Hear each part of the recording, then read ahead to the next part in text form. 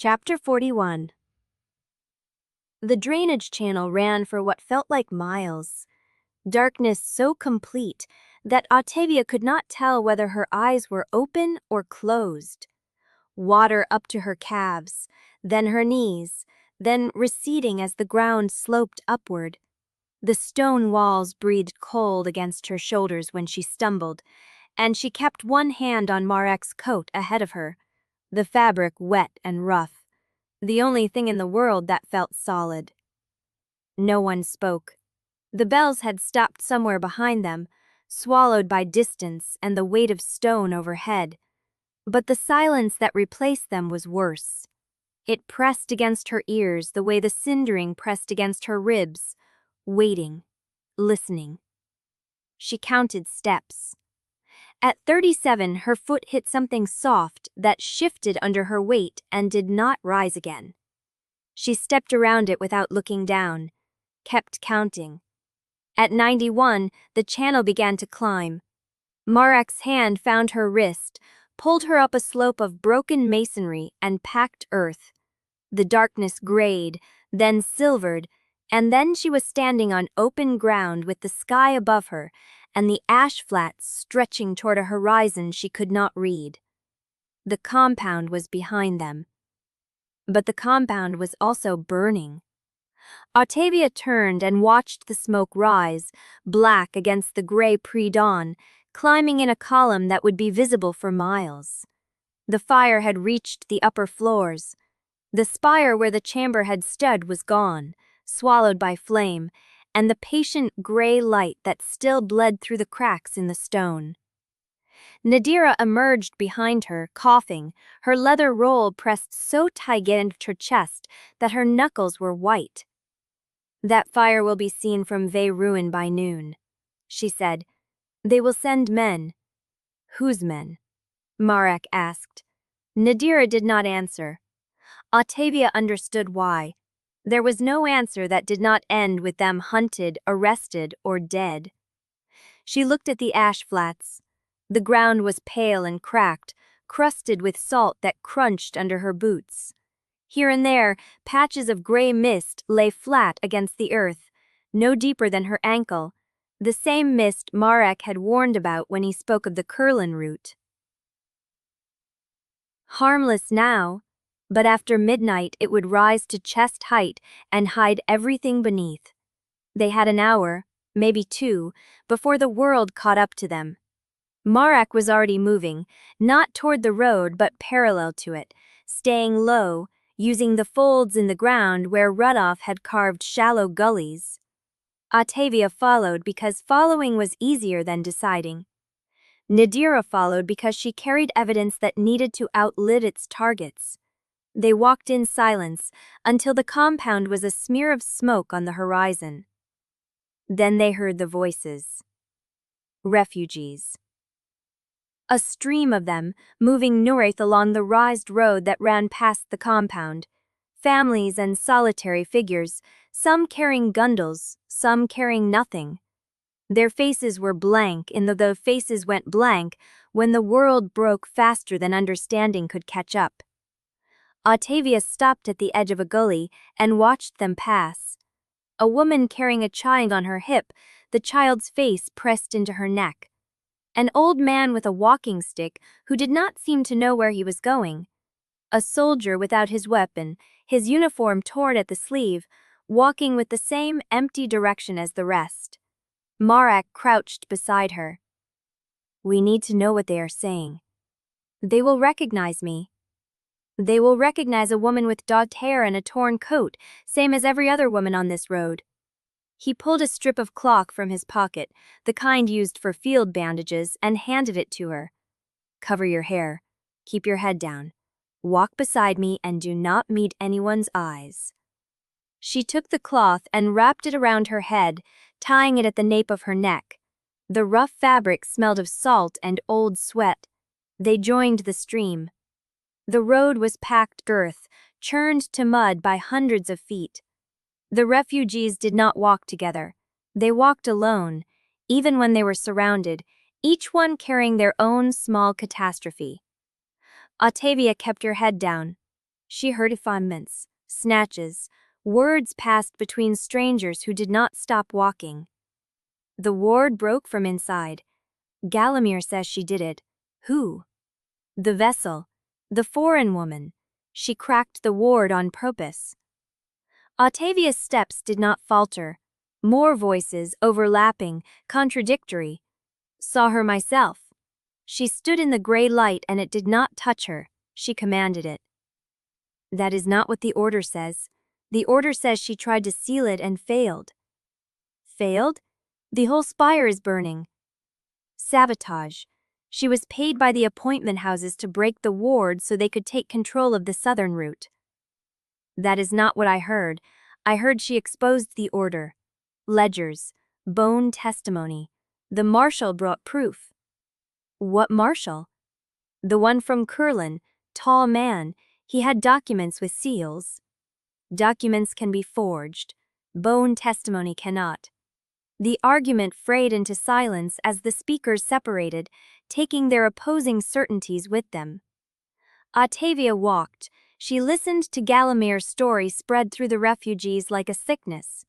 She listened to the fragment of the truth Marek had carried into the gallery. She listened to the space between them, where nothing fit and no one knew what to believe. By the time they reached the edge of the refugee stream, she had heard herself named a savior and a saboteur, a martyr and a traitor, a woman who had saved Sevrast and a woman who had doomed it. Both stories were still spreading. Neither had won.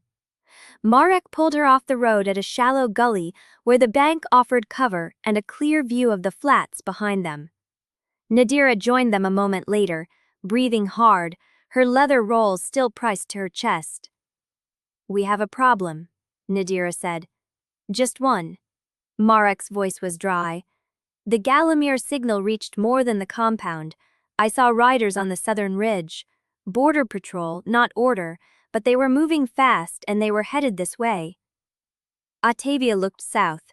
The smoke from the compound still rose, thick and black, visible against the gray sky. Beyond it, the ash flat stretched toward a ridge she had not noticed before, a low spine of rock that cut across the horizon like a scar. And on that ridge, moving against the pale earth, she saw them. Riders. 6 of them, maybe 8.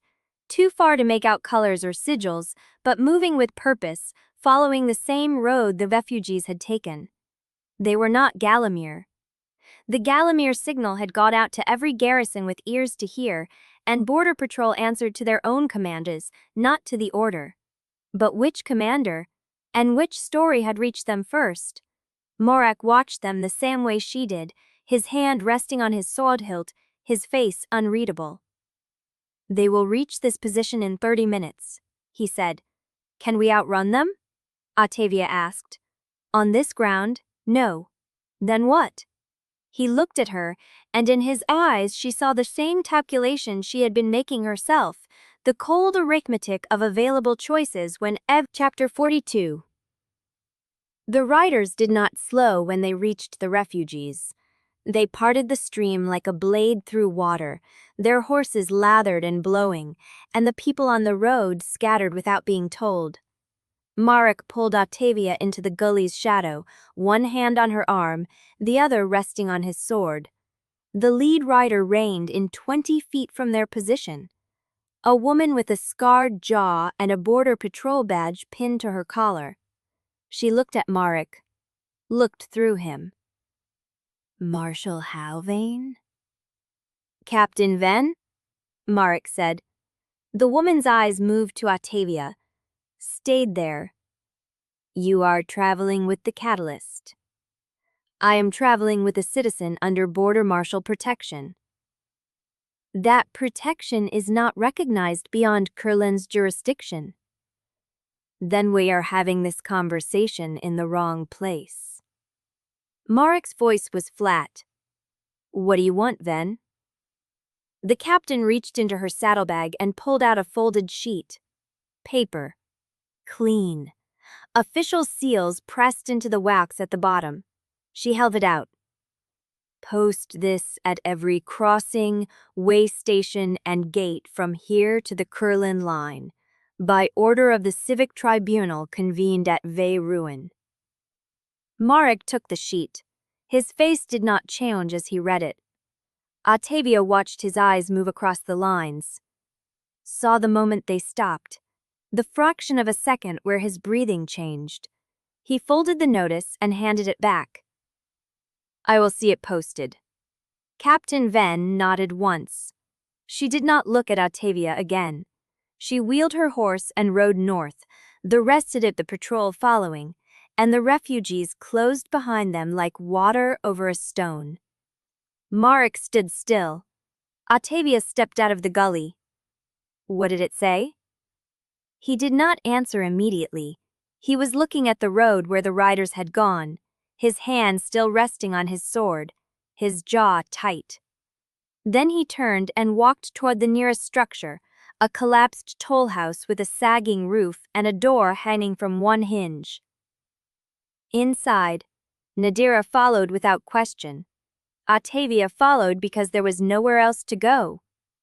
The toll house was small, one room, a counter of scarred wood, a ledger stand overturned in the corner, and the smell of wet ash and rotting straw. Gray light came through holes in the roof and fell in columns on the floor. Marek stood at the counter. He did not look at her.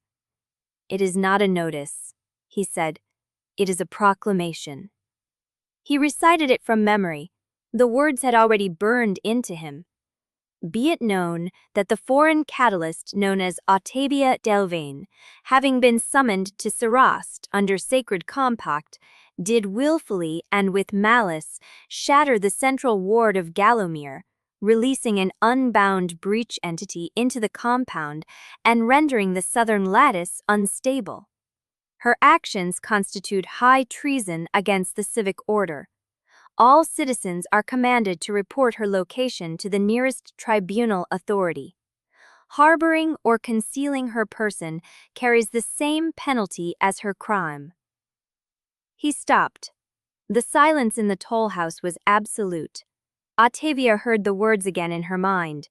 Willfully and with malice. High treason. Same penalty. They wrote this before, Marek said. His voice was quiet, not angry, something colder. Look at the language. Foreign catalyst, sacred compact, southern lattice unstable. This is not a report written in panic after the event. This is a prepared statement.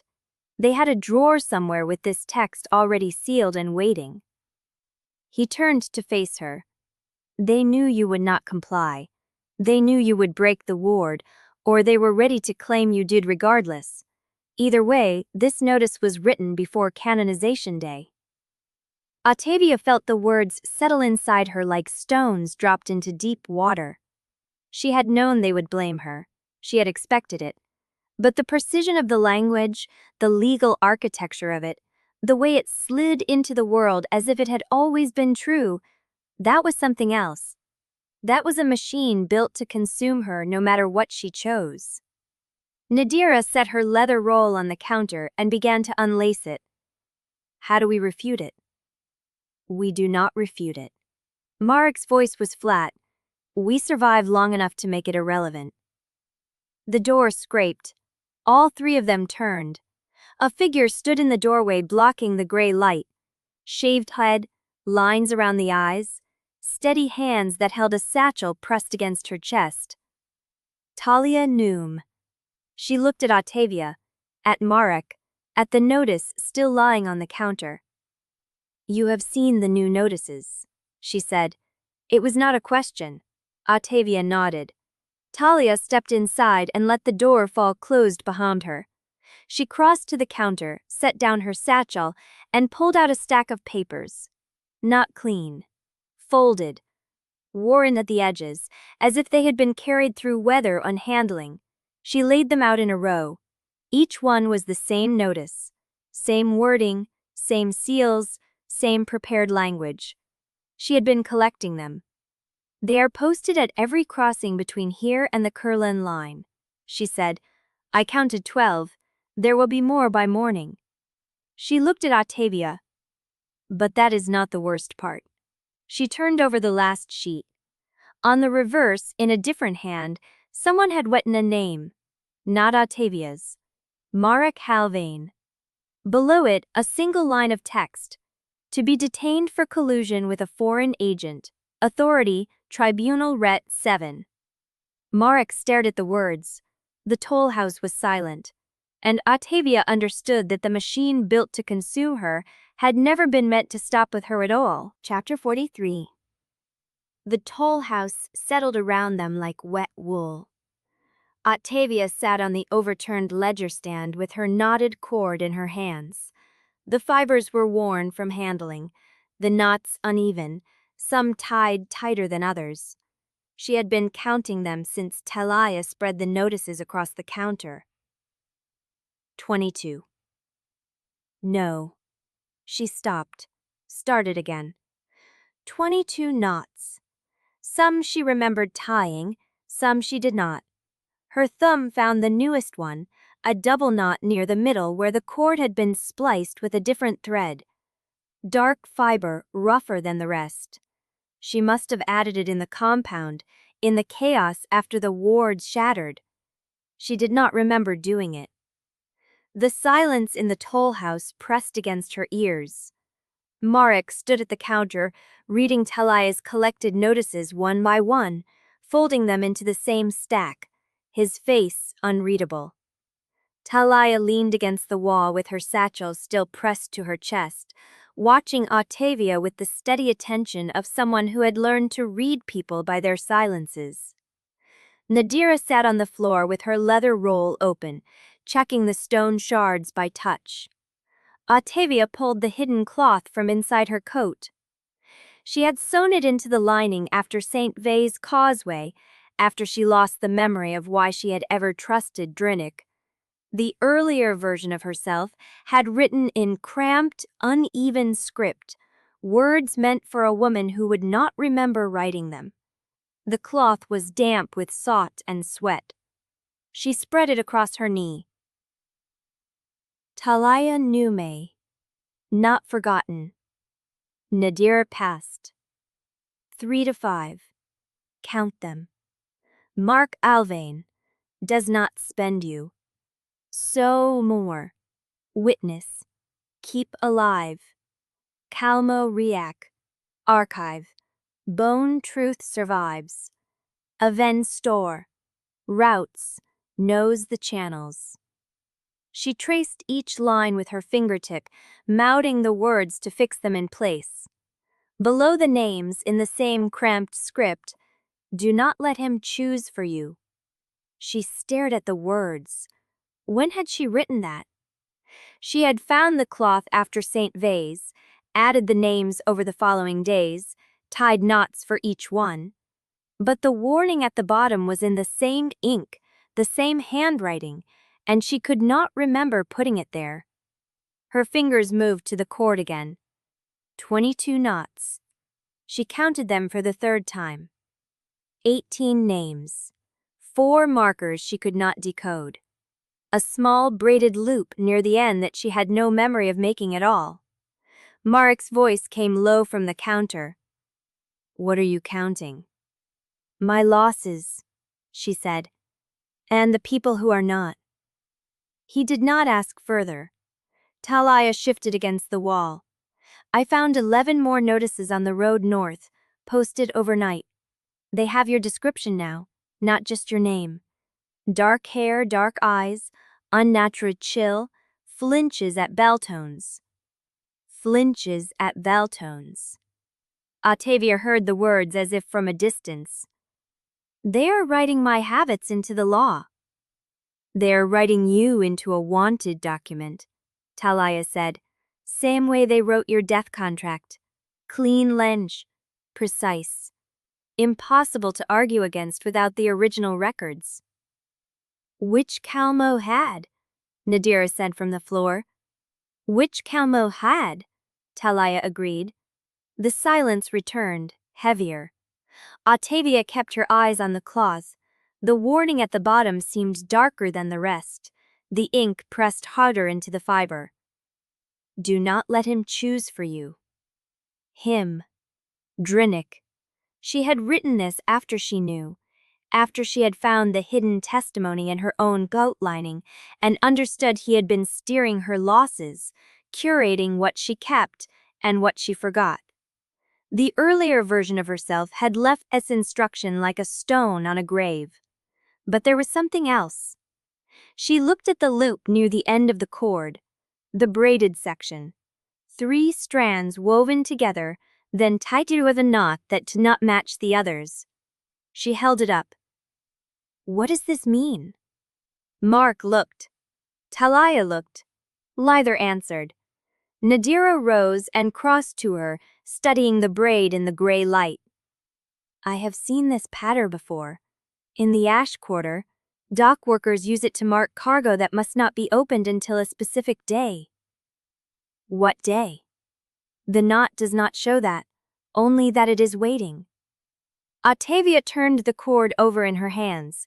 The braided loop was newer than the rest, the fiber less worn. She must have tied it in the past 2 days, during the chaos of the compound, the escape, the flight through the drainage channel. She did not remember. She did not remember tying it at all. The toll house had a small opening where the door had rotted away, and through it she could see the road, empty and wet, and beyond it the ash flats stretching toward the gray sky.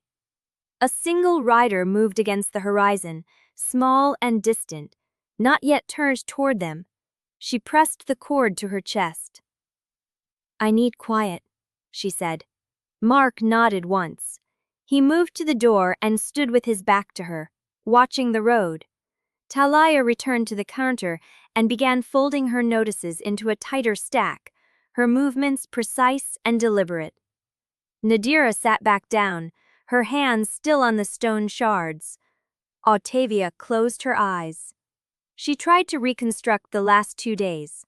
Canonization day, the chamber, the shattered ward plate, the gray light rising, the entity stepping through, Markin in the yard, the drainage channel, the compound burning, the refugees on the road, the patrol riders, Captain Venn, the notice. She could trace the sequence, but there were gaps. Not full absences, not the clean, empty spaces the Cindering left behind. Something softer. Edges worn thin by exhaustion and fear, so the moments blurred into each other like wet ink on paper. The braided loop. When had she tied it? She opened her eyes and looked at the cord again. The loop was tight, the strands woven with care. Whoever tied it had been calm, had taken time. She did not remember being calm at any point in the last 2 days. Mark spoke without turning. Raider is still moving east, not toward us. Then we have time, Talia said. We have minutes, not hours. Ottavia stood. Her legs were stiff, her hands cold. She tucked the cloth back into its hiding place in her coat lining and wrapped the knotted cord around her wrist, the way she had done every day since she had learned to count her losses by feel. The braided loop rested against her pulse. Do not let him choose for you. She could not remember writing it, but the words were true. She knew that the way she knew the dead could not lie. The way she knew the Cindering left nothing behind but absence. Some truths did not require memory to remain undeniable. She looked at Mark. Where do we go? He turned from the door. His face was drawn, but his voice was steady. There is an old ferry crossing north of the ash line. Abins knows it. If we reach it before the Tribunal post riders at every bridge, we can cross into the Curlin March. And if we do not? He did not answer. Talia finished folding her notices and tucked them into her satchel. I have a contact in Yelvaine who keeps copies of appointment house transfer orders. If she still holds them, we can match the writ numbers to the signatures that authorize them. If she still holds them? Nadira repeated. Tractor 44. The toll house door was not a door anymore, just a gap in rotted wood and the rain coming through in sheets. Marek stood at the open with his hand on his sword, watching the rider who had stopped on the road. Ottavia pressed her knuckles against the braided loop on her wrist and waited. The rider did not move. "How long?" she asked. 2 minutes, Marek said. "Maybe 3. "One rider," Nadira said from behind her. "Not a threat." "One rider can carry a message," Talia replied. "Or a writ, or a description broad enough to close every road between here and the Curlin March." Ottavia stepped toward the gap. Marek did not try to stop her, but his body shifted, a half movement that placed him between her and the open air. "Let me see," she said. He held for a beat, then stepped aside. The rain had thickened. It fell in gray curtains across the ash flats, turning the road into a ribbon of mud and crushed shell. The rider sat motionless at the crest of a low rise, hood pulled forward, horse standing square as if it had been told to wait, and would wait until it rotted. "He is watching the toll house," Marek said, "not approaching." "That means he already knows who is inside. Or he is deciding whether he wants to be the one who finds out." Ottavia felt the cindering stir at the base of her skull, a faint pulse of recognition she did not understand. The gray light was still rising out there, beyond the ridge, beyond the ash line, beyond everything she could see. She had opened something. The breach was moving through it. "We cannot stay here," she said. Marek nodded. "We leave through the back, cross the salt flats east of the road and pick up the ferry track beyond the drowned willows." "And the rider?" "If he follows, we deal with him on ground we choose." He turned and began gathering the few supplies they had carried from the compound: a water skin, a pouch of ash salt, Nadira's leather roll of stone shards, Talia's satchel of notices. Ottavia stayed at the gap, watching the rider. The horse flicked an ear. The rider did not move. She wrapped the cord tighter around her wrist and followed Marek into the dark. The salt flats stretched east of the road in long white sheets that cracked underfoot like old bone.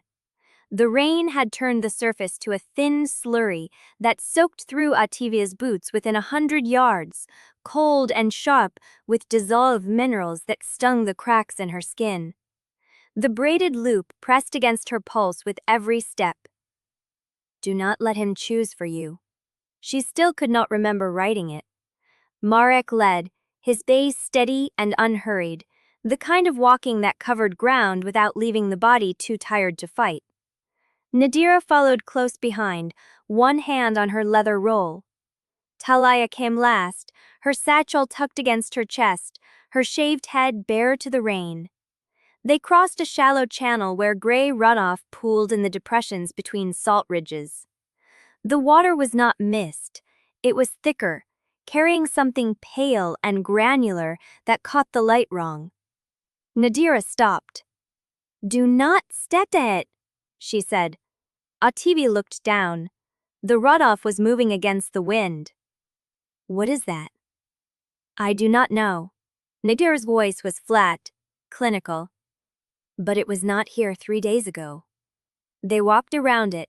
The first horse did not make a sound. It appeared from behind a collapsed bell tower half buried in the salt, moving at a walk, riderless, its saddle empty and its reins trailing. It crossed the flats at an angle that would intersect their path in about a minute. Marek stopped. "That is Border Patrol tack," he said. "Where is the rider?" Talia asked. Nobody answered. The horse kept walking. It did not seem distressed. It did not seem anything. It moved like a thing that had been told to go somewhere and would go there until it arrived or fell. Marek drew her sword. "Behind me," he said. Ottavia stepped forward instead. The cindering was awake now. Not burning, just present, coiled beneath her ribs, waiting to see what she would do with it. The horse stopped 10 paces away. Its eyes were gray. Not white, not the brown of a living animal. Gray, the same gray as the breachlight, the same gray as the runoff moving against the wind. It has been touched, Ottavia said. By what? The same thing that stepped through the crack. Marek's jaw tightened. He did not lower his sword. The horse blinked, slow and deliberate, like a creature remembering how to use its eyelids. Then it turned and walked back the way it had come, toward the bell tower, toward the salt, toward whatever had sent it. Nobody spoke. Then they heard the hoofbeats. This time, there were more of them. A dozen riders crested the low ridge east of the bell tower, moving in formation, their coats dark with rain and their collars turned up against the wind. They wore the badges of Cascade Border Patrol, the silver insignia Marek had worn before the Tribunal stripped him of command. They did not slow when they saw the group. They did not slow when they saw Marek. They stopped in a loose arc, horses blowing steam into the cold air, and for a long moment, nobody said anything. Then the lead rider dismounted. She was tall, lean, with a scar splitting her left eyebrow and a jaw set hard enough to crack stone. She walked forward until she was close enough to see Ottavia's face clearly, then stopped. Marshal Yelvaine. Marek did not correct the title. Captain Nurse. She looked at Ottavia, long and unblinking. You are the vessel. I am Ottavia Yelvaine. The captain's mouth tightened. I know what the proclamation says. I also know what the bone readers are telling people at every crossing between here and Ver Ruin. They say you broke the word on purpose. They say you opened the Grey Breach to destroy Galamir. They are half right. The captain's hand moved to her sword. Marek stepped between them. She broke the ward to expose the sabotage, he said. The same sabotage that has been killing your patrols for the last 3 cycles. The same sabotage your own quartermaster flagged in the dispatch records 6 months ago and was told to bury. The captain's expression did not change. I have orders, she said. Whose orders? Galamir Tribunal. Galamir Tribunal does not command the Border Patrol. They do when the council backs them. Silence. The rain kept falling. The Cindering stirred again, harder this time, and Ottavia felt it lean toward something beyond the riders, something moving in the gray runoff that had pooled between the salt ridges. She turned her head. The runoff was rising, not flooding, not spreading. Galamir Stess trumaning 3 kreskers.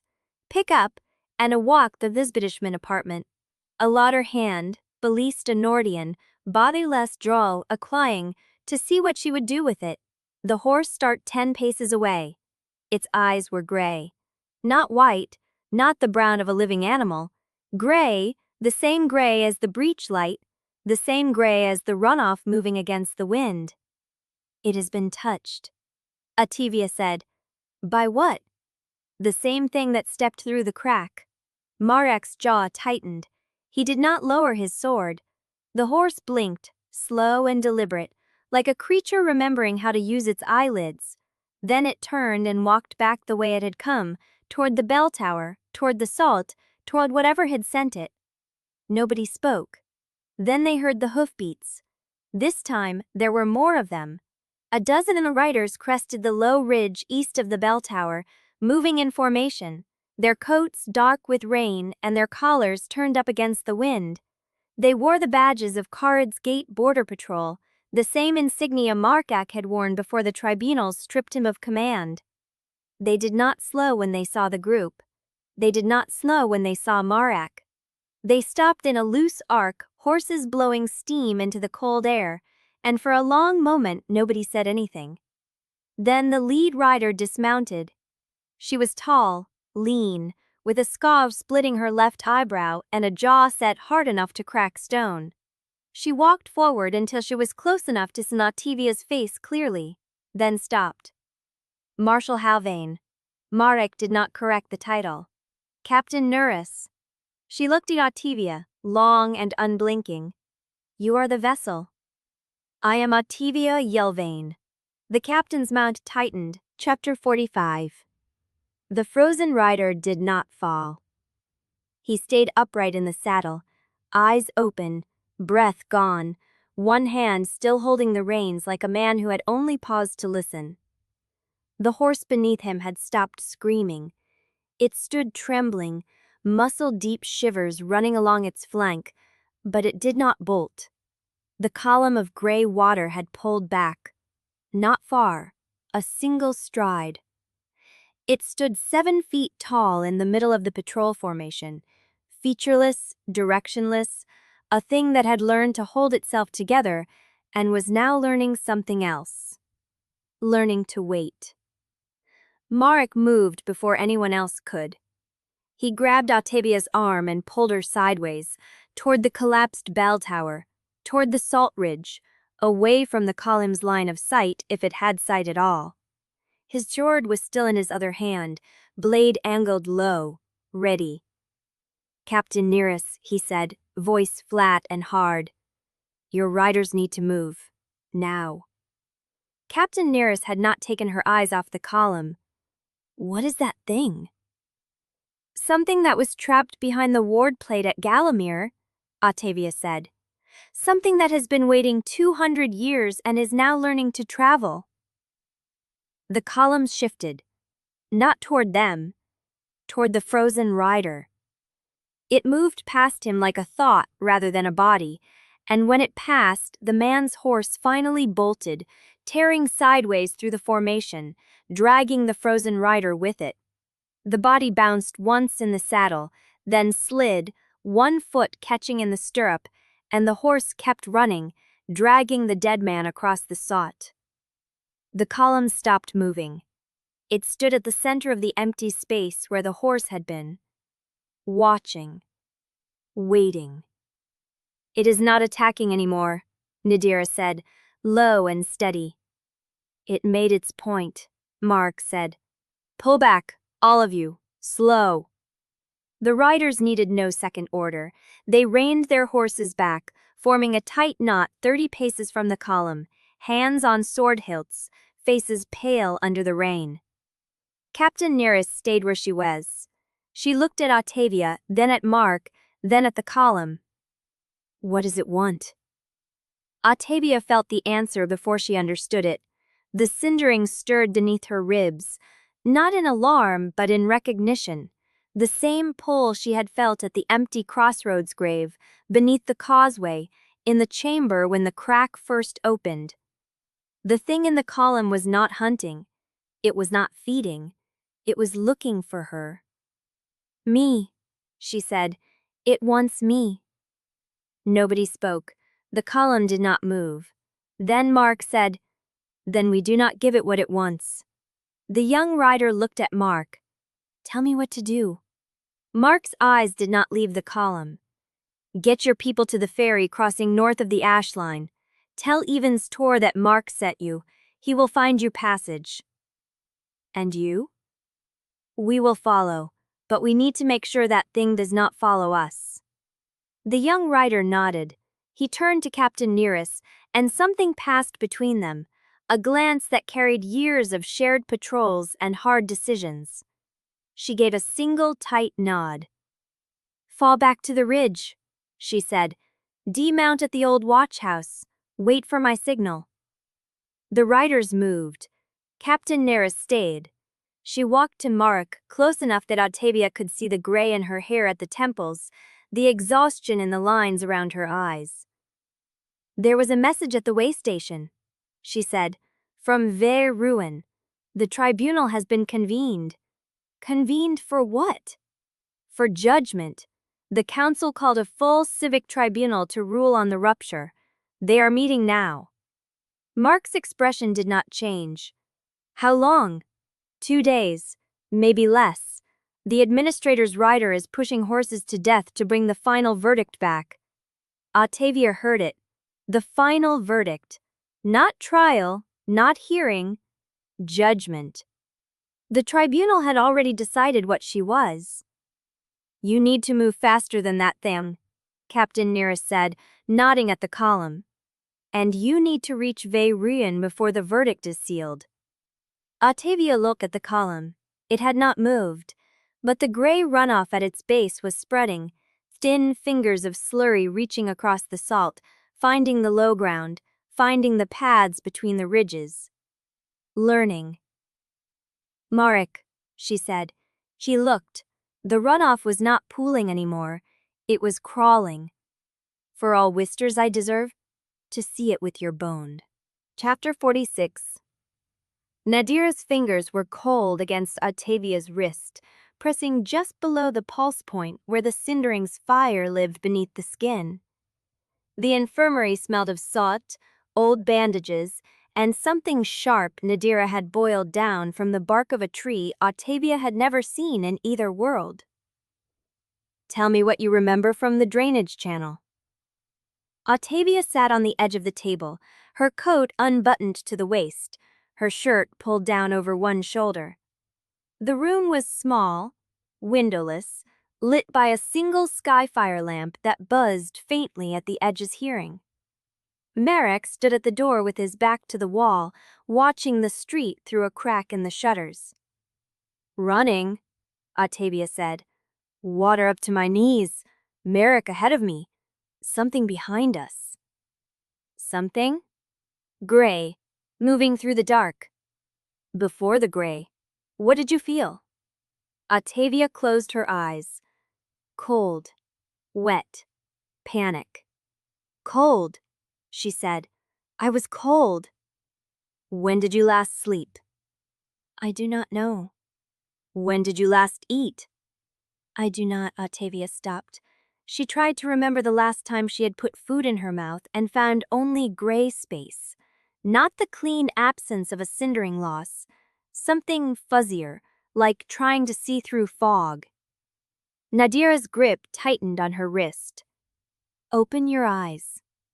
Ottavia opened them. Nadira's face was close, her dark hair pulled back so tight it stretched the skin at her temples. She was looking at Ottavia's pupils, then at the corner of her left eye, then at the vein that ran down the side of her neck. How many knots on your cord? 22. How many of those do you remember tying? All of them. No. Most, Ottavia said. Nadira's expression did not change. She reached into a leather satchel beside the table and pulled out a roll of thin wax strips, each one marked with fine lines in black ink. She held one up to Ottavia's throat. Hold still. The wax touched her skin, cool and dry. Nadira pressed it against the pulse point at the base of Ottavia's throat, counted 12 heartbeats, then peeled it away and held it to the lamp. The lines on the wax had shifted. Some had darkened. Some had blurred into each other. A few had turned the color of wet ash. What is that? Ottavia asked. Nadira did not answer immediately. She turned the wax strip, then pressed a second one higher on Ottavia's throat, just behind the jaw. 13 days ago, I took a reading from the same pulse lines. The pattern was stable. The cindering was settled on your bone, moving slow, responding only when you called it. She held the second strip to the light. This one, taken now, shows the cindering has shifted. It is closer to the surface. It is pressing against the membrane between your blood and that older thing that lives inside you. What does that mean? Nadira set the wax strips on a clean cloth and reached for a third. It means someone has been preparing you for another use, a large one. Not by your own will. The trace shows acceleration, not response. She pressed the third strip against Ottavia's collarbone. Did anyone give you anything to drink in the past 2 days? Any tea? Any wine? Any water you did not pour yourself? Ottavia thought. The canonization morning. A cup of something handed to her outside the chamber. A young acolyte with a face she could not remember. I drank something, she said slowly. Before the ceremonial. Small cup. tasted of honey and salt. Nadira's hand stilled. Who gave it to you? I do not know his name. Could you recognize his face? Ottavia tried. Gray space. I do not know, she said. Nadira pulled the third strip away and examined it in silence. The lines on it had not blurred. They had changed entirely, forming a pattern Ottavia did not recognize, a web of fine dark threads that looked almost like writing in a language she had never learned. This is a catalyst compound, Nadira said quietly. Salt residue, ground bone, and something else I cannot identify without a full distillation. It was introduced into your blood more than 12 hours ago. It has been working slowly, winding to the Cindering's pathways, opening them wider. Merrick turned from the shutters. How wide? Nadira did not look at him. Wide enough that if Ottavia calls the Cindering now, it will move faster than she can control, and it will take more than one memory. It will take everything it touches. The lamp buzzed. The wax strips lay on the cloth, their dark lines already starting to fade as the compound dried. I did not ask for this, Ottavia said. I know. Who prepared me? Nadira shook her head. The residue is too degraded to trace, but I can tell you this. Whoever made it knew exactly how much to use. Enough to push you past your normal resistance, but not enough to trigger the burn before the compound was activated. They wanted you ready for one final surge. The moment you use the Cindering again, the compound will force a full release. Not a sealing, a consumption. Ottavia looked at the wax strips. They were still now, the dark lines fading to gray, then to nothing. Can you burn it out of me? Nadira's pause lasted too long. Maybe. If I had a weak and a clean ward chamber and supplies I could not buy on this side of the ash line. Then it stays. It stays, Nadira agreed, until you decide to use the fire or until the compound breaks down on its own, which could be days, or could be weeks. And if I am forced to use it before then? Nadira's jaw tightened. Then the cost will be whatever the Cindering finds first. Your name, your face, the memory of how to speak, the memory of how to breathe. Merrick crossed the room and stopped beside the table. His hand rested on the edge, close to Ottavia's, but he did not touch her. Can you still make it to Vale ruin? Ottavia looked at the empty wax strips. The Tribunal would deliver its verdict in 2 days. The gray breach entity was learning to travel through water, following her across the landscape. And someone had already prepared her body for one final burn, knowing she would be forced to choose between using the Cindering and losing everything. She looked up at Merrick. I can make it. Nadira patted the wax strips into her satchel, her movements tight and controlled. You will need to sleep before we move again. Real sleep. Not the collapse between Vale's kind. Ottavia slid off the table. Her legs held. I will rest when we reach the ferry. Merrick's jaw tightened, but he did not argue. Nadira picked up the third wax strip, the one with the pattern that had looked like writing, and held it one last time to the lamp.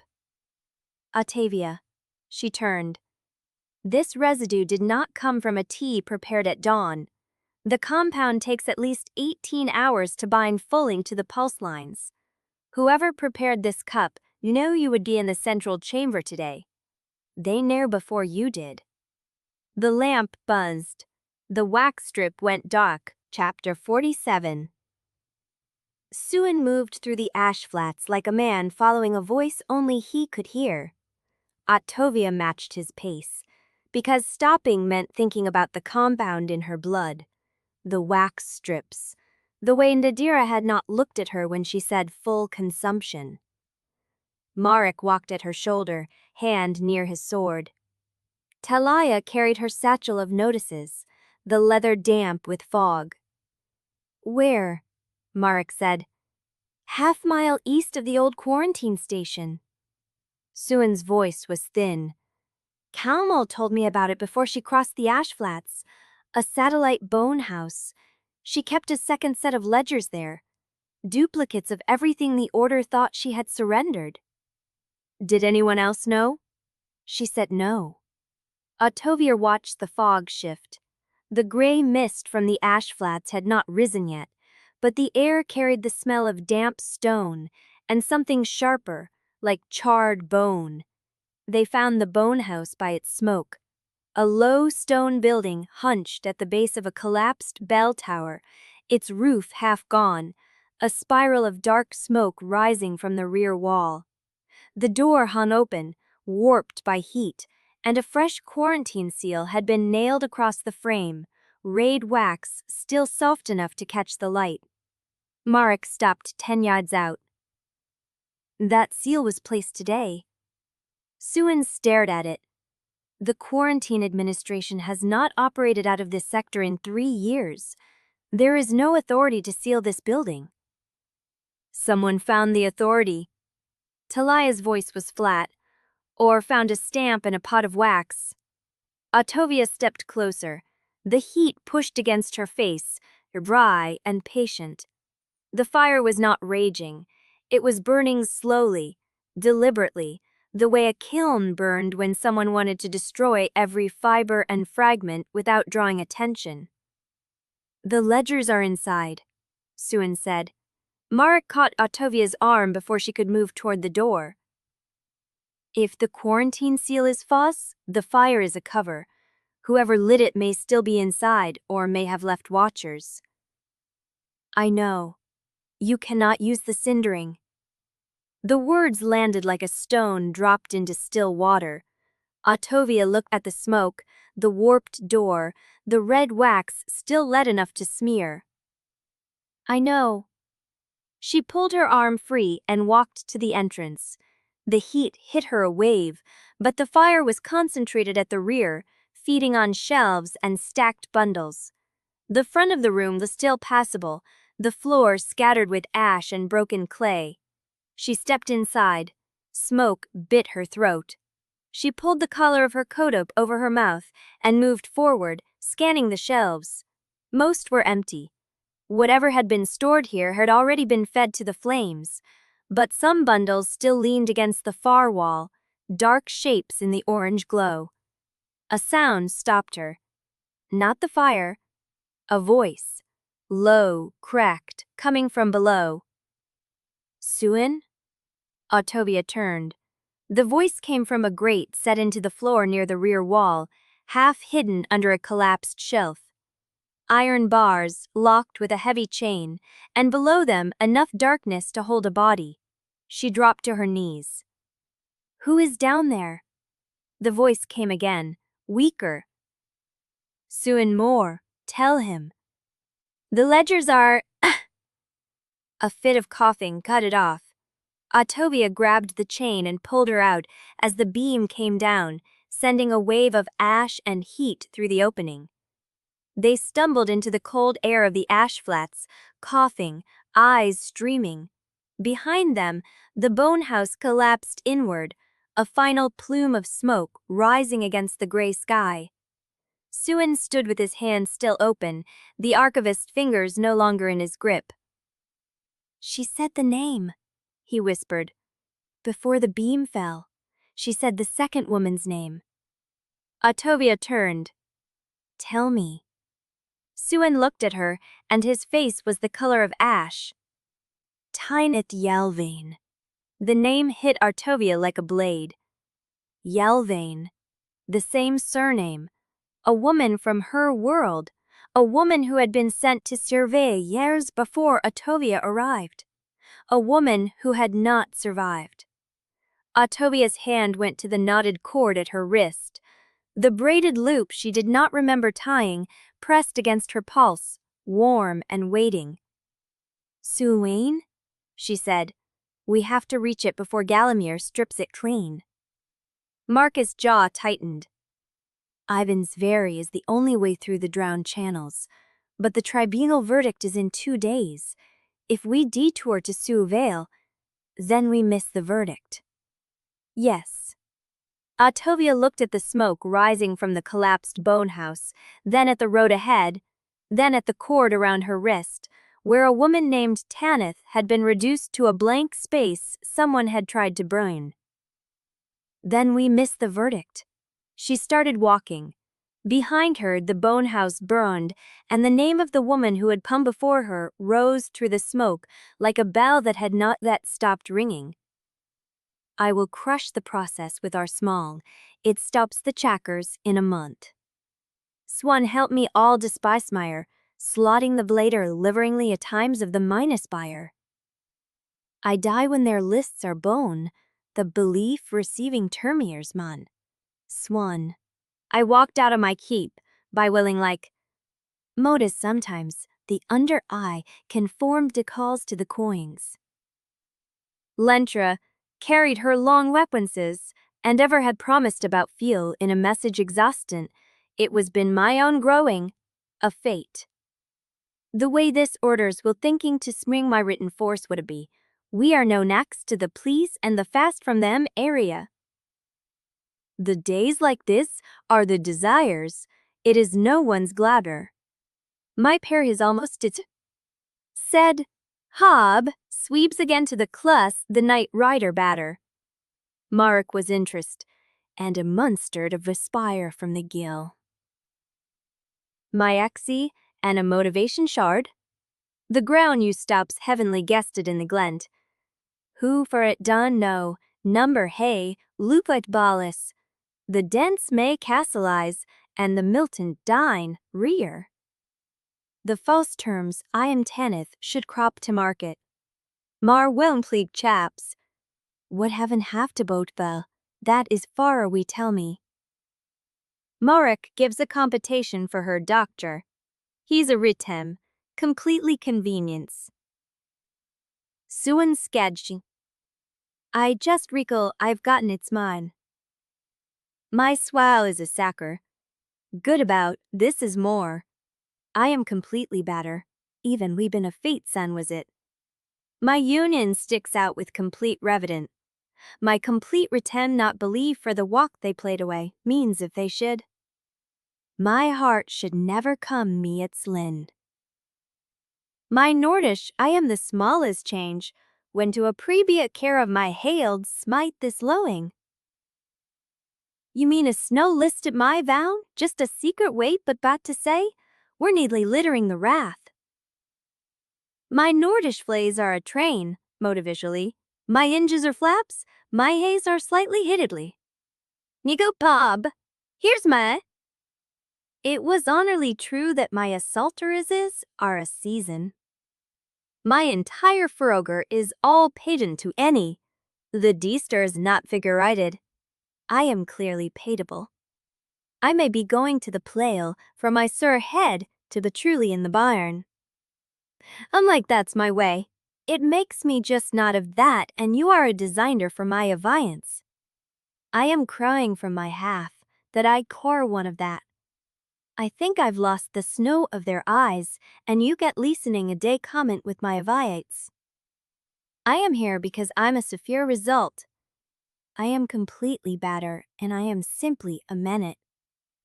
He got to next which he looked like a least on the violent sliding of Lorth cheating speed. As the violent slideo sessions, before the will, let's not a smiling parrot, but it still placed their Kalimits Asokia. I am happening free that sliding written, and I'd to not entirely face it, I am expluxing someone with the bell at the folly. Chapter 48. The beam had fallen, but the voice had not stopped. It came from beneath the rubble, thin and wet, a sound that should have been impossible through crushed ribs and burned lungs. Suen dropped to his knees before anyone could stop him. He pressed his face to the gap between two fallen timbers where smoke still curled in thin ribbons. I can hear her. She is still speaking. Merrick was already moving, pulling at the nearest beam, his boots sliding in the ash. Talia joined him without a word, her shaved head catching the firelight, her hands finding purchase between stone and charred wood. Ottavia stood frozen. The cindering pulsed beneath her ribs, the compound waiting in her blood like a held breath. One flicker, one surge, she could clear the rubble in seconds, and the compound would take everything it touched. She pressed her palm flat against her sternum, forcing the heat down. "Which way is she facing?" Merrick grunted, heaving a burned shelf clear. Suen's hand reached through the gap. "To the left, under the main beam, the grate held." They worked in silence. Ottavia pulled until her palms bled, the splinters biting deep. The fire had gutted the rear of the building, but the front structure had collapsed in a single mass, the main beam wedged against the fallen doorframe, creating a pocket. Suen got his shoulders through first. He crawled into the dark, his voice low and steady, the voice of a novice who had learned composure at the bedside of the dying. "I am here. I am here. Put your hand up." The archivist's hand rose through the gap. The fingers were not burned anymore. They were black, the skin crisped and split, the nails gone. But they found Suen's hand and held. Ottavia dropped to her knees beside the gap. "Can you hear me?" The voice that answered was barely a thread. "Yes." "Where are the bone copies?" A pause, a wet sound that might have been breathing or might have been something breaking. "The transfer route, the old canal path, south of the Sere Vale floodline. Calmar marked it before they took her." "Marked it how?"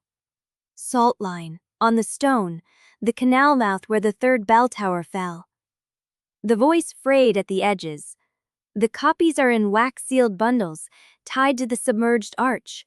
They will not burn, they will not drown." Merrick was at Ottavia's shoulder. "And the drowned chapel? The altar she mentioned?" "Empty. The ledgers beneath it were moved years ago. The bundles on the canal route are the true set." Suen's hand tightened. "Why did you not tell us this before the fire?" "Because I needed you to come here first, to see what they do to the ones who keep records." The archivist's fingers twitched. Ottavia leaned closer. "Triage Yelvaine, the woman they sent before me, what happened to her?" A long pause, the breathing slowed. "They sent her to Sere Vale for the final binding." "Final binding of what?" "The ward lattice, the same rite they planned for you. But she was not compatible. The Cindering rejected her." The voice dropped. "They sealed her into the foundation anyway. She burned for 3 days before the stone closed over her." Ottavia's hand went to her cord, the braided loop pressed against her pulse. 3 days, she repeated. They did not stop the rite. They could not stop it. The binding had already begun, so they let it finish. A sound that might have been a laugh, wet and broken. "They call it a success. The ward at Sere Vale held for 11 years before it cracked." Merrick's voice was stone. 11 years. The next one will hold longer. They learned from her death, adjusted the compound, refined the catalyst. The archivist's fingers curled around Swan's. "They learned from every woman they burned." Ottavia felt the compound shift in her blood.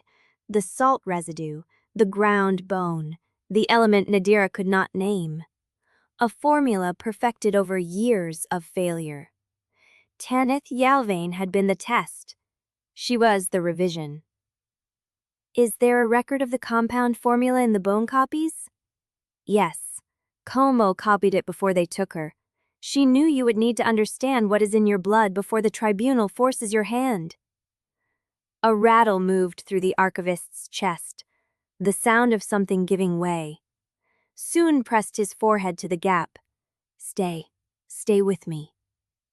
The bell at Sere Vale stopped ringing because there is no one left to ring it. The monastery drowned, the ward chamber collapsed, but the foundation is still intact, the binding stone is still there. The voice frayed further. If you go there, you will see what they built, what they meant to build with you. Ottavia's fingers found the braided loop. She did not remember tying it, but the archivist was looking at it now, her ruined eyes finding the cord through the gap. You already know, the archivist whispered. The cord knows what you cannot remember. What do you mean? You tied that loop in the drainage channel, while the compound was still fresh, while you still remembered why you needed to mark the day. A pause. You wrote yourself a message you cannot read yet. A message? The loop, the appointed day. You tied it for the same reason Calmo copied the ledgers into bone. The archivist's voice dropped to something barely audible. Because you knew you would forget, and you knew the forgetting would not stop. The braid and loop pulsed warm against Ottavia's wrist, a living thing, a promise she had made to herself in a moment she could not access. What day? She asked. What day did I mark? You did not tell me. You only said I would know when the loop pulled. A tremor ran through the archivist's hand. Soon cried out. The tremor stopped. The hand went still. Soon sat motionless, his fingers still curled around the archivist's, his face pressed to the gap where the last warmth was leaving her. Ottavia reached in and touched the archivist's wrist, finding no pulse, only the fading heat of the fire that had killed her. Name, she said quietly. I never learned your name. But the archivist was gone. Soon withdrew his hand slowly, the blackened fingers slipping from his grip. When he turned, his face was streaked with ash and tears, but his eyes had changed. The canal path, he said. I know where the third bell tower fell. I saw it from the ridge when we passed south of Sere Vale. Merrick was already counting supplies in his head. Ottavia could see it in the set of his jaw. How long to reach the canal mouth from here? Half a day on foot if we move before dawn. We leave now. Talia was pulling something from the archivist's belt, a leather pouch that had been shielded by her body when the beam fell. She opened it, and Ottavia saw wax-sealed slips inside, each one bearing Como's hand. Transfer codes, Talia said. Appointment house crossing codes. She had them on her when she came to burn the duplicates. Merrick went still. She came to burn them. She was not protecting the bone house, she was destroying the evidence. Or moving it, Talia said. The fire was cover. She burned the decoy so no one would look for what was already gone. Ottavia looked at the leather pouch, then at the canal path stretching south into the dark, then at the cord around her wrist, where a braided loop she did not remember tying waited for a day she could not name. The archivist had known the loop would pull. She would know when. From the road behind them, Ottavia heard the first distant rhythm of hoofbeats. Not one horse, but many, moving in formation, the sound carrying across the ash flats like a drum that would not stop. Chapter 49. The hoofbeats were closer now. Not one horse, not two, a formation moving fast across the ash flats, the rhythm carrying through the dark like something measured and merciless. Merrick was already moving, his hand closing around Ottavia's arm, pulling her toward the canal path. We cannot outrun riders on open ground, Talia said. We are not going to outrun them. Merrick's voice was flat, calibrated. We are going to reach the canal mouth before they find us in the water. Talia was stuffing the leather pouch into her satchel, the wax-sealed transfers clinking against each other. Suin stood over the grate where the archivist had died, his hands still stained with her ash, his gaze still locked on the gap. Suin, Ottavia said his name twice before he turned. We have to move. He did not argue. He simply rose and followed, his eyes dry now, emptied of everything except the shape of the ridge where the third bell tower had fallen 40 years ago, and the floodline had swallowed everything below it. She could see the submerged arch the archivist had described, a curve of black stone barely visible beneath the surface, the water around it still and wrong. Talia was already pulling the wax-sealed transfers from her satchel, trying to read them in the dark. I need light. Nadira struck a flint against her belt knife, the spark catching long enough to illuminate the seal. Talia's fingers worked the wax open, her hands steady despite the sprint.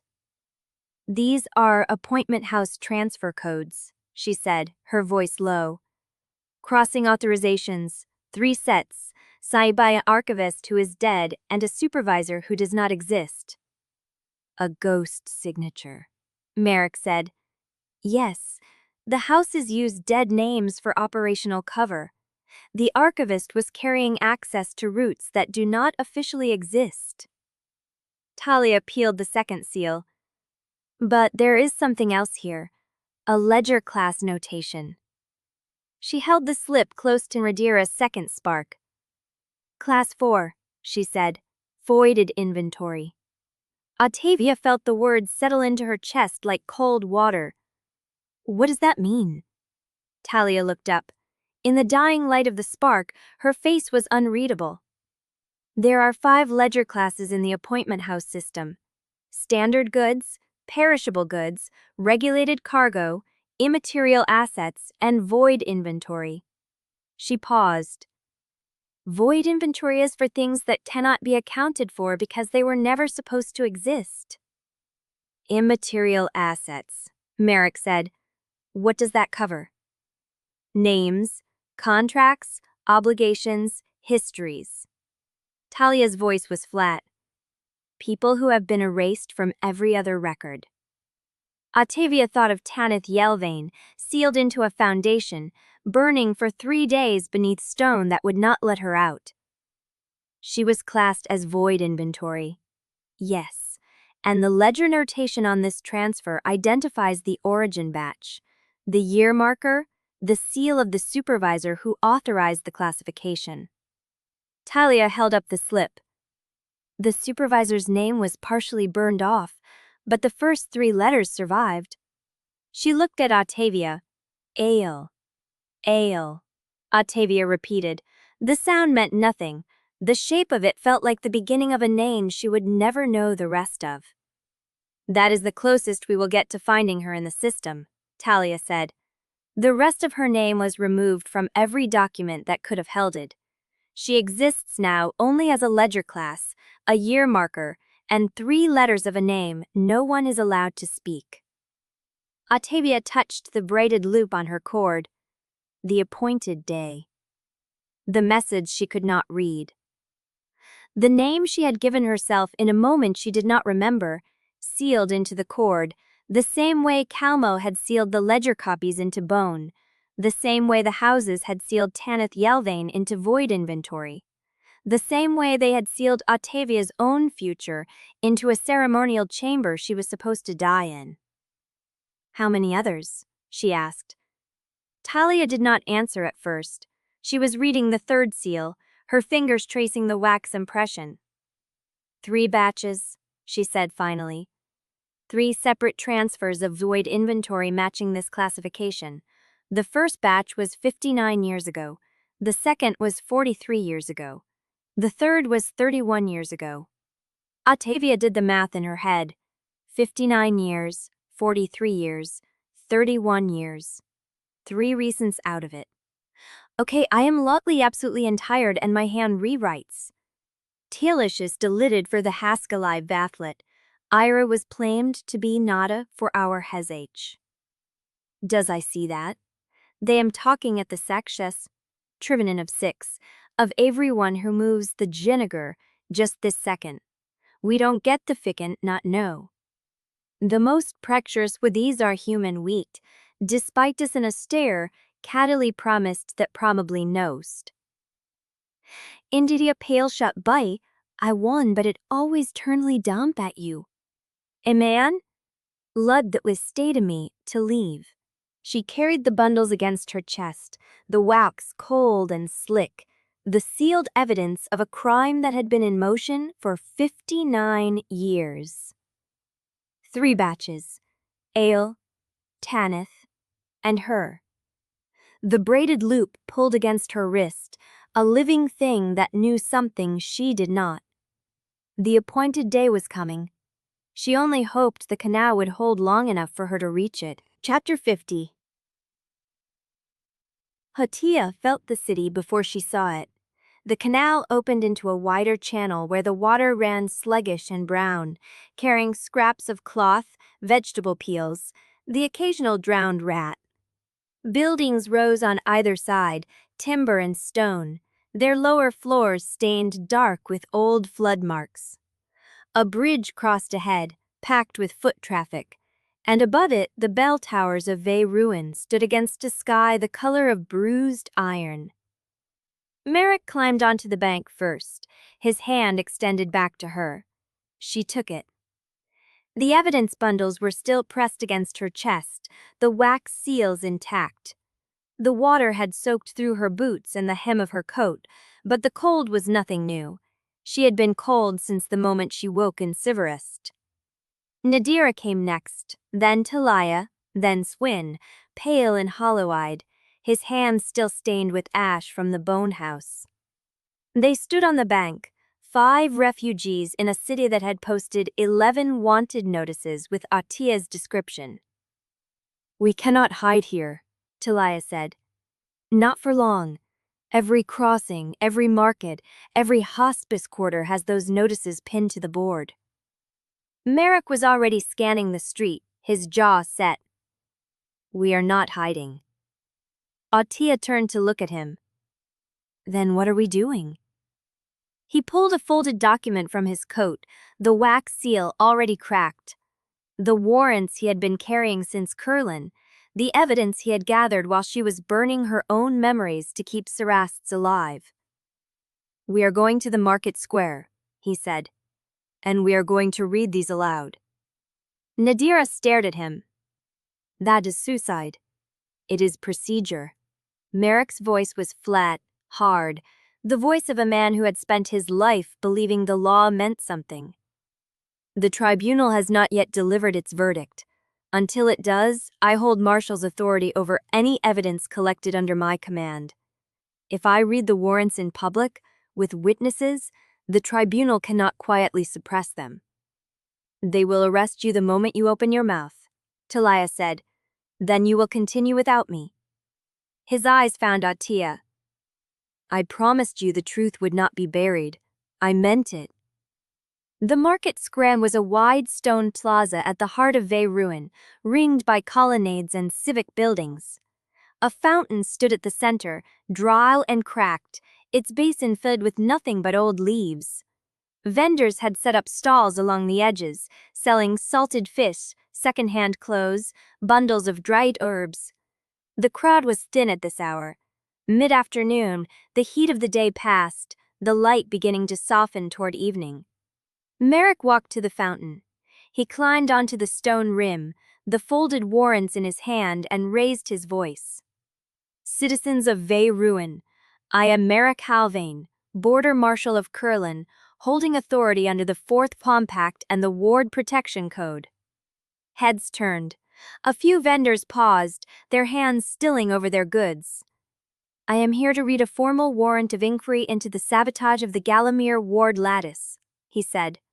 "I have in my possession procurement records, dispatch shields, sworn testimony from bone readers, and sealed ledgers from the appointment houses, proving that the ward failures of the past 3 months were not accidents. They were deliberately caused by chisel strikes placed at anchor points, paid for in advance, and documented under false maintenance orders." The crowd was gathering now. A murmur rippled through the square, low and uncertain. "The woman standing behind me has been called a traitor," Merrick said. "She has been called a saboteur. But the evidence in my hand names different names. It names officials of the appointment houses. It names supervisors of ward maintenance who signed false inspections.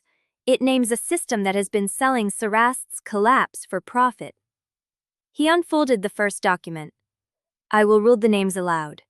The crowd pressed closer, and behind them, at the far end of the square, a door opened. A man stepped out. He wore the gray coat of a civic magistrate, and behind him stood 4 soldiers in tribunal colors, their hands on their sword hilts. Merrick saw them. He kept reading.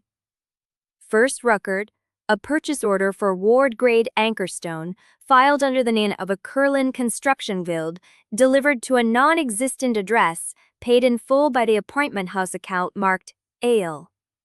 The crowd murmured. The magistrate walked across the square, his steps measured, his face calm. Second record, a signed dispatch from the Galamere Bone Reader's office, ordering the removal of 2 senior inspectors from the Breckhold maintenance roster, dated 11 days before the first failure. Third, Marshal Yelvaine. The magistrate's voice carried across the square. It was a voice accustomed to being obeyed. Merrick stopped reading. The magistrate reached the fountain and looked up at him.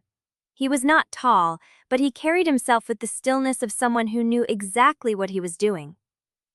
You are holding unlawful public assembly under the terms of Route 7, he said. You are harboring a condemned foreign agent, and you are attempting to subvert a civic tribunal's judgment by appealing to an uninformed crowd. I am presenting evidence that the tribunal has chosen not to hear.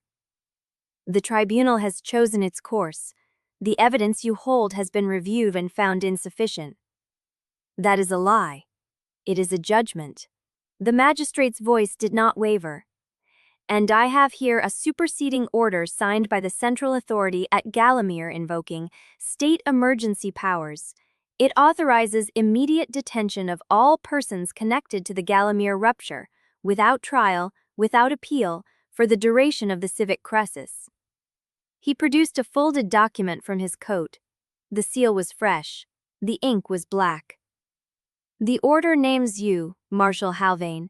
It names the woman Ottavia Yelvaine. It names everyone who has traveled with her since the day of the rupture. The crowd had gone silent. Ottavia felt the compound nearby pressed to cast her ribs, the cindering stirring in recognition of something older.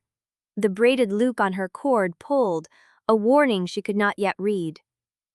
Surrender yourselves, the magistrate said, and the tribunal will hear your testimony under proper procedure. Resist, and the order terms authorize lethal force. Merrick did not move. His hands stayed on the warrant. Ottavia looked at him, and she saw the calculation behind his eyes. He had gambled on the law, on the belief that enough numbs, enough evidence, enough public pressure would force the truth through. But the law had already been written. She stepped forward, the wax-sealed bundles still pressed against her chest. Ottavia? No. She looked at the magistrate. You want to detain me, then detain me. But you will not take the evidence. The magistrate's eyes flicked to the bundles in her arms. What are those? The truth you tried to burn.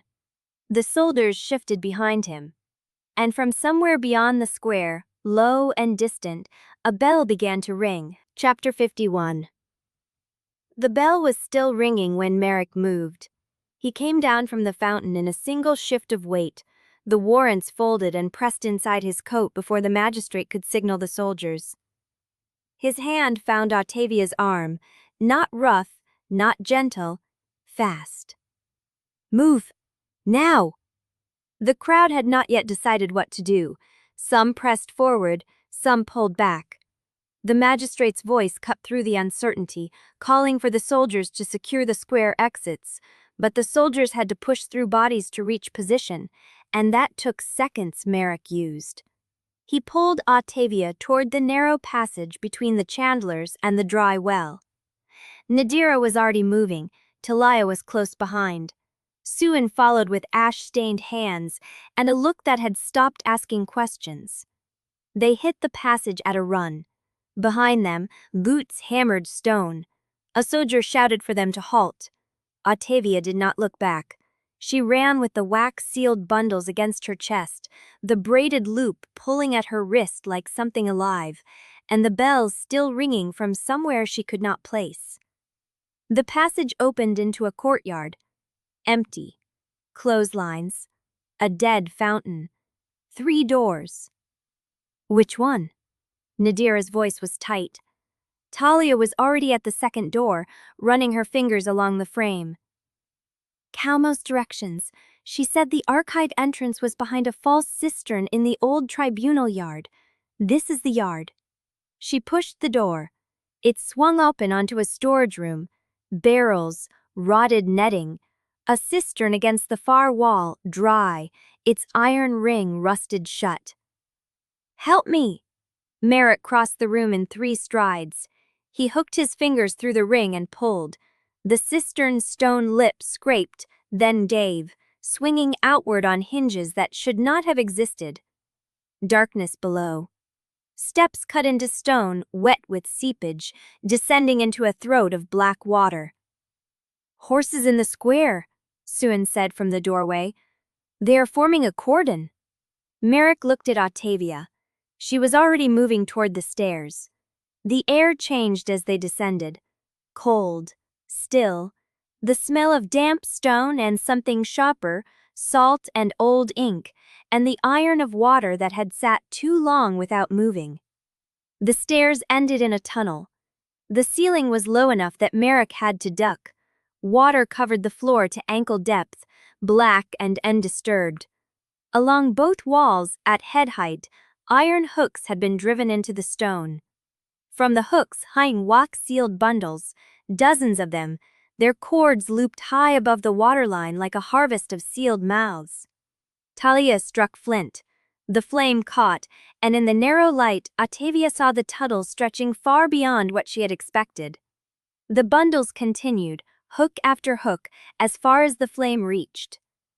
"There must be hundreds," Suan whispered. "Calmo said she moved everything." "I have hookest my Jormanarizer." "Calmo said she moved everything true," Talia said. "Everything the Order tried to burn." Merrick reached for the nearest bundle. The wax was old, dark with age, but the seal held. He broke it with his thumb and unrayed the contents. Ledger sheets, dense columns, dates, names, destinations. He read in silence for 3 heartbeats. "What is it?" Ottavia asked. "Transport records." His voice was flat. "From the appointment houses. They list the number of subjects delivered to Sere Vale per batch. The classification column," he paused, "does not use names." Talia took the sheet from him. Her face tightened. "Grade A consumable, Grade B consumable, Grade C, structural grade, suitable for extended binding sequences." The words hung in the cold air. Ottavia felt the compound in her blood shift, a low pulse in response to nothing but her own heartbeat. "They were not testing," Talia said slowly. "They were categorizing. By use, by expected duration. By how long we would last," Ottavia said. The tunnel was silent. Nadira had moved further in, her hand trailing along the hooks. She stopped at a bundle tied with a different cord, red instead of the uniform gray, its wax stamped with a seal none of them had seen before. "Merrick!" He joined her. The seal was cracked but legible. A crescent moon, a single letter beneath it. "Drennick's private mark," Suan said. His voice was barely audible. "I have seen it on his correspondence. He uses it for nothing official." Chapter 52. The red cord was old, the dye dark with years of damp. Ottavia held the bundle in both hands while the others watched, their breaths shallow against the tunnel's silence. Margaret's torch hissed above the waterline. She worked the seal with her thumb. The wax cracked along the crescent moon, the single letter beneath breaking into 2 clean halves. The cord unwound and dropped into the black water at her ankles, floating for a moment before it sank. Inside were 3 sheets. Not ledger paper, something finer, older, the edges soft with handling. The handwriting was Drennick's, tight, controlled. The letters pressed deep enough to scar the fiber. Ottavia lifted the first sheet into the torchlight. Recommendation regarding attrition protocol for Class A summons subjects as applied to the current binding cycle. She read the title twice. The words sat in her chest like cold stones. Below it, the language flattened into the clinical register she had heard him use with other bone readers, the voice that turned people into variables. Current attrition models favor randomized memory consumption, but preliminary data from the Sere Vale iterations demonstrate that uncontrolled loss of procedural retention reduces seal stability by an average of 37% across standard binding periods. Subjects who retain procedural knowledge of ward geometry and ash salt calibration seal with greater consistency and fewer catastrophic cascade events. The second sheet continued in the same vein. Ottavia's hand did not tremble. She had stopped trembling at this kind of thing, somewhere between the stairwell and the first breach. But something in her gut pulled tight, a recognition so old she had no memory of learning it. To maximize operational duration, I recommend targeting intimate memory removal first, leaving procedural and environmental recall intact until the final binding sequence.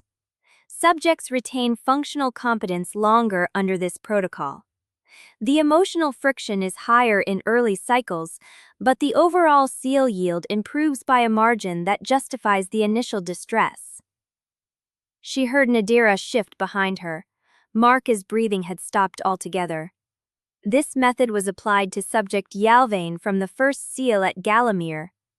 Ottavia stared at her own name written in his hand. Not a confession, a recommendation. A protocol he had designed and submitted to someone above him. Someone who read memos about how long people should last before they burned out. The third sheet was shorter. She unfolded it. The same tight handwriting but looser. The letters less pressed. A different ink, browner, older, or maybe it had just sat in the damp longer. The above recommendations are sound, and I stand by them. But if any reader of this document retains the capacity for conscience, know this. I have watched 3 women burned in Sere Vale before we learned enough to keep one alive past the first month. I have read their names in the bone archives, and I have written their expiration dates in ledgers I will burn before I die. I am not asking for absolution. I am asking that the next one be allowed to remain herself as long as the protocol permits. Whatever is left after the final seal should be hers, not ours. At the bottom, in the margin, a single line written smaller than the rest. Let her remain herself as long as possible. Ottavia's fingers closed over the edge of the sheet. She had expected hatred when she finally found the truth. Hatred would have been clean. This was not clean. This was a man who had written a protocol for her erasure and then, in a private margin, asked for her to keep breathing inside it for as long as the math allowed. The flame shifted.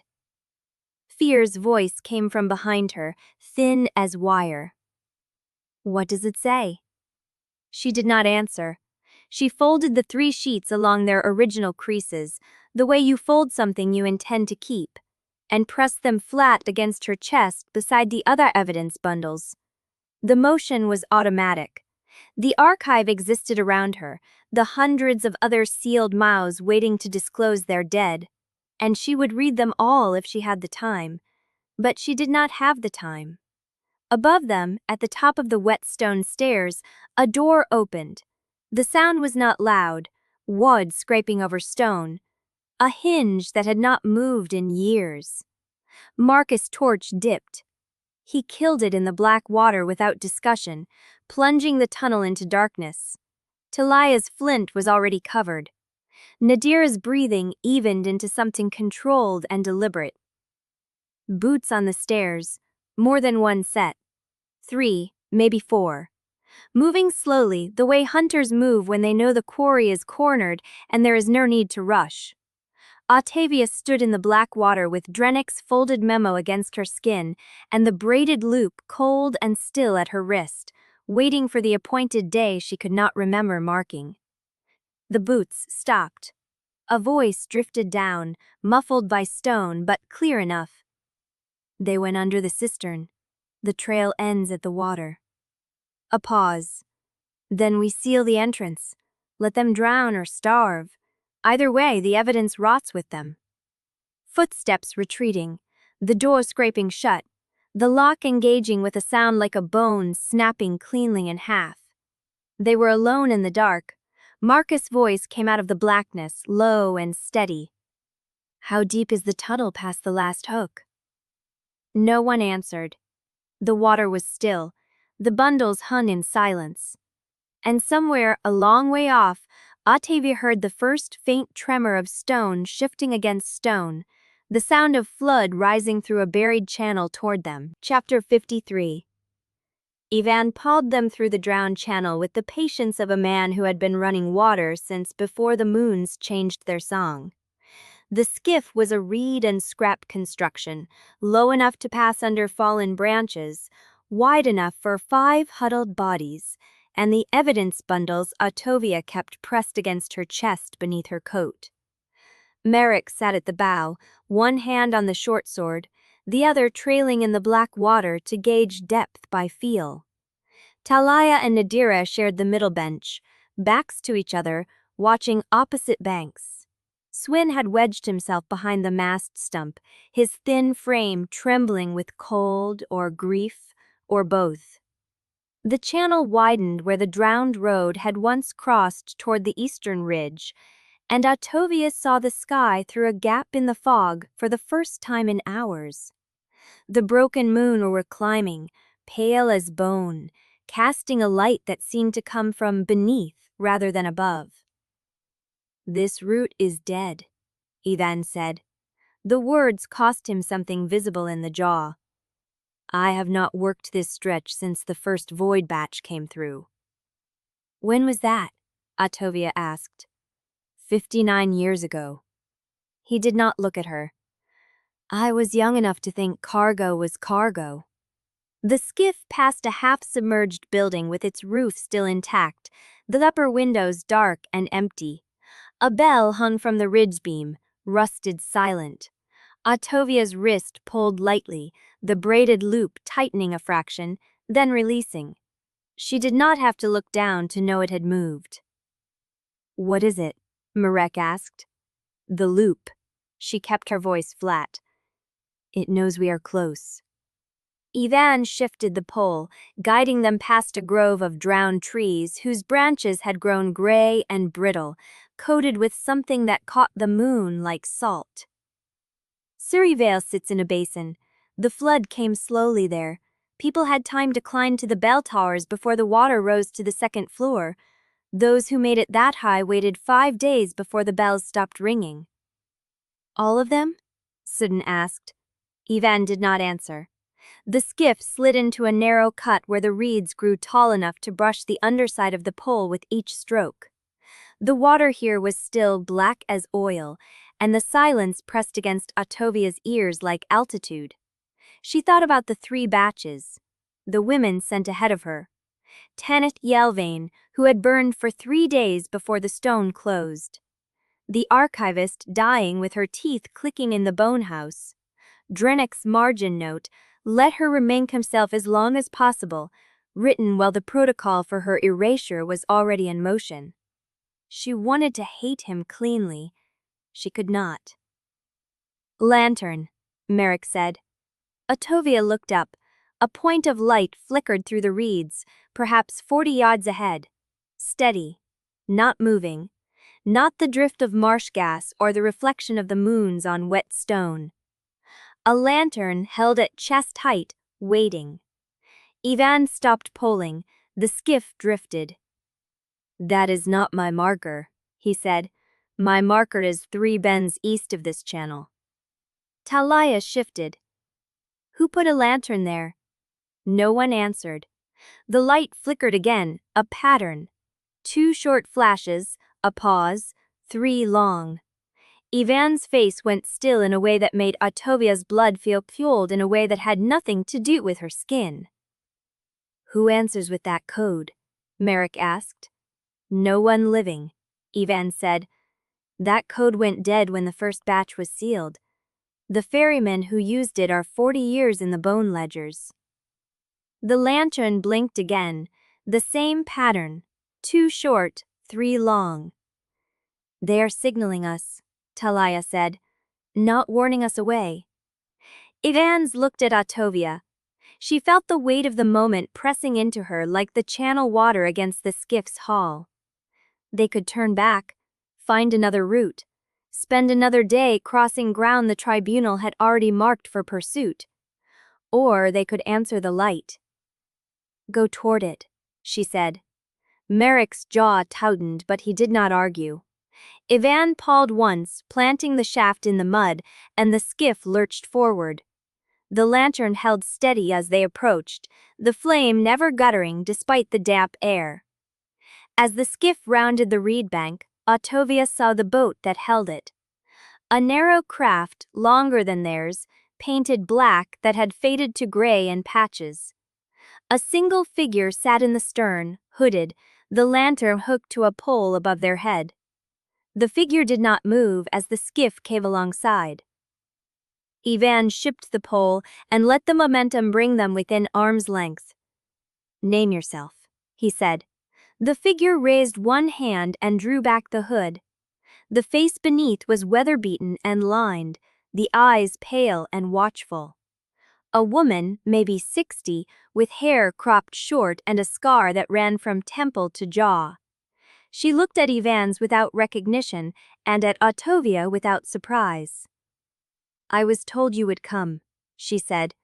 "The archives told me before she burned." Ottavia's pulse hammered. "You knew the archivist?" The woman's mouth curved into something that was not quite a smile. "She sent word before the fire. Said if anyone came asking for the canal route, I was to put out the old code and wait." "How long have you waited?" Merrick asked. 3 days. The woman's pale eyes did not leave Ottavia's face. "Long enough to watch Gallimire riders cross the ridge twice. They are looking for you by name and description, and the sound your voice makes when you flinch at bells." Ottavia's hand went to her jaw before she told it to stop. The woman unhooked the lantern and gestured toward the eastern bank. "Follow me. I can get you inside before dawn, but we will have to move fast and stay quiet. The water rises an hour after moonfall, and the old foundation chambers flood first. If you are in them when the current turns, there is no coming back up." She turned her boat without waiting for an answer. The skiff followed. Ottavia stared at the braided loop on her wrist, feeling the pressure of a day she could not remember marking, and watched the dark water slide past as the drowned towers of Sere Vale rose through the fog. Chapter 54. The hooded woman's boat cut through the black water like a blade through silk, leaving no wake, making no sound against the stone that rose on either side. Ottavia watched the drowned towers take shape through the fog, their bases submerged, their upper windows dark and hollow, and she understood that nothing had lived here for a very long time. The braided loop tightened again. A pulse. Not pain, but pressure, the way a scar pulled before rain. "How deep is the water inside?" Market asked from the bow. The woman did not turn. "Varies. The old market square is chest-high. The ward chapel is dry. The foundation chambers are flooded to the ceiling and will kill you if you step into them wrong." "You know the layout," Talia said. "I worked the canal during the third batch." The woman's voice was flat, stripped of emotion, as if she had recited this fact so many times it had worn smooth. "I knew every door before the water came." The skiff passed under a stone arch that had once been a gate. Ottavia looked up and saw the iron hinges still in place, rusted to the color of dried blood, but the doors themselves were gone, ripped away or dissolved or taken for salvage. Beyond the gate, the channel widened into what must have been the main approach. Buildings leaned on either side, their lower floors submerged, their upper windows gaping like mouths. Moss hung from sills. Something pale drifted in a second-story room, catching the lantern light before it sank out of sight. "The bell towers," Suin said, his voice thin. "They are still standing." They were, 3 of them, rising above the drowned roofs at uneven intervals, their tops intact, their bells visible through the openings. But the ropes were gone, the clappers hung still. "No one rang," Yvaine said. That is what the archivist meant. They climbed and they waited, and the bells never sounded. Ottavia looked at the nearest tower and saw that the bell's clapper had been removed cleanly, not broken, not rusted away, cut free by a blade. Someone had silenced this monastery before the flood ever came. The hooded woman guided them past the towers toward a structure that sat higher than the others, its entrance porch still above water, its doors closed and banded with iron that had not rusted. She shipped her pole and let the boat drift against the stone steps. "The Wardchagbel," she said. "This is where they brought the inventory." Marcus stepped out first, water sluicing from his boots, hand on his sword. He pushed the iron door and it swung inward without resistance. The hinges greased, Ottavia realized, glazed recently. Inside, the air was dry and cold and smelled of ash and salt and something else, something chemical and sharp that stung the back of her throat. The chapel had been stripped of its icons. The altar was gone, replaced by a stone slab scored with channels that led to a drain in the floor. Rings were bolted into the walls at intervals, iron rings stained dark at the base. "They did not worship here," Nadira said quietly. "They worked here." Ottavia walked past her toward the far wall. The plaster had been cut away in a wide rectangle, revealing the stone beneath. And on that stone, carved with the same precise hand that had marked her own cord, were diagrams. Knots. Line after line of them, each with annotations in a script she did not recognize, but whose purpose she understood instantly. This was a catalog, a taxonomy of meanings, each pattern encoding a name, a date, a command, a warning. At the bottom of the carved panel, a single cord was represented in full. 47 knots, 4 braided loops, 3 undecoded markers. 47. She had 22. The hooded woman had followed her inside. She stood at Ottavia's shoulder, her pale eyes fixed on the diagram. "That is the cord of the one who came before Tanith," she said. "The one who lasted 6 months. She made this carving before she was sealed. She wanted someone to find it after." Ottavia's hand moved to her own wrist, the braided loop pressed against her fingers like her heartbeat. "The knots are a language," she said. "Were a language," the woman corrected. "The women who spoke it are dead." Marshal came to stand beside Ottavia, his gaze moving over the carved lines. "Can you read this?" She looked at her own cord, at the loop she had tied without memory, at the 4 undecoded markers that had no meaning she could retrieve. "Not yet," she said, "but she left this for a reason." Sahale had already moved to the low door, testing its weight. "The crypt will flood when the current turns. How long until moonfall?" 40 minutes, the woman said. "Maybe less." Market looked at Ottavia. "We need to move." She nodded, and as she turned from the carved wall, the braided loop on her wrist pulled once more, hard enough to dimple the skin. "I just had totally decided into this Credia." "Why they before I deal him?" Said, "I start the fashion fies now." "The waters from a bust would absolutely tentacle.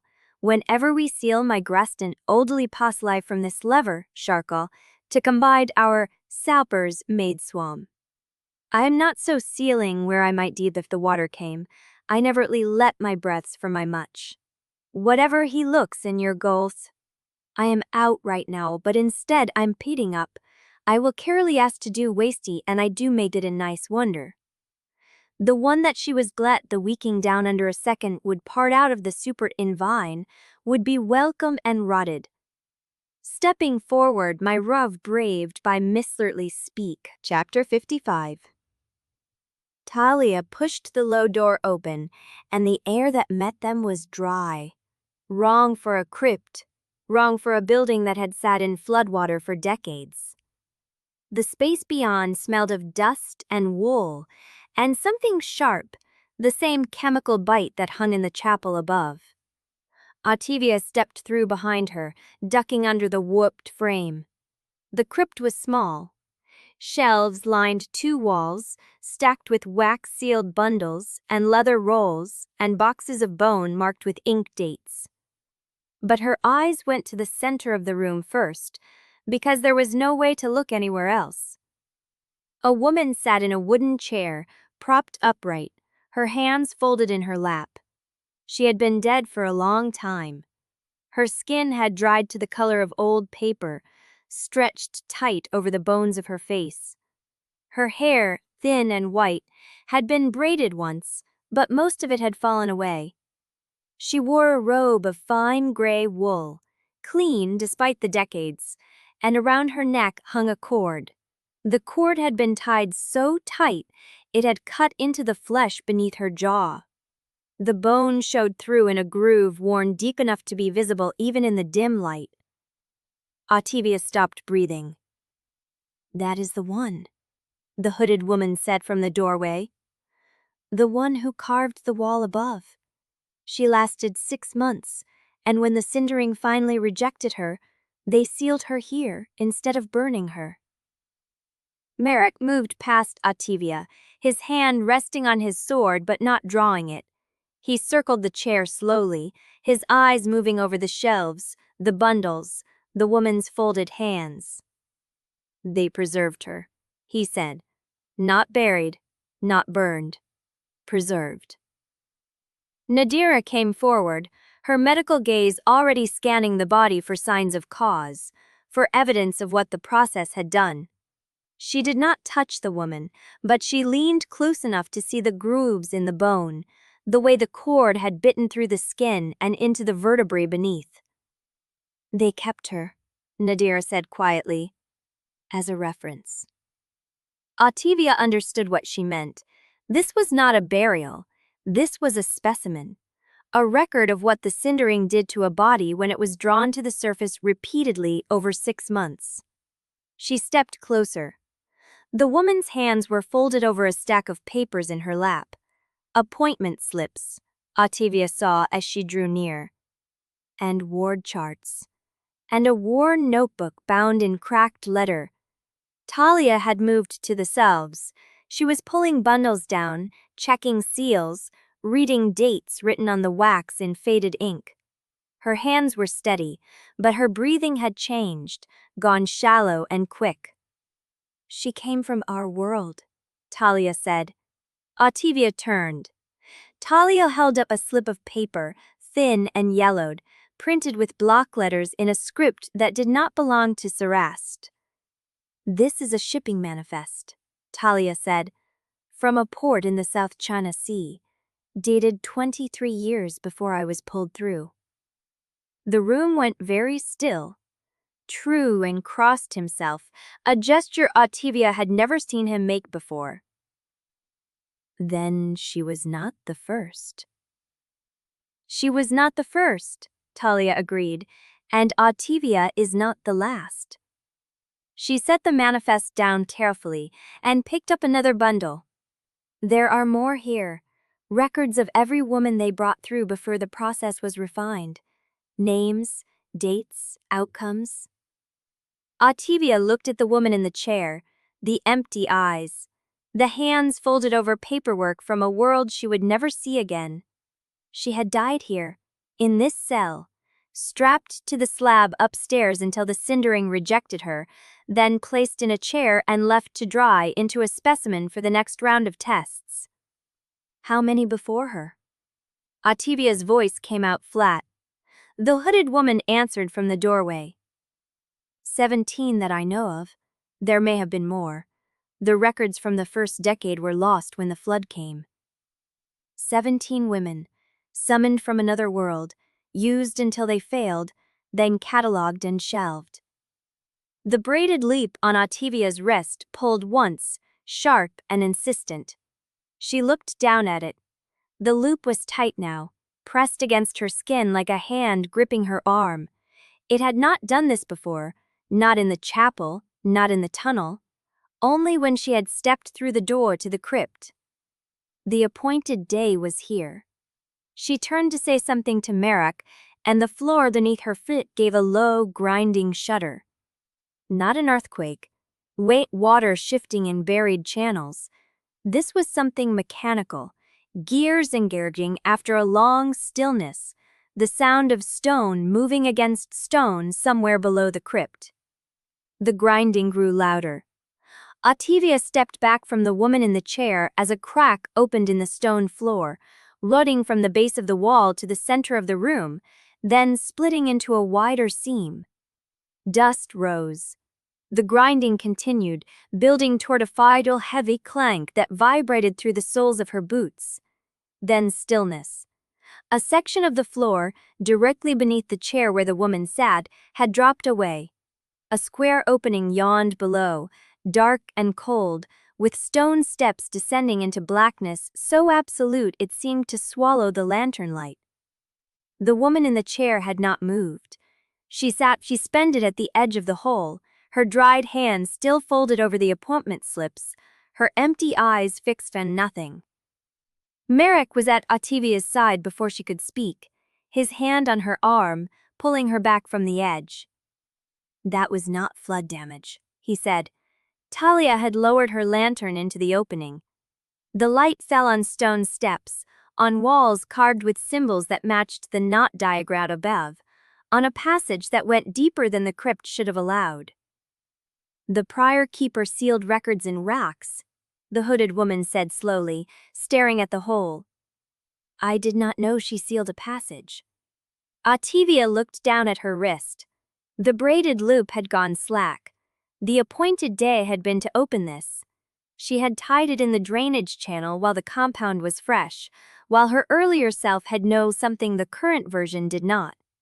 She had left herself a key. And now the door was open. From somewhere below, a sound reached them. Not water, not stone, a voice. Low and broken and barely audible, the voice of someone who had been speaking for a very long time without anyone to hear. Chapter 66. The voice did not stop.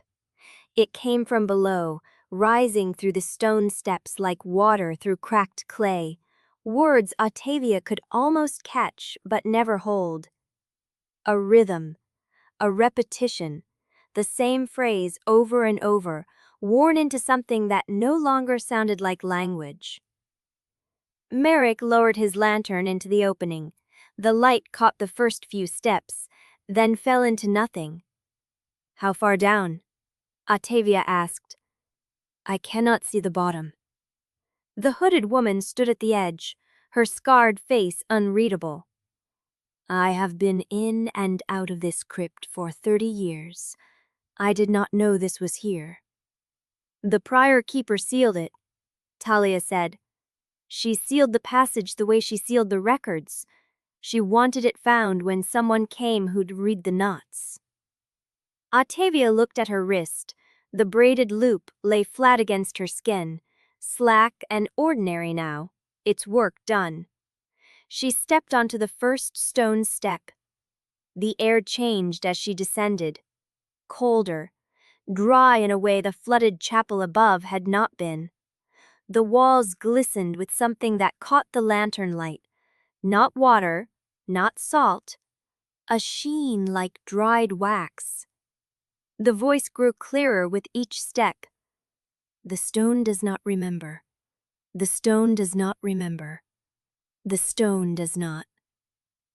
A woman, hoarse and cracked, reciting the same phrase in a loop that had long ago lost all meaning. Ottavia reached the bottom. The chamber opened into a space larger than the crypt above, a vaulted hall with low ceiling and walls lined with iron brackets holding the husks of dead lanterns. In the center stood a machine, gears and rods and copper plates bolted together in a configuration that made no immediate sense. A skeleton of something that had been built to channel force. The ward engine. Failed and cold, dust thick on every surface, but the design was unmistakable. The same geometry she had seen in the chapel above, the same arrangement of anchor points and inscription channels, scaled up and hardened into metal and stone. Nadira moved past her, her hand already reaching for the residue crusted on the copper plates. This is the same compound. Older. Crystallized. How old? Merrick asked. Decades. Nadira scraped a sample into a wax pouch. The deposition pattern matches the chapel slab above. They were refining the process here, testing concentrations. Ottavia walked past the engine to the far wall. The inscriptions covered every surface, carved deep into the stone, each line precise and purposeful. Names, dates, patterns she recognized from the knot diagram above, but writ large, not as reference but as working inscription. At the center of the wall, a single line repeated in a larger script. Let her be emptied. Let her be filled. Let her hold until the stone holds. The voice came from somewhere beyond the wall. Ottavia pressed her palm to the stone. It was warm. Warm in a way that had nothing to do with the temperature of the air. She is behind this wall, Ottavia said. Riot joined her, running her fingers along the inscription. The prior keeper. She sealed herself in here with the records. She is still alive. The words hung in the air, impossible and undeniable. The voice kept speaking, kept reciting, kept waiting for someone who had never come. Merrick had moved to the far corner of the chamber, his lantern held low, his attention fixed on a secondary inscription panel set into the floor. He knelt and traced the marks with his finger. These are different, he said. These are not part of the test sequence. These are structural diagrams, load calculations, anchor point coordinates. He looked up. This chamber was not built as a workshop. It was built as a prototype for the final rite, the stabilization sequence they intended for the central ward network. Nadira had stopped Sregoamples. She was staring at the wall where the inscriptions ended and the names began. There are more than 17 names here. Ottavia turned. Nadira pointed at a section of the wall where the stone had been carved with a grid of gates and outcomes, each entry marked with a symbol Ottavia recognized from the knot diagram. Failed.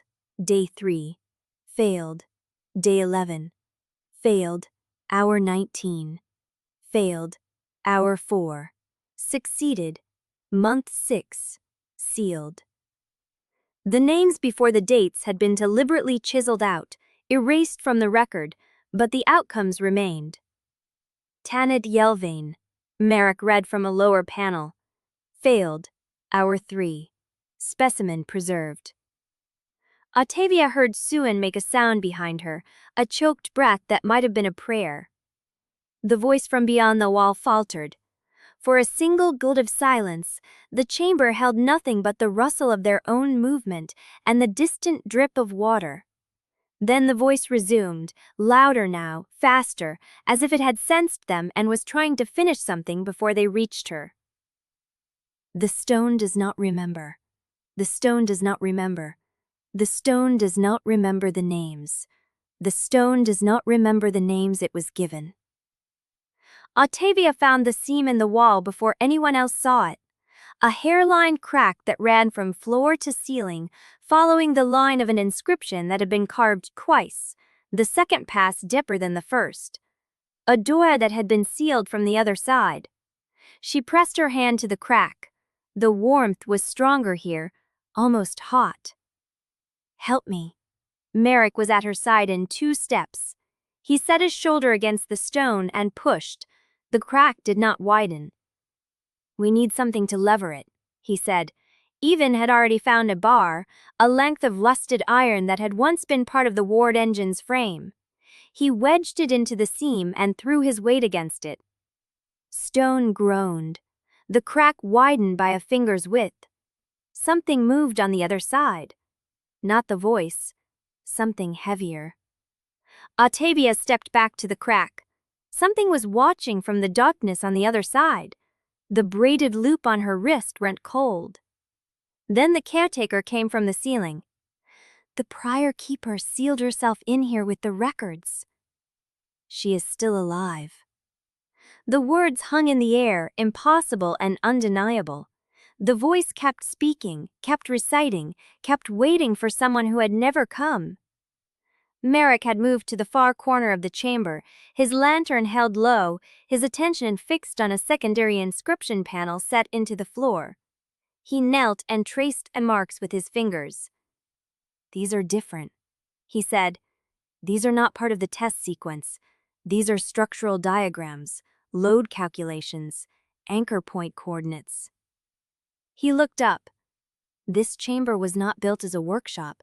It was built as a prototype for the final rite, the stabilization sequence they intended for the central ward network. Nadira had stopped scraping samples. She was staring at the wall where the inscriptions ended and the names began. "There are more than 17 names here." Ottavia turned. Nadira pointed at a section of the wall where the stone had been carved with a grid of dates and outcomes, each entry marked with a symbol Ottavia recognized from the knot diagram. Failed, day 3. Failed, day 11. Failed, hour 19. Failed, hour 4. Succeeded, month 6. Sealed. The names before the dates had been deliberately chiseled out, erased from the record, but the outcomes remained. Ottavia Yelvaine, Merrick read from a lower panel. Failed, hour 3, specimen preserved. Ottavia heard Suan make a sound behind her, a choked breath that might have been a prayer. The voice from beyond the wall faltered. For a single glint of silence, the chamber held nothing but the rustle of their own movement and the distant drip of water. Then the voice resumed, louder now, faster, as if it had sensed them and was trying to finish something before they reached her. "The stone does not remember. The stone does not remember. The stone does not remember the names. The stone does not remember the names it was given." Ottavia found the seam in the wall before anyone else saw it. A hairline crack that ran from floor to ceiling, following the line of an inscription that had been carved twice. The second pass deeper than the first. A door that had been sealed from the other side. Chapter 57. The caretaker did not land. She dropped from the ceiling seam and stopped 3 inches above the stone floor, suspended by something that held her at the shoulders like a child lifted by a parent. Her hood had fallen back. Her blind eyes stared at nothing. The seeing one fixed on Ottavia with an expression that did not belong to a woman who had just dropped from a crawlspace. "You should not have opened the seam." Merrick had his sword half drawn. Evans held the iron bar between them like a weapon. No one moved. The caretaker stepped forward. Her feet touched the floor. She sealed herself in there because she knew what she was becoming. She had 6 months of the Cindering before it rejected her. 6 months of burning, of remembering, of watching the woman in the chair upstairs forget her own name. The caretaker's voice was flat, worn smooth by repetition. She did not want to become what lives behind that wall now. Ottavia's hand stayed on the crack. The warmth pulsed against her palm. Not heat, something else. something that wanted out. "You knew her," Ottavia said. "I was her acolyte." The words landed like stones. The caretaker reached up and pulled the hood away completely. Gray hair cropped short. A face mapped with old burns that followed the line of her jaw and disappeared into her collar. She looked at Ottavia with the seeing eye, and something shifted in her expression. Recognition without warmth. She was the one who carved the knot diagram. She lasted longer than any of them. 6 months. They thought she might be the one who would hold.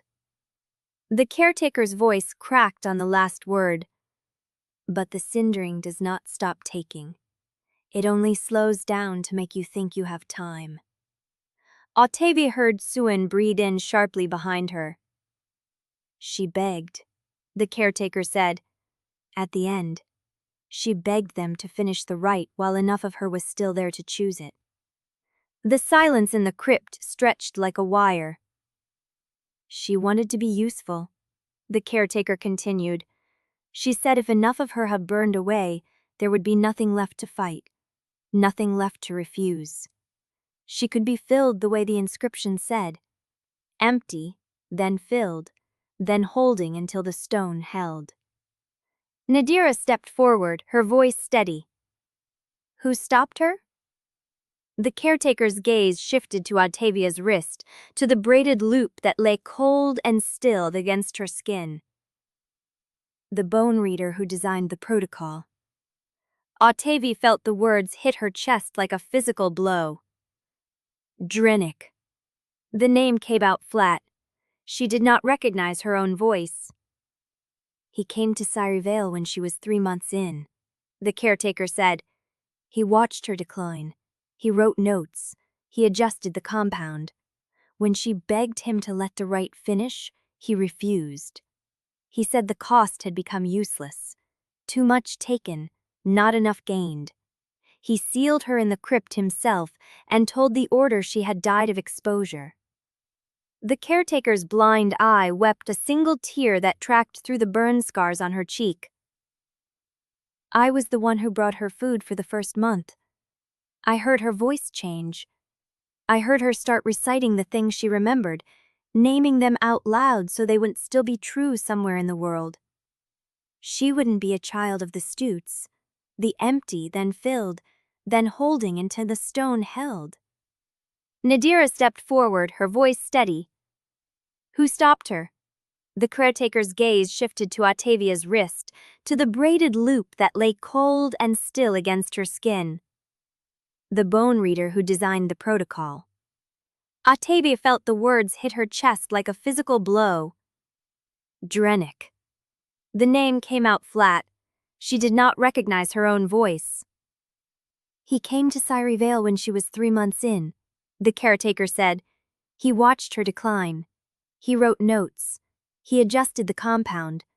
When she begged him to let the rite finish, he refused. He said the cost had become useless. Too much taken, not enough gained. He sealed her in the crypt himself and told the order she had died of exposure. The caretaker's blind eye wept a single tear that tracked through the burn scars on her cheek. I was the one who brought her food for the first month. I heard her voice change.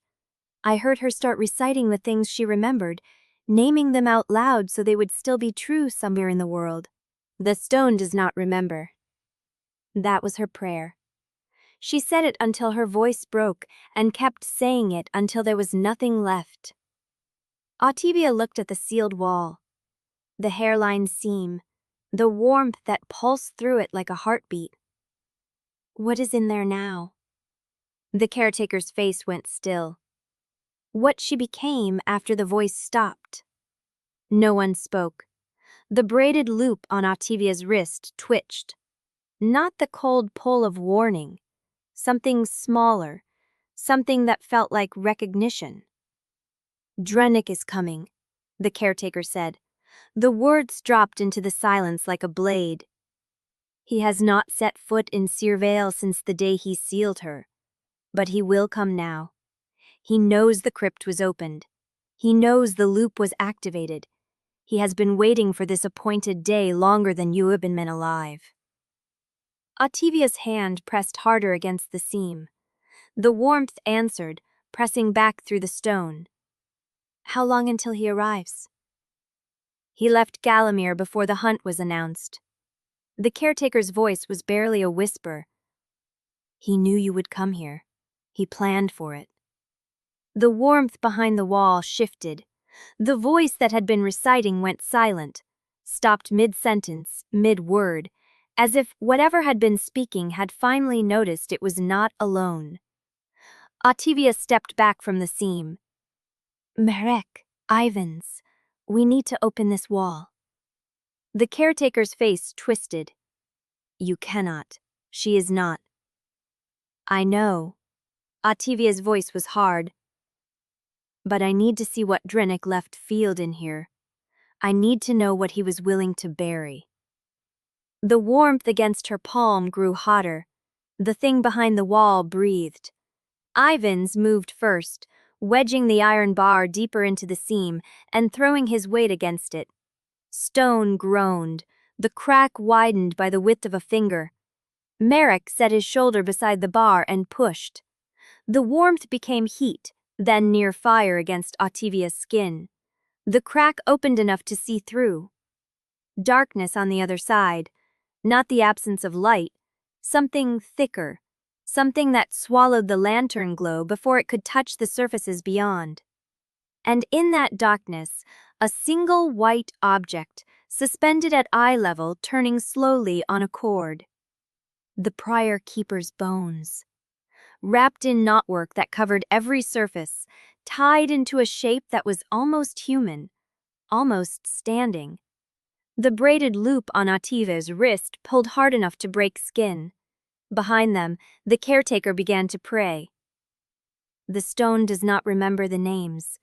The stone does not remember the names it was given. Her voice had changed. It was no longer a woman's voice. It was the same voice that had been reciting from behind the wall. The caretaker had stopped crying. Her blind eye was fixed on the opening in the wall. Her seeing eye had rolled back to white. She spoke in unison with something that was no longer in the room with them. The stone remembers the shapes. The stone remembers the shapes it was fed. Ottavia turned. The caretaker's mouth was open wider than a jaw should open. She was still speaking, but the words were coming from behind the wall. The suspended bones in the darkness had stopped turning.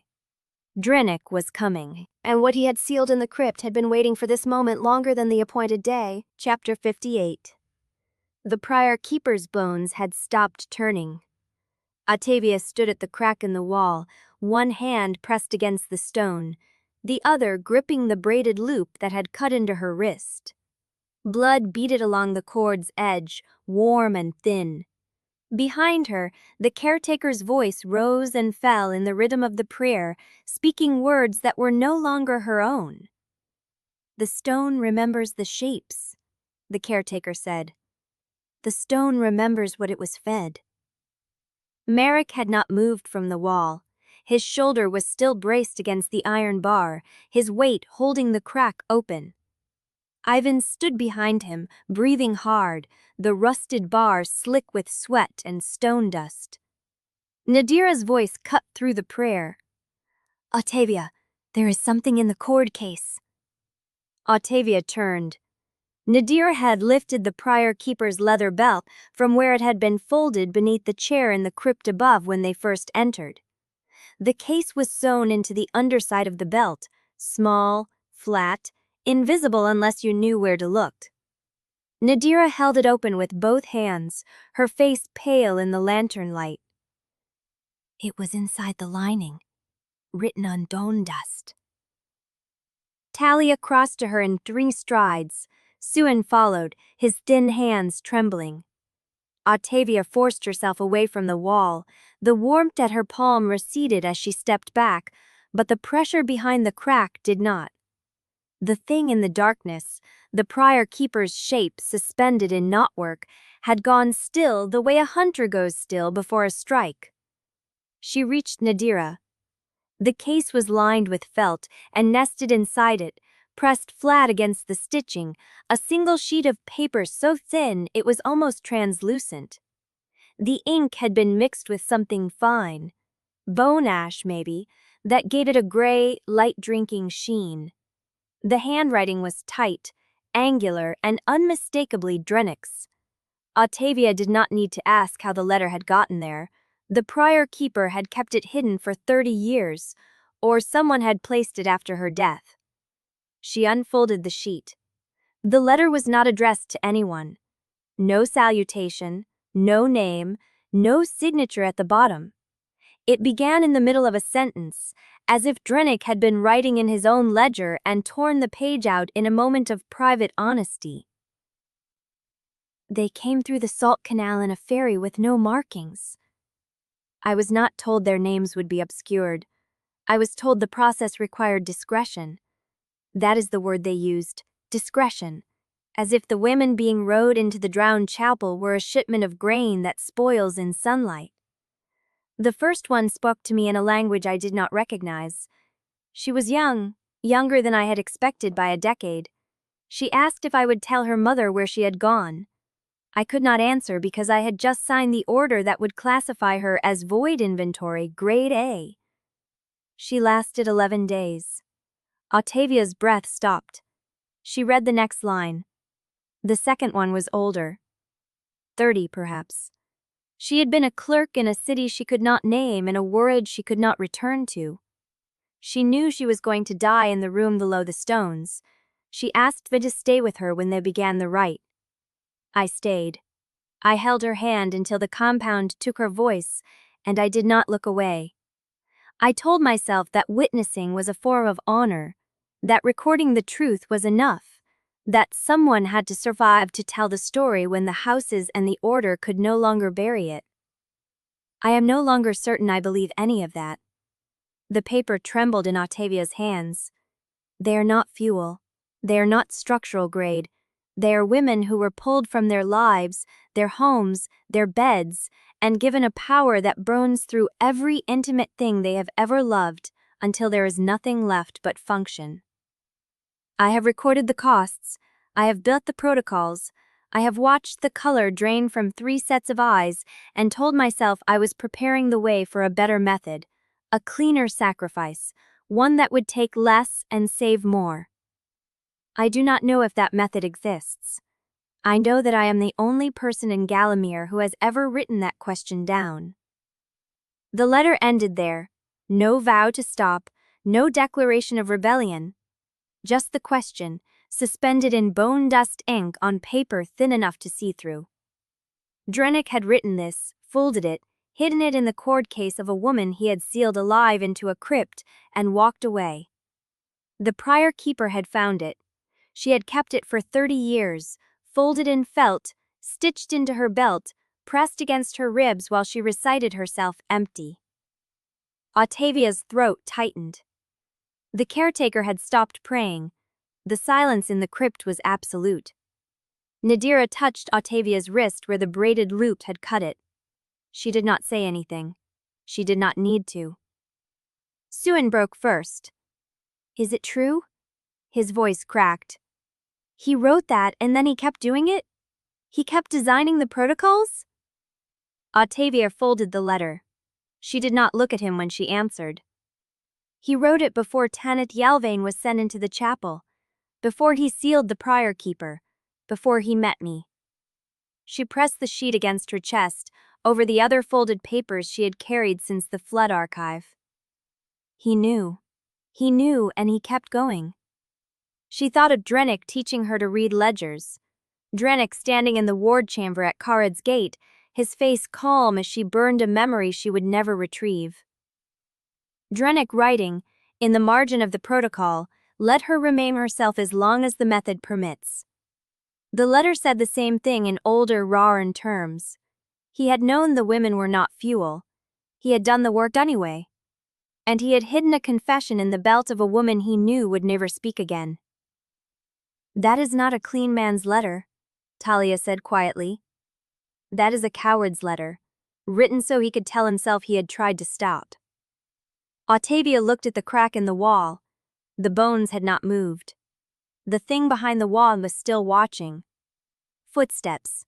From above, through the crypt ceiling, the muffled echo of footsteps crossing the flooded floor of the chapel. Not careful. Not stealthy. The splash of someone who had walked through standing water and was not trying to hide it. Ivans moved first, shifting the iron bar out of the seam and letting the crack close. Stone ground against stone. The pressure from the other side retreated. Merrick's hand went to his sword. The footsteps stopped. Then a voice, thin with age and grief, called down through the crypt stair. "I know you are in there." Ottavia recognized the speaker before the sound finished reaching her. Drennick had arrived. A male. Chapter 59. The voice came again, thin and worn, carrying through the crypt stair like something that had been spoken too many times in empty rooms. "I am alone. I carry a white lantern. I will not descend unless you permit it." Meket's hand stayed on his sword. He looked at Ottavia. She stood with Drennick's letter still pressed against her chest, the bone dust paper warm from her skin. The braided loop had stopped bleeding, but the cut remained, a dark line across her wrist like a second seam. "He knows the entrance," she said. "He found us." "He found the entrance," Talia corrected. "That does not mean he found the passage. The crypt has branches." Ottavia looked at the crack in the wall where the prior keeper's bones had stopped turning. The entity was still watching. She could feel it, not as a presence but as an absence, a space in the chamber's pressure where something should have been and was not. She turned toward the stair. "Let him come down." Merrick moved first, positioning himself between Ottavia and the stairwell. Ivan shifted the iron bar back into his grip, testing its weight. Nadira stepped closer to Ottavia, her hand brushing the wax pulse strips at her belt. Soon stood apart, his face pale, his hands clenched at his sides. Talia made no move at all. She simply watched the stair with the flat patience of someone who had spent years watching men with clean hands enter rooms they should not have been in. The footsteps resumed. Slow, deliberate, each one landing fully before the next began. Drennick reached the bottom of the stair and stopped. He looked older than he had when Ottavia last saw him. The black wool robe was travel-stained, the hem wet to the knee. He carried no staff, no ledger, no satchel. Only a white lantern held at chest height, its flames steady despite the motion of descent. The crescent scar under his jaw caught the light. He looked at Ottavia first, then at the crack in the wall where the prior keeper's bones hung in darkness. Then at the letter she held pressed against her chest. His expression did not change. "I see you found it." Ottavia did not answer. "The prior keeper was supposed to burn that letter," Drennick said. "I told her to burn it. She said she would keep it because someone needed to know that at least one person in Galamir had written the question down." He set the white lantern on the crypt floor. "I did not argue. I did not think she would survive long enough to hide it." Talia's voice cut through the silence. "You knew she kept it." "I suspected." Drennick's gray eyes stayed on Ottavia. "I did not come to retrieve it." "Then why did you come?" Merrick's hand had not left his sword. Drennick looked at him. The weariness in his face was not theatrical. It was the kind that had settled into bone. "The capital has fractured. The Tribunal collapsed 3 days after you left Vale ruin. 2 council members fled the city. One was found dead in his office with a chisel through his throat." He paused. "Your warrants, yours and Merrick's, triggered arrests in 3 cities, executions in 1. The appointment houses have begun burning their own archives. They are not trying to hide anymore. They are trying to destroy everything that could be used to prosecute them after the breaches finish what they started." soon stepped forward. After the breaches? Dranik finally looked at him. There are uncontrolled ruptures at 4 ward lines. 7 more are faring faster than the ash crews can stabilize them. The Grey Breach is not retreating. It is adapting. He turned back to Ottavia.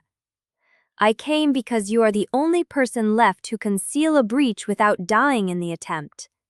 I came because the Order has sentenced me in absentia, and the appointment houses have placed a bounty on my head that would feed a district for a year.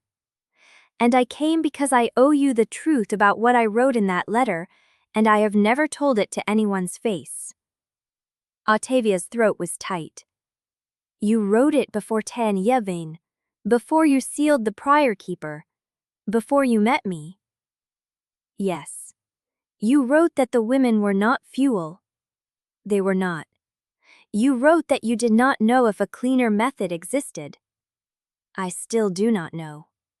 She held the letter up between them. Then what do you want me to do with this? Carry it to my grave? Read it at your trial? Frame it as proof that you were never the villain, only the man who kept doing the work? Drinnick's jaw tightened. I want you to read it and decide whether I am worth trusting for the next 7 days.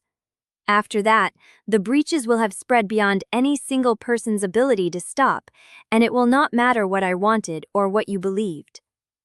The silence in the crypt stretched. Nadira spoke first, her voice low and clinical. He is not lying about the breaches. I saw the same patterns on the ridge approach. The runoff was moving faster than it should. The ground had begun to sag in places where the ward lattice had already failed beneath the surface. Ottavia looked at Merrick. He was watching Drinnick the way he watched a man who had once drawn a weapon in his presence and had not yet sheathed it. The white lantern means truce, Merrick said, but truce is not trust. It is not. Drinnick's voice was quiet. I am not asking for trust. I am asking for 7 days of provisional alliance because the world that survives this month will not survive if the Grey Breach takes the central ward lines before anyone can reach them. Ottavia lowered the letter. Behind her, the crack in the walls shifted. A sound came through it, dry and soft, the sound of something that had been still for decades beginning to move. The caretaker, who had not spoken since Drinnick arrived, lifted her head. Her eyes had cleared, the possession had receded, but her voice, when she spoke, was not her own.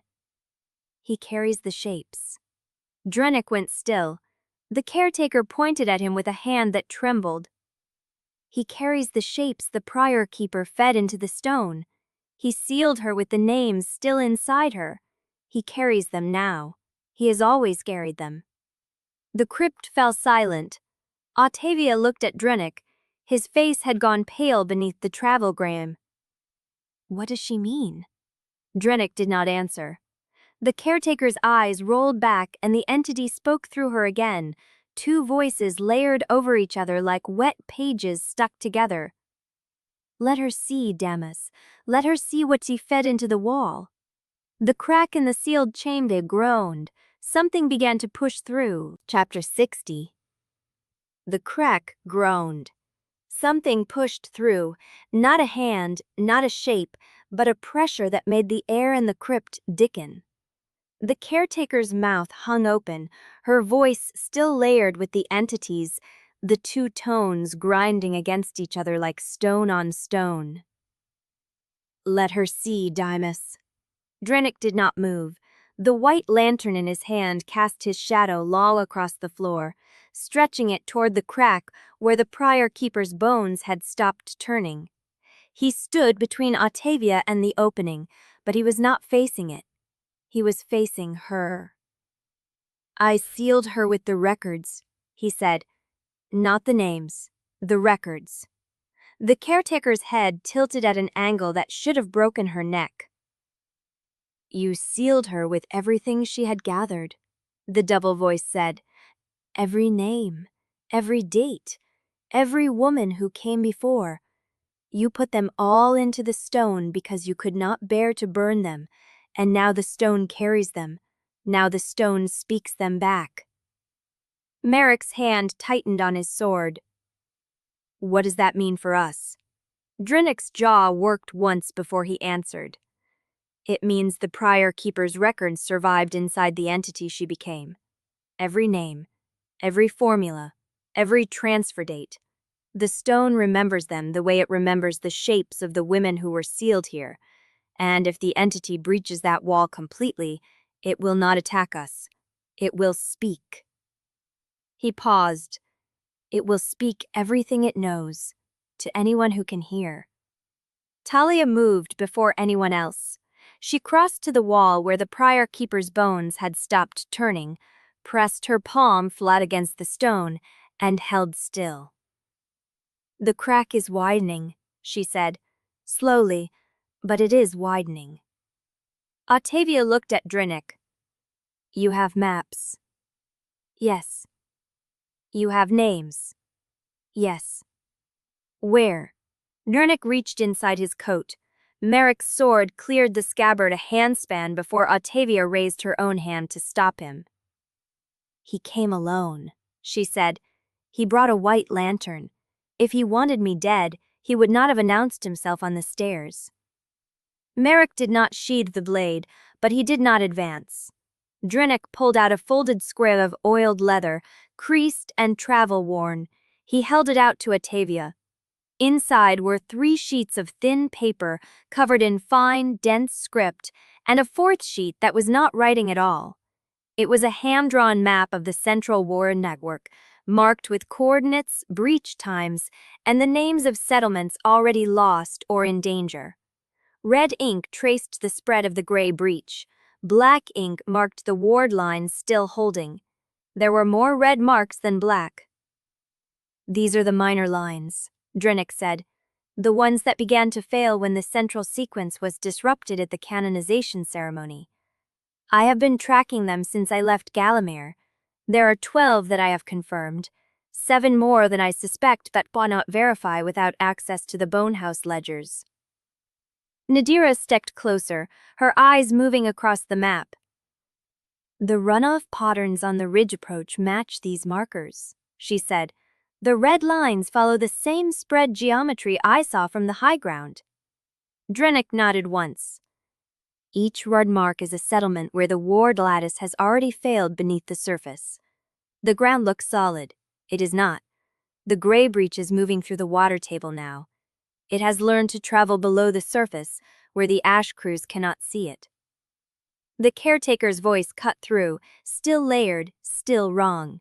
He fed the map to the stone, too. Drinnick's face went pale. I fed the prior keeper everything I knew. Every route, every schedule, every name I had not yet burned. I thought if the stone remembered, someone could reconstruct the truth after the breaches took me. I did not expect the stone to reconstruct it while I was still standing. The entity behind the wall pushed again. A flake of stone broke from the edge of the crack and struck the floor. Ottavia looked at the map. The red marks clustered like a spreading stain across the central districts she had seen from the ridge. Settlement after settlement.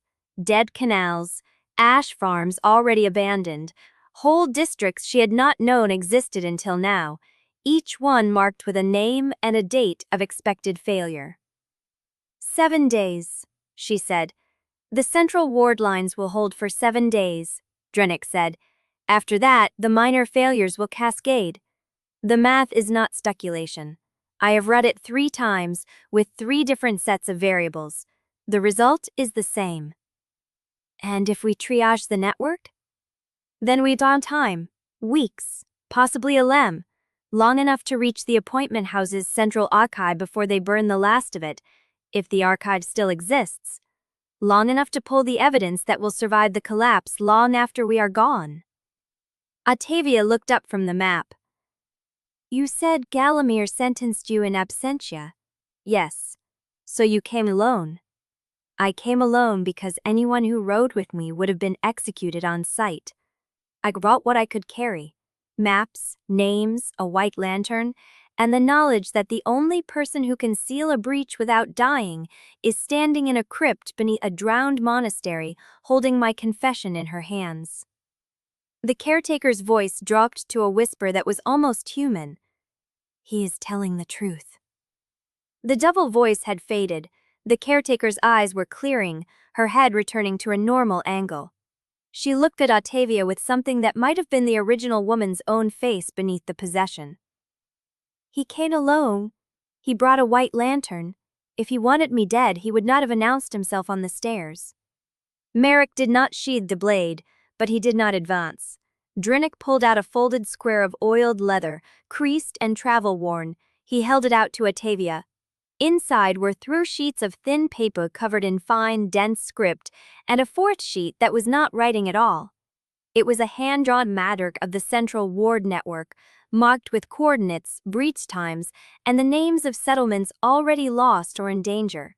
Red ink traced the spread of the gray breach. Black ink marked the ward lines still holding.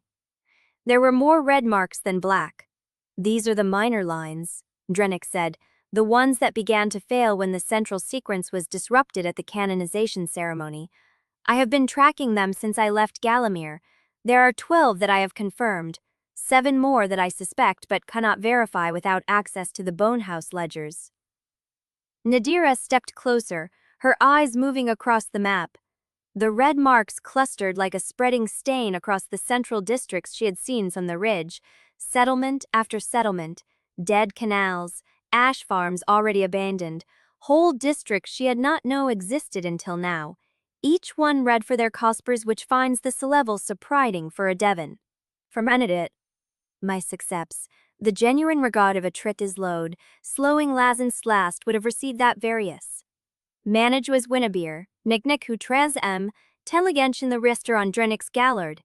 Lurt the Gale leak, but then you buy time, weeks, possibly a month, long enough to reach the appointment house's central archive before they burn the last of it, if the archive still exists, long enough to pull the evidence that will survive the collapse long after we are gone. Ottavia looked up from the map. You said Galamir sentenced you in absentia. Yes. So you came alone. I came alone because anyone who rode with me would have been executed on sight. I brought what I could carry. Maps, names, a white lantern, and the knowledge that the only person who can seal a breach without dying is standing in a crypt beneath a drowned monastery, holding my confession in her hands. The caretaker's voice dropped to a whisper that was almost human. He is telling the truth. The double voice had faded. The caretaker's eyes were clearing, her head returning to a normal angle. She looked at Ottavia with something that might have been the original woman's own face beneath the possession. Each teller on me. She sends, Chapter 61. The 4 of them stood in a loose knot at the crypt stairs, Drinnick on one side of the cracked wall, Merrick on the other, the map still open in Ottavia's hands. Merrick spoke first. You knew where she was going. You knew the prior keeper was sealed here. You fed the map to the stone, and you still let her walk into this room blind. Drinnick did not look away. I told her what I could. The rest belonged to the crypt. The rest belonged to her. She would not have believed me if I had spoken it above ground. She needed to see the wall. She needed to read the letter. I could have told her every name I sealed in here, and she would have heard a confession designed to make me look honest. Ottavia looked up from the map. Do not speak about me as if I am not standing here. Both men went still. She folded the map once, precisely, and pressed it into her coat pocket next to the letter. I am not a ward you are stabilizing. I am not a case you are arguing over. If you have something to say about what happens next, you say it to my face. Both of you. Merrick's jaw tightened, but he nodded. Fair. Drinnick said nothing. His hands hung at his sides, the salt burn on his fingertips catching the lantern light. Ottavia turned to Drinnick. Your map shows 12 confirmed failures and 7 suspected. You said Triage could buy a monk. How many settlements in that window are still evacuable? Drunnick's gray eyes tracked the map in her pocket. 11. If the water table route has not cut them off already. Ash crews are still active at 4 of them. The rest will need to be reached by canal or ridge path. And the appointment archives? Central Archive is 3 days east of the canal bend, if it is still standing. Ottavia turned to Merrick. I need to know whether the houses burned everything, or only what they thought would convict them. Calmo's ledgers survived because she hid them. The Tribunal vault may still hold the master transfer records. If we reach it before the Cascade, we can publish every name, every date, every authorization, and every contract that proves the cause. Merrick's hand stayed on his sword hilt. Reaching it means crossing the canal bend tomorrow, the one your loop is tied to. Yes. And you trust this map to lead you there? Ottavia looked at Drunick. You sealed the keeper's records into the stone. You told her to burn the letter. You let her keep it anyway. Why? Drunick's voice was low. Because someone needed to know the question had been written down, even if the answer never came. That is not an answer. It is the only one I have. Ottavia held his gaze. If we reach the canal bend tomorrow and the archive is already burned, you give me the original map, the one you fed to the stone, and you walk away. Drunick's expression did not change. Agreed. Merrick stepped forward. And if the archive still stands, what then? You trust him to carry the evidence alongside the people he helped erase? Ottavia turned to face him. I do not trust him, but I need the names he carries, and he needs the access I can open. That is not trust, that is a contract. She held up the map.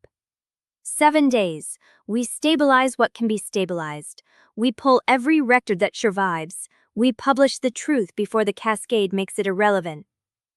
4 ward lines are already ruptured, Merrick said. 7 more failing. You cannot seal them all without burning through everything you have left. I know. And you are going to try anyway.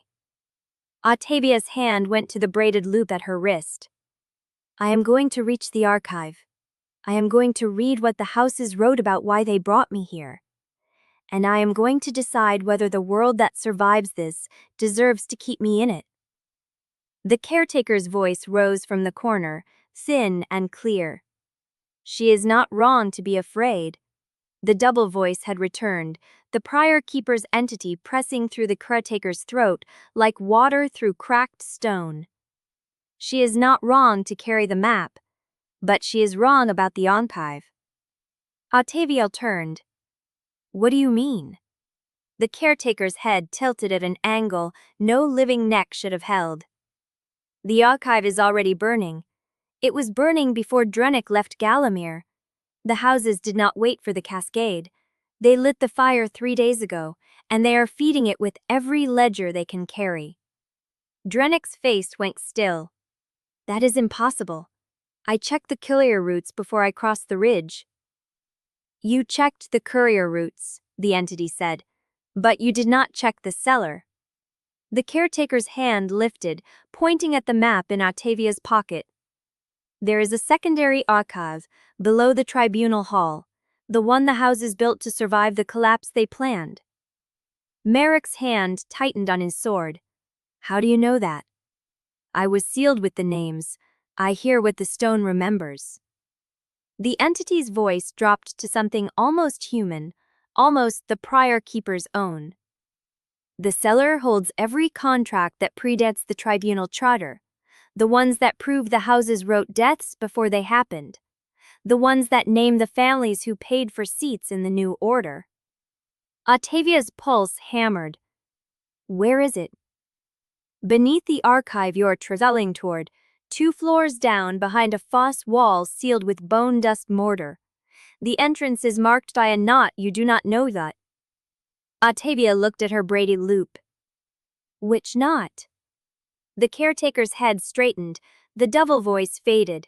The woman's eyes cleared, and she blinked of Ottavia as if seeing her for the first time. "I do not know." The voice was her own now, tired, afraid. I was not meant to remember that part. Ottavia turned to Drennick. "Does the cellar exist?" Drennick's silence was answer enough. "You knew." "I suspected," he said. "I never confirmed it. The houses buried their oldest work before Galamir ever established the Tribunal. If the cellar exists, it holds the contracts that funded the void shipments, the ones that paid for the first summoning. Then we reach the archive, find the cellar, and pull every contract before the fire reaches it." Merrick shook his head. "That is 3 objectives in a 7-day window. Argyle cellar, ward stabilization. You cannot hold all 3. "I am not holding them. We are." She looked at the group. "Nadira, Suin, Talia, you take the archive level, pull every ledger that survives. Ivan, you hold the canal approach and make sure we have a way out. Merrick, you and I go for the cellar."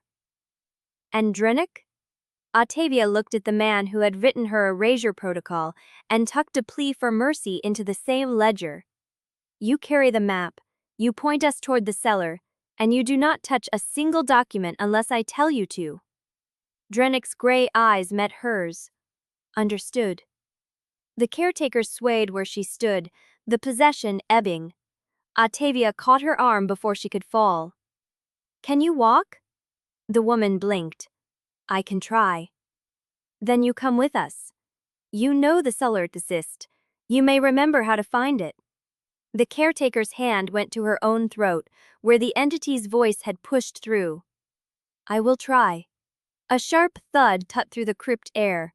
Something struck the stone above the stairwell and clattered down the steps. Merritt moved first, hand on his sword, blocking Ottavia with his body. The object rolled to a stop at the base of the stairs. An arrow. Not fired to kill, fired to deliver. A strip of oiled cloth was tied to the shaft, wound tight and sealed with wax. Merrick picked it up, broke the seal, then unrolled the cloth. His face changed. "What is it?" He held it out. The cloth bore 3 lines of cramped script and a crude map. "Ash Farm District, ward lines split, gray weather bleeding through. Families trapped between dead canals. No evacuating. Need the vessel." Merrick looked at Ottavia. "It is dated this morning. The messenger rode through the night." Ottavia read the coordinates against Drennick's map. The Ash Farm District was one of the 11 still evacuable. Not anymore. She folded the message and pressed it into her pocket, next to the letter and the map. "Where is the nearest canal approach?" Mara pointed at the crypt floor. 300 paces east. Ivan's skiff can reach the Farm Canal if the current has not turned. Drennick stepped forward. "Ottavia." "What? What do you mean?" The caretaker's head tilted at an angle no living neck should have held. She looked at him. "If you use the Cindering at the Ash Farm, you may not reach the archive with enough memory to read the cellar contracts." "I know. If you reach the archive without sealing the Ash Farm, the gray weather bleeds into the canal route and cuts off every settlement behind it." "I know." Drennick's voice dropped. "Then you know what you are choosing." Ottavia looked at the map, the letter, the messenger's plea. She had 7 days to save a world that had spent every year before her arrival building the machinery of her erasure. She had a braided loop warm against her wrist, waiting for tomorrow. And she had an arrow telling her that today was already out of time. She turned toward the stairs. Move! Chapter 62. The canal path ran east through flooded ash beds, the water milky with suspended silt, and something darker at the edges. Ottavia led. Merrick matched her pace, hand on his sword. Behind them, the caretaker stumbled across the uneven ground, and Ivans caught her elbow without breaking stride. The ash farm had been visible from the ridge for the last quarter mile. Not the buildings themselves, but what rose above them. A wall of gray fog that did not drift with the wind. It hung vertical, contained, pressing against something the eye could not see. Ottavia felt the cindering stir as they cleared the last canal bend. The warmth behind her ribs was patient, waiting. She pushed it down. Ahead, the farm's main yard came into view. 3 long buildings of dark timber and packed ash stone, their roofs intact but shimmering with the same gray condensation that coated everything near a leak. A man in a soot-stained coat ran toward them before they reached the first structure. "The vessel," he said. "You came." "Where is the split?" He pointed past the main building to where the ground dropped into a shallow basin. A canal ring surrounded the basin on 3 sides, its water gone the color of iron. "The ward line runs under that basin. The inscriptions cracked at dawn. We poured ash salt into the gap and it held for 2 hours. Then the water table shifted and the gray came up through the canal bed." "Show me." The basin looked nothing like a wound. That was the worst part. The grass at edges had turned the same gray as the fog, and the canal water rippled in the wrong direction, upstream against the current, but there was no tear, no chasm, no breach roaring open. The leak lived beneath the surface. Ottavia knelt at the edge. The cindering pressed against her ribs like a hand testing a locked door. She did not open it. "Ash salt. How much do you have?" The farm man shook his head. "We used what we had. There is a supply at the dry shed, but the gray has the path." Merrick was already moving. "Where's the dry shed?" "East wall, 50 paces past the canal fork." "I will carry the salt. You tell me where to pour." Ottavia stood. "We seal the canal bed first, cut the gray off from the water. Then we reinforce the inscriptions above the split." The cindering pushed again. Ardor. She ignored it. They worked for 40 minutes. Merrick hauled salt sacks across the gray, wet ground, while Ottavia directed the farm crew to channel the runoff into a dry trench she cut with a rusted spade. The caretaker sat against the main building wing, hands pressed to her temples, eyes closed, whispering the prior keeper's prayer in a voice that might have been her own. Drennick stood at the basin edge, the map unrolled in his hands, calling out the elevation markers that guided the ash salt placement. He did not touch a single bag. He did not argue. He read coordinates like a man who had stopped expecting to be trusted. The gray water began to recede.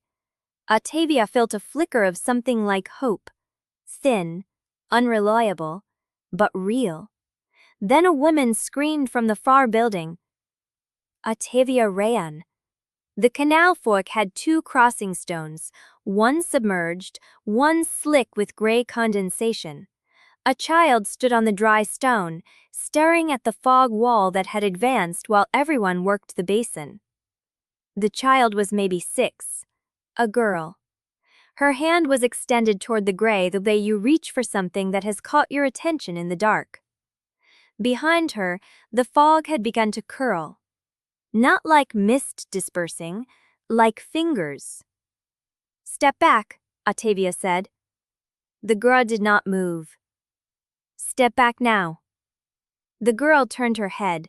Her eyes were wide. Not afraid, curious, as if the gray had shown her something beautiful. "Marcy," the woman screamed from the building threshold. "Marcy, come here." The girl looked back at the fog. It took 1 step forward. No foot, no body. Just the curl of gray reaching past the crossing stone and wrapping around the girl's ankle. Ottavia moved. She grabbed the girl's wrist and pulled. The gray held. It pulled back with a weight that should not have existed, a gravitational drag that made Ottavia's joints scream. The Cindering stopped asking. It answered. The fire surged up from her chest without permission, without hesitation, a column of ash-white force that blew through her arms and into the contact point where her hand met the girl's skin. The Grate recoiled. The girl fell backward onto the stone, free. The fog withdrew 20 feet across the canal, hissing like water on hot metal. Ottavia stayed standing. She could feel the cindering inside her, not subsiding, not fading. It had not taken what it needed yet. It was waiting. The cost was not paid. It was deferred. She knew that feeling. The girl's mother reached them and scooped the child up without a word, carrying her back toward the building. Ottavia turned to the basin. The split inscription was visible now. The gray withdrawal had exposed the underlying stone, and she could see the crike running through the ward mark like a vein. One seal. That was all it would take. One seal, one memory, and the farm would hold. She looked at Merrick. He was watching her the way a man watches someone choose between two bad doors. "If you seal it now," Drennick said from behind her, "you may not reach the archive with enough." "I know. If you do not seal it, the gray comes back before moonfall, and this time it will not stop at the canal." "I know." She looked at the crack. The Cindering pulsed, hungry, ready. She thought about the seller contracts, the names written before the deaths, the evidence that could prove everything. Then she thought about the girl's face, the curiosity before the fear, the way she had reached for the gray like it was something to be touched. Ottavia stepped toward the basin, and the fog behind her said, "Ottavia Yelvaine." She stopped. The voice was not the caretaker's. It was not the prior keeper's. It was something else. Something that spoke through the gray the way the entity had spoken through the crypt wall, but older, wider, as if the fog itself had lulled to hold a name. The canal water went still. The Cindering inside her went cold, and the child standing at the far building threshold, safely in her mother's arms, turned her head and looked at Ottavia with eyes that were no longer her own. Chapter 63. The girl's weight settled against Ottavia's chest like something already dead. Not cold, not still. Marcy breathed. Her small ribs expanded and contracted against Ottavia's arms, but her eyes stayed fixed on the fog with that flat, wrong attention. The curiosity of a thing that had already seen through the veil and found nothing frightening on the other side. The gray had pulled back 20 feet. It did not advance. It waited. The Cindering pulsed inside Ottavia, deferred, patient, ticking like a bell whose clapper had not yet fallen. She could feel the cost gathered in her throat.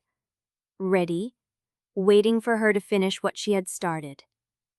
"Ottavia?" Mark's voice, low, careful.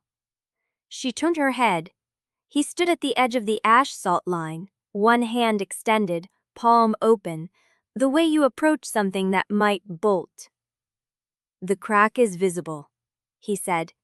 "If you seal it now, before the gray learns to push through from underneath, the farm holds." "Marcy, her mother has her." Ottavia looked down. The woman had taken the child from her arms while she was not paying. Marcy was pressed against her mother's shoulder now, face turned toward the canal, watching the fog with the same patient stillness. Ottavia's hands were empty.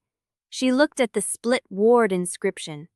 The crack ran through the stone like a vein, like the line on Drennick's map marking where the breach had already learned to travel. The gray had not breached through the surface. It had come up through the canal bed, through the water table, through the same invisible channels Nadira had warned about on the ridge approach. One seal. That was all. She walked to the basin edge and knelt. The ash sop Mark had laid was already darkening at the edges, moisture wicking up through the powder, the gray beginning to test the weakness again. She pressed her palm to the cracked stone. The cindering answered, but it did not explode. That was the first surprise. It came as a low burn, a steady compression of heat that traveled down her arm and into the stone. Not a column of ash-white force, but a seam of fire, thin as thread, sealing the crack from the inside out. The gray hissed, the stone groaned, and the crack closed. Not vanished, closed. The scar remained, a dark line through the inscription, but the breach was sealed. The canal water stopped rippling against the current. Ottavia stayed kneeling. The cost did not wait this time. It did not hover at the edges, deferred and patient. It struck while her paw was still pressed to the cooling stone, a clean surgical removal, painless and absolute. She reached for the predecessor's name, the one Talaya had decoded from the shipping manifests. The woman from the South China seaport. The one who had come through 23 years before Talaya, who had lasted 6 months under the Cindering, who had carved the full knot diagram into the chapel wall as a message for whoever came after. The name began with Ale. Or it had. Ottavia opened her mouth to speak it and found only blank space. The shape of the name was there, the warmth of have 'em know it, but the letters themselves were gone, scraped clean from the inside of her skull. She tried again. Nothing. She remembered Talaya's voice, low, urgent, explaining the code pattern that connected the manifests. The cross-world broker correspondence, the way the houses used the same administrative language in both worlds, hiding the transfer records in plain sight. The explanation was still there, but the details were missing. The specific markers Talaya had pointed out. The way the codes linked the predecessor's arrival to Ottavia's own summoning contract. Gone. Ottavia's breath caught.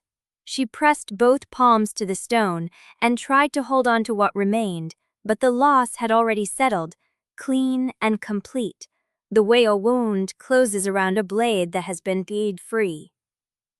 Ottavia. She looked up.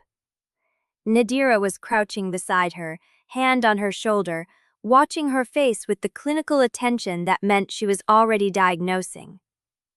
What did it take? Ottavia opened her mouth, closed it. The name, she said. The predecessor's name, the one from the crypt. It started with Ale. I do not know the rest anymore. Nadira's jaw tightened. And part of the code, Ottavia said. The part Talaya explained, the way the manifests connect. I still know there was a code. I do not know what it said. She looked down at her hands. They were shaking. Not from cold, from the understanding that had just arrived, cold and absolute as the missing letters of a name she would never retrieve. The losses were no longer taking old tenderness. They were taking new truths, fresh knowledge, strategic names. The very evidence she had traveled to Sere Vale to recover. The Cindering was not content to bird away the past anymore. It was eating the present. It was taking the information she had just acquired, the names and codes and connections she needed to prove the conspiracy before she had a chance to use them. Ottavia. Drinnick's voice. She turned. He stood at the edge of the basin, the map still in his hands, his gray eyes fixed on her with an expression she had never seen before. Not calculation, not grief, fear. What? She said. He looked at the sealed crack, then at the child in her mother's arms, then back at Ottavia, with that same raw, unguarded fear that did not belong on the face of a man who had spent 40 years engineering the erasure of other people's minds. It is accelerating, he said. The cost. It is taking more because you are running out of what it considers expendable. I know. No. He stepped closer. You do not understand. If the Cindering has started taking knowledge from this week, from yesterday, it means it has already burned through everything it considered optional. Everything from your old world. Everything from your first months here. He paused. The next seal will take something you need to survive. Then I will stop sealing. You cannot. He pointed at the map. 7 days. 4 ruptures. 7 failing. The archive is burning. The seller contracts are the only proof that survives, and you cannot read them without the codes Talia gave you. Ottavia looked at her hands, at the knotted cord around her wrist. 22 knots. And now another loss she would have to add. She reached for the cord to tie a new knot, then stopped. Because she could not remember whether she had tied one for the child. The girl, Marcy. Ottavia turned. The mother was still standing at the building threshold, holding her daughter against her shoulder. The child's face was pressed into the woman's neck, hidden. But her eyes, Ottavia had seen them. Flat. Wrong. Watching the fog with the patience of something that had already been shown the shape of what was coming. Marcy, Ottavia said. The girl did not move. The mother looked down at her child, then back at Ottavia, and her face was the face of someone who already knew the answer to the question she had not yet asked. She has not blinked, the woman said. Her voice was steady. Empty. She has not blinked since you handed her back to me. Ottavia walked toward them. The Cindering pulsed. The child's eyes stayed fixed on the gray wall beyond the canal, and Ottavia understood, with the cold clarity of a truth that had been waiting for her to be ready, that the cost of this seal was not only the name she could no longer remember. Something had come back inside the girl while the Cindering was sealing the crack. Chapter 64. The woman did not blink. Ottavia stood in the ash farmyard, the mother's words still hanging in the cold air, and watched the child stare at the sealed crack with eyes that tracked nothing alive. She has not blinked since you handed her back to me. Ottavia's hand went to the knotted cord. 22 knots. She would have to add one for this loss. For the name she could no longer remember. For the code fragment that had dissolved before she could use it. But there was no knot for what had come back inside Marcy. There was no knot for that, because she did not know what it was. We need to move, Ottavia said, before the archive burns completely. No one argued. Marek organized the extraction, silent and efficient, the way men moved when they had stopped hoping for clean solutions. Evans scouted the canal approach and reported the waters still safe. Nadira gathered ash salt samples from the sealed crack, bagging them with the same clinical precision she had used when she first diagnosed the compound's residue in Ottavia's blood. Talia and Suan carried what they could from the farm storehouse, dried grain and lamp oil, and a roll of clean bandages. Drennick stood apart. He held the map, but did not consult it, his gray eyes fixed on the sealed crack with the expression of a man reading his own obituary. Ottavia walked past him without speaking. They moved through the rest of that night and the following day in a strained, watchful silence. The canal route took them east, away from the main roads, through flooded ash beds and abandoned farm tracks where the gray had not yet reached. Evans knew the back channels, the filtered-in cuts and dry stream beds that had once connected the settlement network before the breaches fragmented it. By the second night, they had found shelter in a half-clapped mill house on the edge of a dead irrigation basin. The roof held, the walls did not. Wide moved through the gaps with a sound like something breathing. Ottavia sat with her back against the millstone, the knotted cord in her lap, and tried to reconstruct the day's losses. The predecessor's name? Gone. The code connection Kalaya had explained. Gone. She could still feel the shape of both, the way the tongue felt a missing tooth, but the content had dissolved into something she could no longer reach. Ottavia had known her name began with Beal. That was all. What did it take? Nadira's voice, quiet, seated across from her with a cannabis pack open at her feet. I told you already. The name. The code. No, what else? Ottavia looked at her. Nadira returned the look without flinching. You were quiet on the canal, Nadira said. Not watchful quiet. Processing quiet. You were inventorying what you still have. Nadira pulled a sheaf of paper from the pack, her own handwriting covering both sides, and a second sheet in Talaya's sharper script. Starting tonight, she said. We do this every night. You recite, we write, we compare. Ottavia stared at the blank page. Every name, Nadira said. Every goal, every code you remember, every person you trust, and every person you do not. You say them aloud, and we check them against the copy you made before the accelerated loss began. And if I remember something wrong? Nadira's jaw tightened. Then we correct it while you still can. The first drill took an hour. Ottavia sat in the millhouse with Nadira, Talaya, Suan, and Marek arranged around her in a loose half-circle. Even stood watch at the door. Drinnick had been sent to the far end of the building, out of earshot, at Ottavia's order. Start with names, Talaya said. Everyone in this room. Full name and why you trust them. Ottavia's throat tightened. She started with Marek. Marek Yelvaine, Border Marshal. He has never tried to spend me. Marek's expression did not change, but something in his shoulders loosened. Nadira Peth, Surgeon. She has kept independent records of everything the Cindering takes and has never lied about what she found. Nadira wrote, Talia Noom, former appointment clerk from my world. She knows how the houses operate and has risked her life to prove the conspiracy. Talia nodded, her pen moving.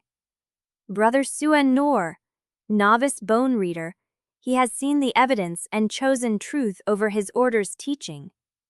Suan's face went pale, but he nodded. Aussies, ma face, Furryman. He has not abandoned us at any point when he could have taken payment and left. Ottavia's grunted from the doorway. Ottavia paused. One name left. Ottavia Yelvaine, she said slowly. Summoned. Cindering vessel, trying to survive long enough to prove the conspiracy. Nadira looked up. Now Drennick. Ottavia's hand tightened on the cord. Demas Drennick, she said. She was about to say safe. The word was already forming in her throat, the automatic response of a woman who had once trusted him absolutely. Her tongue shaped the first consonant, S. She caught it, stopped. The silence in the room was absolute. I almost said safe, Ottavia whispered. No one breathed. Nadira's pen hovered over the paper. You almost called him safe, Talaya said, her voice flat and carefully controlled. Ottavia stared at her hands. I could not feel the difference, she said, between what I knew and what the Cindering left. The word was just there, ready, as if I had already forgotten why I should not trust him. She looked up. What else am I going to forget? The question shone in the air, unanswered, while outside the wind moved through the broken walls and the gray light crept across the dead irrigation basin toward the mill house where they had stopped to rest, and where the girl with the flat, wan eyes watched the darkness with the patience of something that had already been shown where it was going. Chapter 65. The first sound Ottavia heard was not shouting. It was glass. Hundreds of panes shattering in sequence like a wave breaking across the depot facade. She stopped mid-stride on the canal path, the knotted cord swinging against her wrist. The mill house was 3 hours behind them. The dead irrigation basin was 2. Ahead, a 3-story building with iron grills and a painted appointment house crest was losing its windows to a crowd that had finally stopped being patient. Merrick? He was already moving past her, one hand raised to halt the others. I see it. The crowd filled the square in front of the depot, maybe 200 people.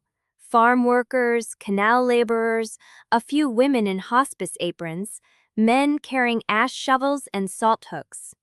They were not armed in any organized way. They were armed in the way that meant they had come here to break something and did not care what broke them back. One man stood on the depot steps with a ledger held open above his head. 17, he roared. 17 names on the winter transfer lists, all from households that could not pay the ward tax, all sent to the canal, all classified void before they arrived. The records are inside, he said. The transfer lists, the contracts. If the fire takes the upper archive before we get in, then we never prove it.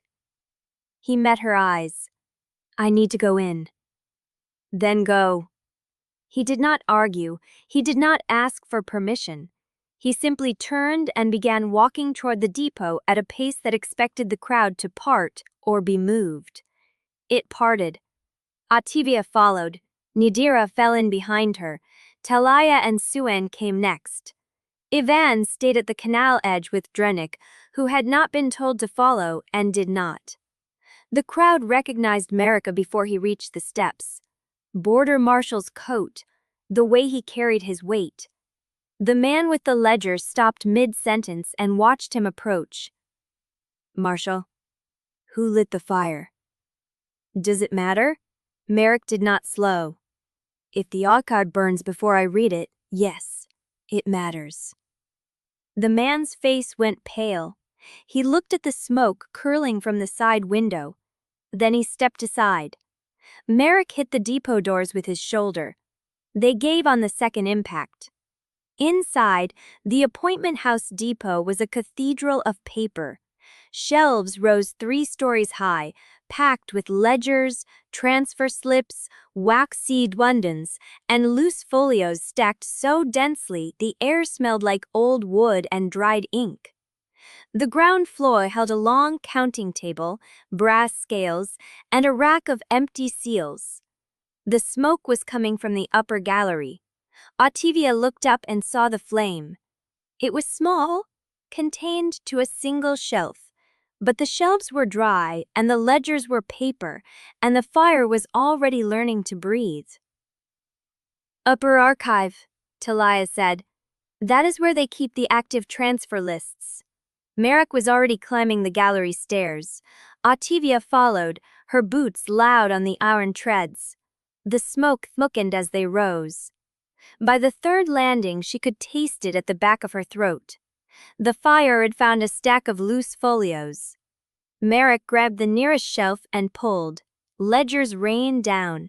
Talia caught one. Nadira caught 2. Suen grabbed an armful and passed them down the stairs hand over hand. Not those, Talia said, flipping a page. These are receipts, past years. The active lists will be separate. Ottavia scanned the gallery. The fire was spreading along the shelf line, moving toward a section bound in calico and sealed with wax. There. Those. She grabbed the calico bundle. The wax seal cracked under her fingers. Inside, 3 sheets of thin paper, each marked with a single name. Myra Kell, Davian Holt, Lisbeth Corin. Ages listed 8, 12, 11, and at the bottom of each sheet a stamped classification. Bunder candidate, latent cindering affinity suspected. Ottavia's hand went cold. They are finding children, she said. Before the cindering manifests, they are tracking them through hospice reports, school absence records, ward tax exemptions. Merrick took the sheets. How many? The calico bundle held 23 names, all under 14, all marked for transfer. We need to move, Nadira said. The fire is spreading faster than we can pull. Ottavia looked at the name of a thrive I mentioned together. The upper archive is burning. You need to clear the square before the beam collapses. The man's face went tight. They will come back. The houses. They will rebuild this depot and keep the same ledgers. Then we will burn those too. Merrick pushed past him, out into the smoke-stained air, and the crowd that had been roaring was now silent, watching the fire eat the building they had come to tear apart. Ottavia stood at the canal edge with 3 sheets of paper pressed against her chest and 23 children's names burning behind her eyes. Drennick was watching her from the skiff. He said nothing. He did not need to. The fire behind them was still growing, and Ottavia felt for the first time that they had found the pattern not because they were winning, but because the conspiracy was done hiding what it had always been. Merrick's hand touched her elbow. We need to move. The smoke will bring wardens. Ottavia looked at the names again. Myra Kell, Davian Holt, Lisbeth Curran. Where do they take the children? No one answered. The fire crackled. The gray light crept across the canal water toward the skiff, and somewhere in the burning depot, a shelf collapsed, sending a shower of sparks into the darkening sky like a signal no one had asked for, but everyone would see. Ottavia folded the sheets and tucked them into her coat. We find where they take the children, she said, and we stop them before the next transfer. Merrick nodded once. The skiff pushed off from the bank. Behind them, the depot burned, and ahead, the canal curved into darkness, and Ottavia kept her hand pressed to the naces in her coat, as if holding them close could keep them safe from whatever the appointment houses had planned for children who would never know they carried the same fire she did. The cindering pulsed once, soft, almost curious against her ribs. Ottavia ignored it. She did not have the room to wonder what it wanted. Not yet. Not while the names were still warm. The skiff moved on, the fire burned. And in the smoke-hazed evening, Merrick looked back at the depot one last time, his expression unreadable, before the canal curved and the burning buildings slipped from view. What else is in that depot? The question hung in the air like the smoke still clinging to their coats. No one answered, but Ottavia felt the same cold certainty settling in her chest. The houses had been hiding this work for decades, and they had only just begun to find what that fighting had cost. Chapter 66. The smoke had a weight inside the depot, thick enough to walk on if you were desperate enough to try. Talia climbed the gallery stairs with a wet cloth pressed over her mouth, and her free hand trailing the banister for guidance. Above her, the upper archive was still burning along the ceiling beams, but the lower shelves had not yet caught. Soon followed 3 steps behind, coughing into his sleeve, his eyes streaming. This is the active transfer wing, Talia said, her voice muffled by the cloth. The lists they kept current, the ones they meant to use. She pulled a ledger from the nearest shelf. The spine was warm. The pages inside were clean. Soon took it without a word and tucked it under his arm. They worked in a rhythm that did not need speech. Talia identified the shelves, current year, current quarter, pending classifications. Soon paused and stacked. The fire crawled along the ceiling above them, dropping burning splinters onto the floor planks, and every few seconds a new section of the gallery groaned.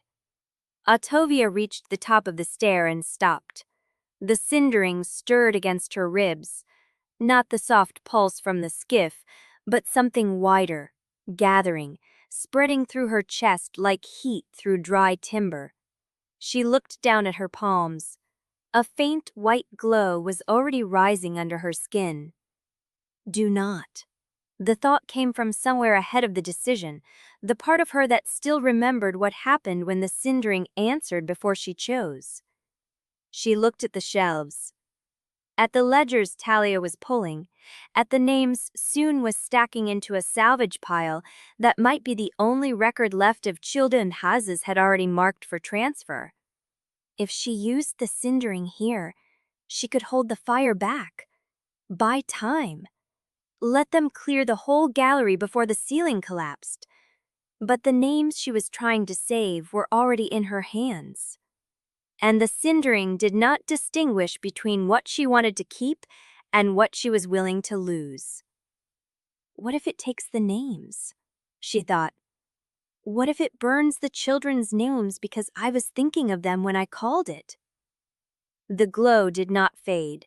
It spread, down into her fingertips, up toward her throat, and Ottavia felt the shape of what it wanted. A seal, a burn, a sacrifice. Something to feed on so the world could hold a little longer. She forced her hands down to her sides. Talia. The woman looked up from a shelf of wax-sealed folios. We need to move. Now. 2 more minutes and I can clear this rack.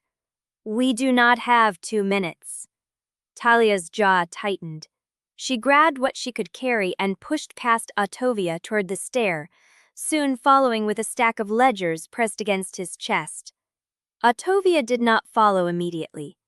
She stood at the top of the archive stair, her hands glowing, the fire crawling closer, and she felt the Cindering pulse a second time, harder, asking for permission she had not given and would not grant. Not for this. Not for the children. The glow subsided. The fire advanced. Ottavia turned and descended into the school. In the street, Marek had formed a line. The crowd had changed. The rioters who had been tearing the depot apart were now being pushed back by a second group, men in gray cloaks with appointment house pins, moving through the press with quiet efficiency, pulling ledgers from the hands of looters and shoving people away from the entrance. Marek stood between them and the depot door. No sword drawn, no orders given, just his stance, his rank, and the cold certainty that if they tried to push past him, he would make the first death count. I have border marshal authority in this district, he said. You will hold your position. A man in a gray cloak stepped forward. Older, scarred across the jaw, with the flat eyes of someone who had done worse things than break a crowd. The appointment houses have standing claim on all documents removed from this depot. You are obstructing lawful recovery. I am obstructing evidence disposal. The man's expression did not change. You are making a mistake, Marshal. File a complaint. The gray-cloaked man held his gaze a moment longer, then turned and signaled to the others. They did not retreat. They spread out, forming a perimeter around the square, blocking every exit except a canal. Marek watched them go cold. They were not here to recover ledgers. They were here to make sure no one left with them. Ottavia emerged from the depot with smoke clinging to her coat and her hands pressed flat against her sides to stop them shaking. Talia and Sere followed, each carrying armfuls of ledgers and folios, their faces streaked with ash and their eyes red from the heat. The upper gallery collapsed 30 seconds after we cleared the stair, Talia said. We got maybe a third of the active transfer lists. It will have to be enough. It is not enough. The house kept separate ledgers for the children. Those were in a locked cabinet at the far end of the gallery. I saw it before the fire reached it, but I could not get to it in time. Ottavia turned to look at the burning building. The flames had reached the upper windows. Glass shattered in waves, each pane falling like a bell struck once before it died. How many names were in that cabinet? How many children will we never know to look for? She felt the Cindering stir again, softer now, almost apologetic, and she hated it for being sorry when it had not asked permission to want what it wanted. We need to move, Marek said, his voice low and urgent. The houses have the square boxed. They are not here to fight. They are here to wait us out until reinforcements arrive. Then we go through the canal. The canal is watched. Then we go through the crowd. Ottavia looked at the people still gathered in the square, the ones who had come to tear down the depot and had seen their own rage reflected in fire. They came here because they found out what the houses were doing, she said. That is not a crowd. That is a witness. She stepped forward, and the people nearest her turned to look. She did not know what they saw. A woman with smoke in her hair and ash on her hands, a woman who carried something they could not name but could feel, like heat from a sealed room. They are burning the names of children in that depot, Ottavia said. They are burning the perfume and jeep. Whatever you just know what it just comes. I have border marshal authority in this district, he said. You will hold your position. A man in a gray cloak stepped forward, older, scarred across the jaw, with the flat eyes of someone who had done worse things than break a crowd. The appointment houses have standing claim on all documents removed from this depot. You are obstructing lawful recovery. I am obstructing evidence disposal. The man's expressions did not change. You are making a mistake, Marshal. File a complaint. The gray-cloaked man had his gaze a moment longer, then turned and signaled to the others. They did not retreat. They spread out, forming a perimeter around the square, blocking every exit except the canal. Marek watched them go cold. They were not here to recover ledgers. They were here to make sure no one locked with them. Ottavia emerged from the depot with smoke clinging to her coat, and her hands pressed flat against her sides to stop them shaking. Talia and Sum followed, each carrying armfuls of ledgers and folios, their faces streaked with ash and their eyes red from the heat. The upper gallery collapsed 30 seconds after we cleared the stair, Talia said. We got maybe a third of the active transfer lists. It will have to be enough.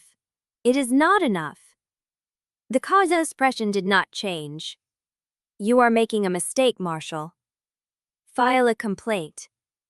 The gray-cloaked man held his gaze a moment longer, then turned and signaled to the others. They did not retreat. They spread out, forming a perimeter around the square, blocking every exit except the canal. Marek watched them grow cold. They were not here to recover ledgers. They were here to make sure no one left with them. Ottavia emerged from the depot with smoke clinging to a coat, and her hands pressed flat against her sides to stop them shaking. Talia and Sum followed, each carrying armfuls of ledgers and folios, their faces streaked with ash and their eyes red from the heat. The upper gallery collapsed 30 seconds after we cleared the stair, Talia said. We got maybe a third of the active transfer lists. It will have to be enough. We need to move, Marek said, his voice low and urgent. The houses have the square boxed. They are not here to fight. They are here to wait us out until reinforcements arrive. They would go through the canal.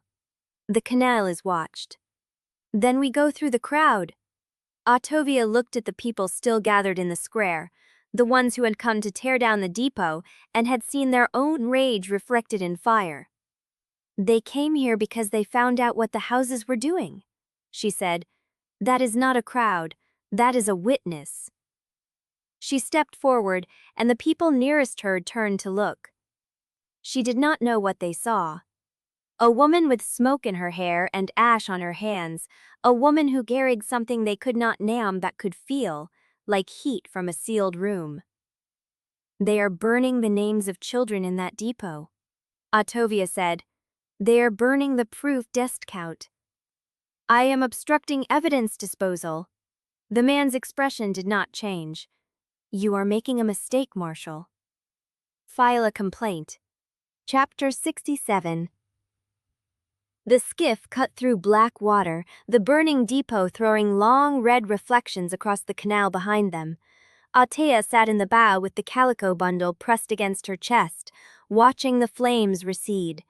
Her hands had stopped shaking, but the shape of the fire still burned behind her eyes, an after-image that would not fade. Talia worked through the salvaged ledgers by lantern light, her fingers moving fast over columns of names, dates, classifications. Suen held a second lantern at her shoulder, turning pages as she finished them. Merrick stood at the stern with one hand on the tiller, watching the canal banks for movement. Even pulled them through the shallows in silence. Nadira sat opposite Talia, a wax slate balanced on her knee, ready to copy anything worth preserving. No one spoke for the first mile. The only sounds were the dip of Evan's pole, the lap of water against the hull, and the occasional crackle of Talia turning a page that had already begun to curl at the edges from heat. Then Talia stopped. "This is wrong," she said. Ottavia looked up. Talia had spread 3 sheets across her lap, each one covered in the same tight administrative hand she had seen 100 times in 100 ledgers across 2 worlds. But there was something different about these. The columns did not line up the same way. What is wrong? The classification system. Talia tapped a finger on the first sheet. The children are listed by age, name, and district of origin. Standard intake format. But the transfer destination column does not use location codes. Suen leaned closer. What does it use? Talia turned the sheet so the lantern light fell directly on it. Ottavia saw the symbols then. Not words, not place names. A sequence of marks in the margin, each one drawn in a different hand. Each one small enough to hide in the curve of a letter if you were not looking for it.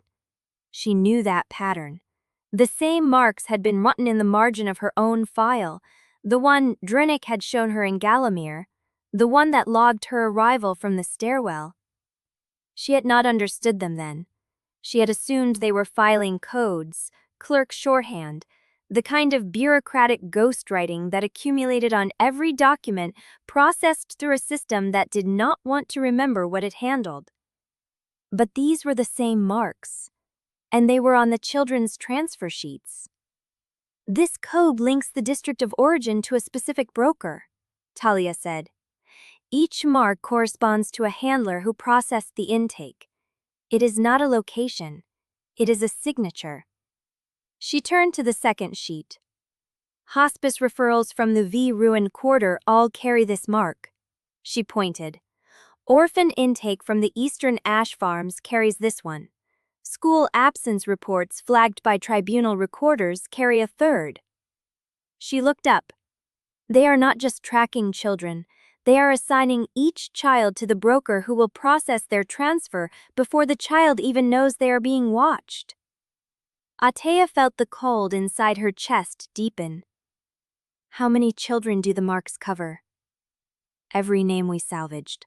All 23 on your calico bundle, and at least 40 more in the ledgers Talia pulled.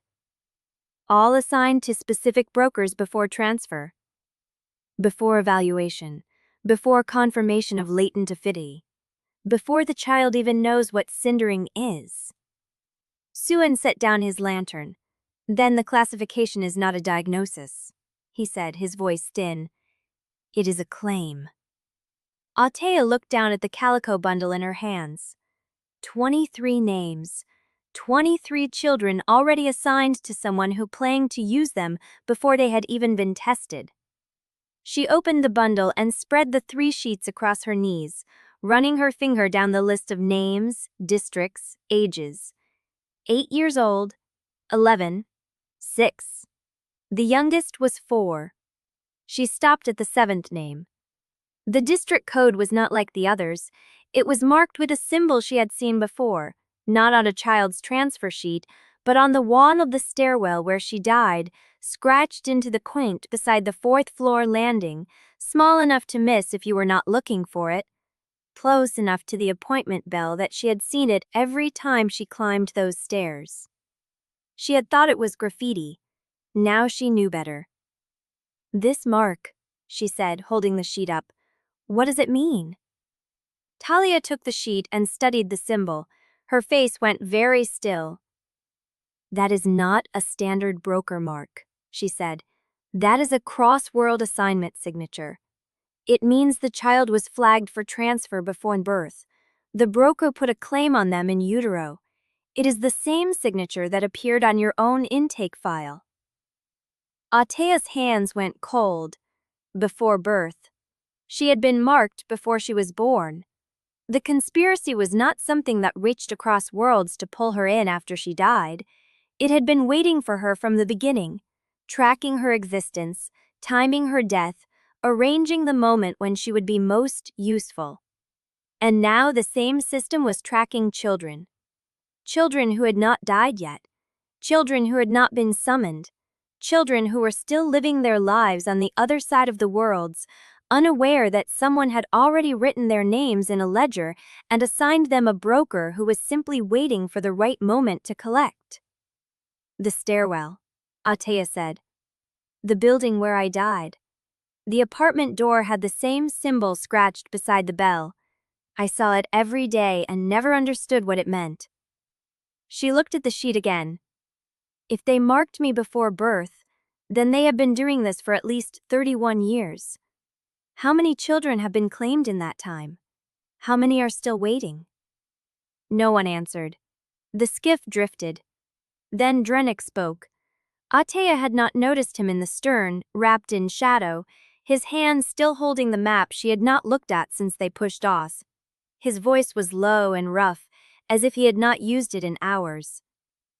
I have seen that symbol before. She turned to face him. Where? In correspondence I was told had been destroyed. He paused. Broker correspondence. The kind that lists purchase purses for imported subjects before they arrive. And you believed the correspondence was destroyed? I believed it because the man who told me was the same man who signed off on the Sere Vale Void inventory. He had no reason to lie about what he was burning. Drennick met her eyes across the skiff. But if that symbol is still in use, then the correspondence was never burned. It was moved. Somewhere the houses control, absolutely. The Tribunal archives, Talia said. Drennick shook his head. No. Deeper than the archives. Below the Tribunal cellars, below even the Master Registry. There is a chamber that does not appear on any official map of Sevrast because it was not built as part of Sevrast. It was built as a terminus. A place where documents from both worlds converge before they are sealed in permanent storage. Atea felt the cindering shift inside her, a slow pulse of recognition, as if it already knew what she was about to ask. How do you know about that chamber? Drennick held her gaze for a long moment before he answered. Because I helped build it. The skiff drifted in silence, wire lapped against the hull, and in the distance, beyond the burning depot, a bell began to ring. Chapter 68. The bell kept ringing. Ottavia held the calico bundle against her chest and watched the depot burn behind them, flames reflected in the black canal water, the sound carrying across the floodplain like a warning she could not read. Drennick sat in the stern, his confession still hanging in the air between them. I helped build it. The skiff moved through darkness. A van pulled in silence, reading the current by feel. Merrick watched the banks. Nadira sat with her wax slate ready. Suin had his hands pressed flat against the salvaged ledgers, as if he could feel what was written inside them through the wet leather. Talia was the first to speak. We need to stop. I need light and flat surface to decode the rest of these signatures before the ink settles and I lose the variant markings. Merrick pointed toward a dark shape ahead. Old mill house. Roof is still on. We can risk an hour. The mill house had been abandoned long enough that the door swung open at a push. The floor was dry. A window faced the canal, the burning depot still glowing on the horizon like a second moon. Talia spread the salvaged sheets across the floor and knelt. Ottavia saw her a second later. Calmo Riot sat in the far corner, her bone ledgers stacked beside her, her robes dry, her calm half-prophet's face unreadable in the low light.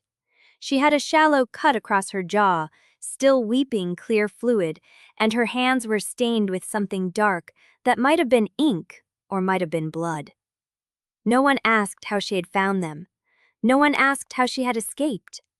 She simply looked at Ottavia and said, "I have been waiting for the right table." Talia did not look up. "The code pattern, you saw it in the Flood archive?" "I transcribed it." Calmo opened her ledger to a middle page covered in fine, precise script. 3 years of broker correspondence, fragments only. The houses destroyed the originals, but I had already copied the variant markings into the margins of the ward maintenance logs. They did not think to burn those. Ottavia crossed the room and knelt beside Talia, the calico bundle still in her hands. "Show me." Talia pointed to the symbol she had identified earlier, the cross-world assignment signature that matched the wall of the stairwell where Ottavia had died. "This mark appears on your intake file and on the 7th child's transfer sheet, but it also appears here." She slid a salvaged sheet toward Ottavia. "On a broker's monthly summary from 9 years before you were born?"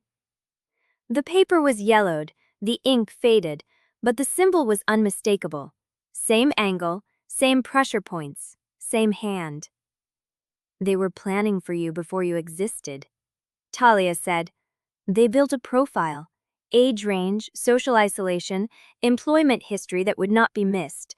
No close family contacts, no one who would file a missing person report that carried weight."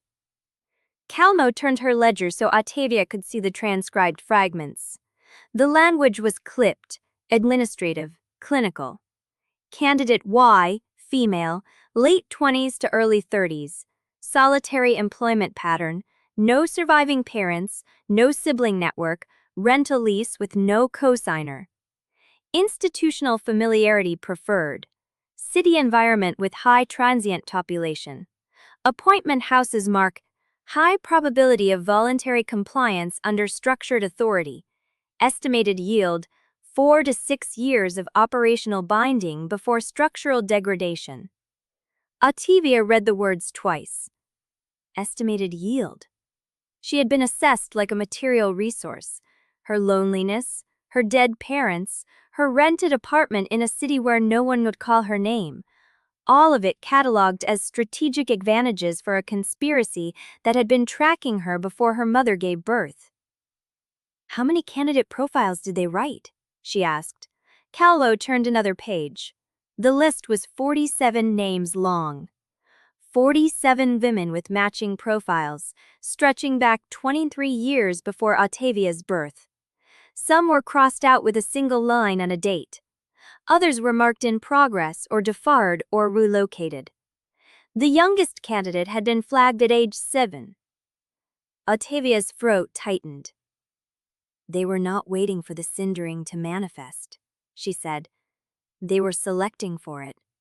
Choosing people who would be easy to take, easy to keep, easy to erase." "Yes. So who wrote the profiles?" Talia and Calmo exchanged a glance. "Broker traffic," Talia said. "The signatures are codes, but the codes map to real names.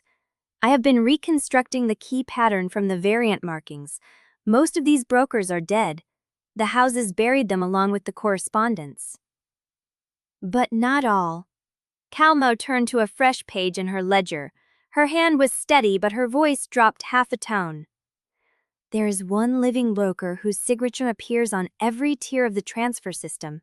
Grade A consumables, Grade B structural, Grade C binding candidates. The same hand authorized the intake classifications for Ottavia Yelvaine, the prior keeper at Vale, and the 4-year-old on your calico list."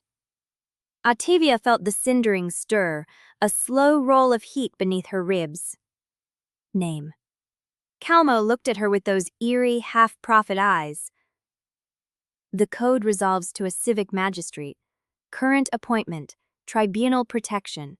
He processes the arrival classifications for every imported subject because his official title gives him jurisdiction over void inventory declarations. She turned the ledger so Ottavia could read the decoded name. Magistrate Oren Vale. The name meant nothing to Ottavia, but Drennick met a sound from the doorway, a low exhale like a man who had just been struck in the chest. "I know that name," he said. "He was the one who told me the Brokucore summons had been destroyed." Ottavia looked up. He was the one who signed off on the Sere Vale void inventory. Drennick's face had gone gray. He was the one who asked me to help build the chamber below the Tribunal. The Cindering surged once, sharp and certain, as if it had already known where this was leading. Ottavia stood slowly, her hands trembling around the calico bundle. "Where is Magistrate Vale right now?" Calmo did not blink. "At the Tribunal Hall, supervising emergency law implementation. He is the one who issued the warrants for your detention." The distant bells stopped ringing. In the silence that followed, Ottavia heard something else, a rhythm of footsteps on the millhouse stairs, moving with the careful weight of men who knew exactly where they were going. Chapter 69. The footsteps stopped 2 stairs short of the landing. Ottavia counted the silence. 5 beats, 6. Then a voice she did not recognize, low and measured, speaking to someone farther down the staircase. "Not authorized to enter. Confirmed occupant count does not match the warrant scope." A pause. A muffled reply. "Then seal the ground floor. No one leaves until the magistrate's rider arrives." The footsteps retreated, descending instead of advancing. Ottavia exhaled slowly and turned from the door. The millhouse was a single large room with a collapsed loft at one end and a grain chute that dropped into darkness. The windows faced the canal approach and the road, both visible from where she stood. Merrick was already at the east window, his hand resting on the frame. "They are not coming up," he said. "They are containing us." "How long until the rider arrives?" "Depends on how fast they ride and who sent them. If Vale sent the order directly, we have maybe an hour before they move on the warrant." "An hour is enough," Ottavia said. She crossed to Calmo's ledger and spread the pages flat under the lamp. The decoded name was there in Calmo's careful script. Magistrate Oren Vale. The signature that had authorized 47 candidate profiles, supervised void inventory declarations, and issued the writs for Ottavia's detention.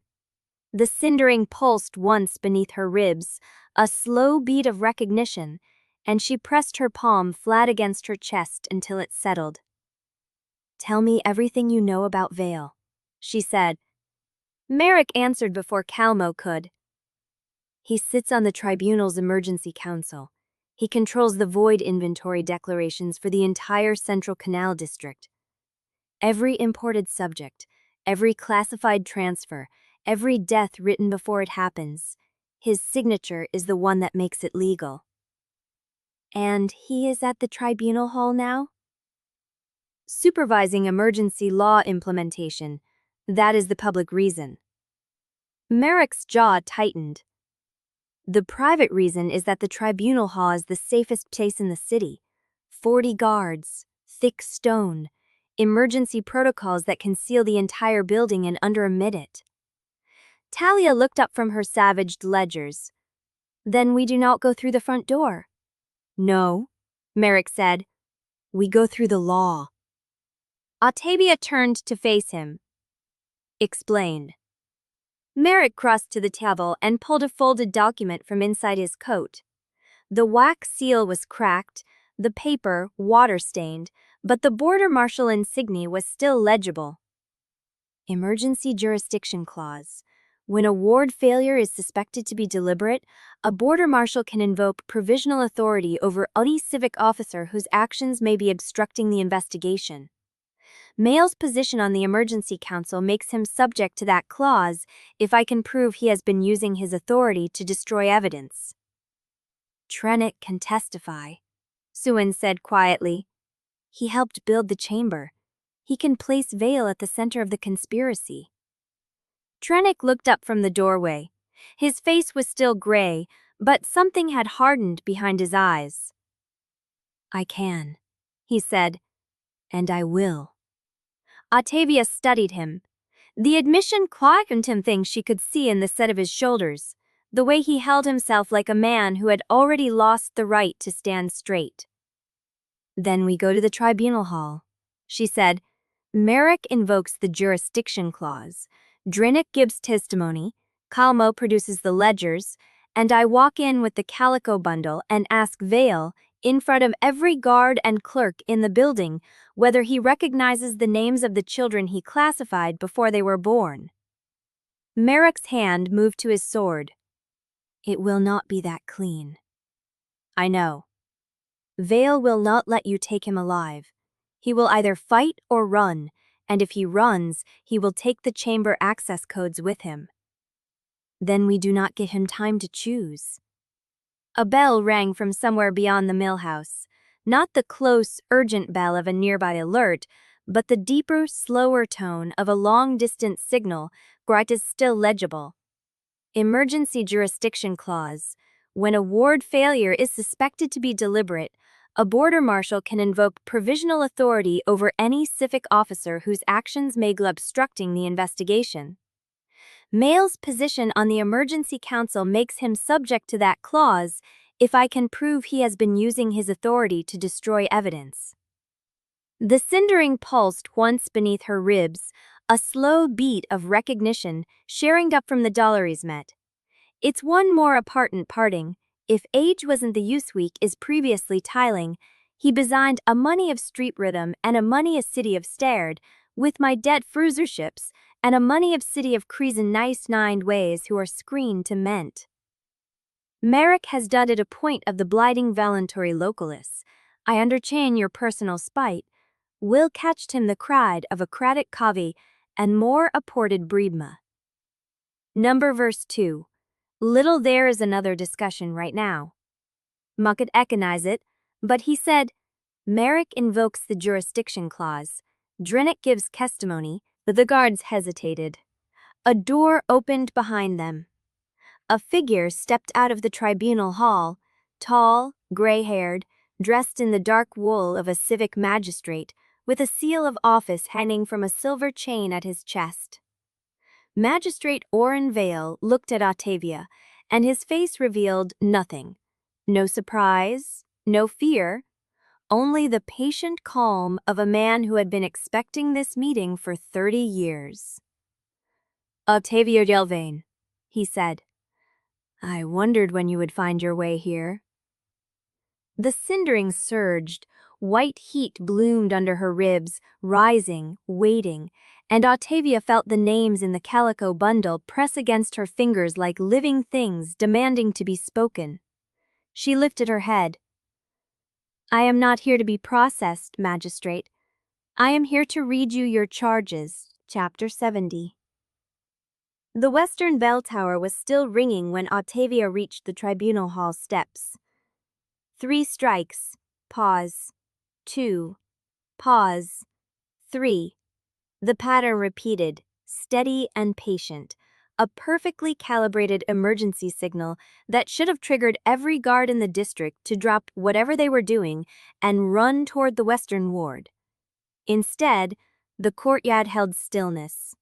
The guards who had turned at the bell were still frozen in place, caught between Vale's calm presence at the door and the paper in Ottavia's hand. Their captain was a woman with a scar splitting her left eyebrow and a jaw set hard enough to crack stone. She looked at Vale, then at Merrick, then at the names Ottavia held. Magistrate, the captain said, there is a bell. I hear it. The protocol is being followed. Vale's voice carried no urgency. Captain Norris, You will confirm the Western Tower has received sufficient personnel before I release your unit. Secure the hall first. Nurse's jaw tightened. The Western Bell is a burning indicator. If the ward there is failing? If it fails, we will know. You will secure the hall. Ottavia watched the exchange and understood. Vale was not ignoring the alarm. He was using it. Every guard who stayed at the Tribunal Hall was one more witness to the illusion that everything was under control. Every guard who ran to the Western Tower was one fewer obstacle between him and whatever he was about to do. She stepped forward, past Merrick's outstretched arm, and held the calico bundle where Neris could see it. Captain, my name is Ottavia Yelvaine. I am the woman your magistrate has been processing for deletion since before I was born. These names are the children he classified as bindable cargo, the same way he classified me. Neris's eyes moved across the paper. Her hand stayed on her sword. Magistrate, she said. What is she talking about? Vale did not answer. He turned and walked back through the Tribunal Hall door. The cindering surged, white heat flaring under Ottavia's ribs, and she felt the fire push against her refusal, hungry, demanding to be used. Because Vale was moving, Vale was about to destroy evidence. Vale was about to walk into the secret chamber and seal its contents behind stone that would never open again. She did not call the fire. She ran. The Tribunal Hall was a maze of narrow corridors and closed doors, each one a potential barrier. Each moment Vale gained a step farther into the dark. Ottavia followed the echo of his footsteps, through the main chamber where clerks were still working at their desks, past a startled secretary who dropped a stack of ledgers, down a stair that descended into a level that did not appear on any official map. The air changed as she descended. Cold, dry, smelling of salt and sealed stone. The walls were lined with the same carved symbols she had seen in the drainage channel, the same knotwork that covered the crypt at Stairwell, the same marks that had been chiseled into the stone stairwell where she died. The conspiracy's signature was everywhere beneath this building. She reached the bottom of the stair and found herself in a narrow corridor lit by a single lamp. Vale stood at the far end, his hand on a recessed door that looked like part of the wall, the seal of office silver on his chest. Ottavia Yelvaine. His voice echoed in the closed space. You were never supposed to see this, not because it is hidden, but because by the time you found it, you would no longer be capable of caring. Open the door. I am going to. He turned the handle. The secret chamber is not a vault, it is a terminus. Once the seal closes behind me, the contents will be inaccessible for 1,000 years. The bones, the records, the correspondence, the contracts your predecessor hoped someone would find, all of it locked beyond retrieval. The cindering beat against her ribs like a trapped thing. She could burn through him. She could stop him. She could use the fire to seal the corridor, trap him here, force him to answer every question that had been eating her alive since she woke on cold black stone. And she did not know which memory the fire would take. The children's names, the corridor location, the knot sequence that meant something she still did not understand. She held the calico bundle and did not call the fire. Vale stepped through the door. The stone began to close behind him. A bell rang from somewhere abem, not the Western bell, a different tone, lower, more urgent, and Merrick's voice carried down the stair. Ottavia? Ivan has the canal route. Vale's men are loading chests onto a skiff. She turned, ran.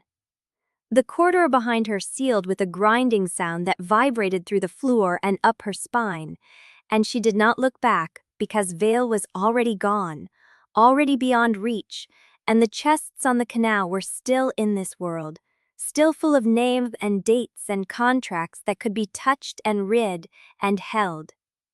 She reached the Tribunal Hall's lower courtyard as Ivan's skiff shot out of the drainage channel, its prow cutting through black water that reflected the two broken moons. Ivan's voice, rough and urgent. Boat route, East Canal, 3 skiffs, 1 with a gray sail, Vale's men are dumping weight. Merrick was already running, Nearest's guards behind him, the street ahead filling with the sound of shouting on running feet and the splash of something heavy hitting the water. Ottavia reached the canal bank as the first chest went under.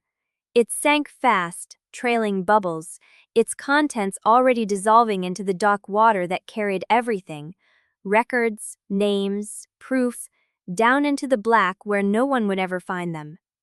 The second chest hit the surface and went under.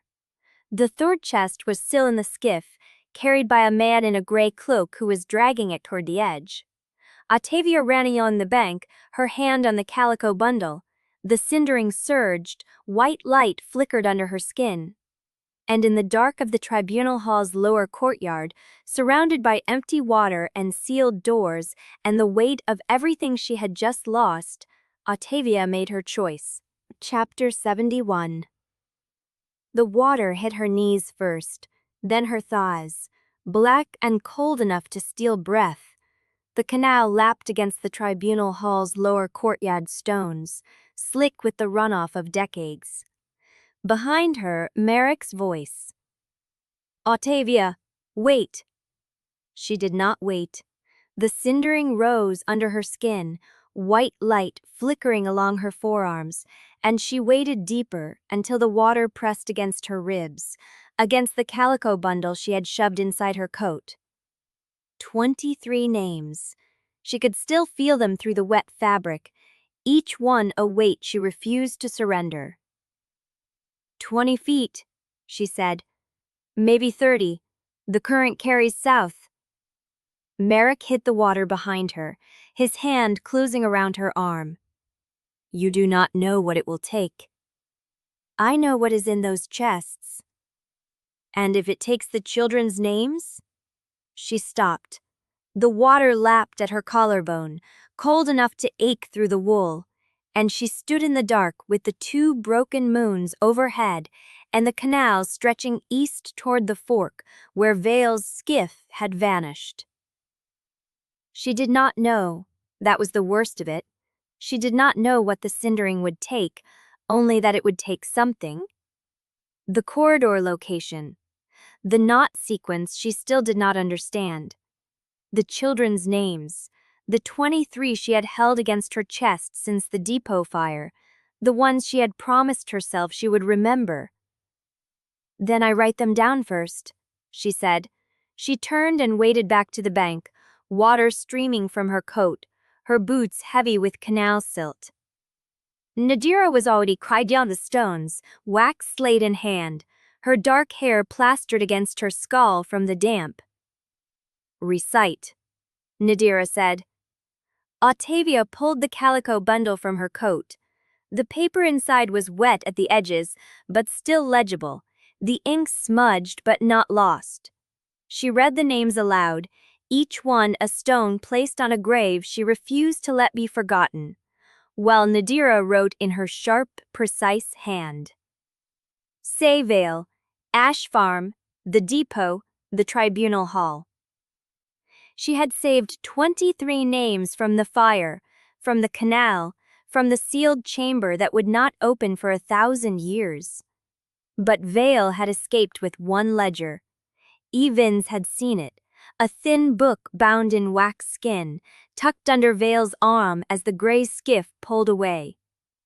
And in that ledger, or in the chests at the bottom of the canal, were the names of every child, every woman, every imported subject the appointment houses had classified before the cindering had a chance to claim them. Merrick stood at the water's edge, his hand on his sword, his face unreadable in the dark.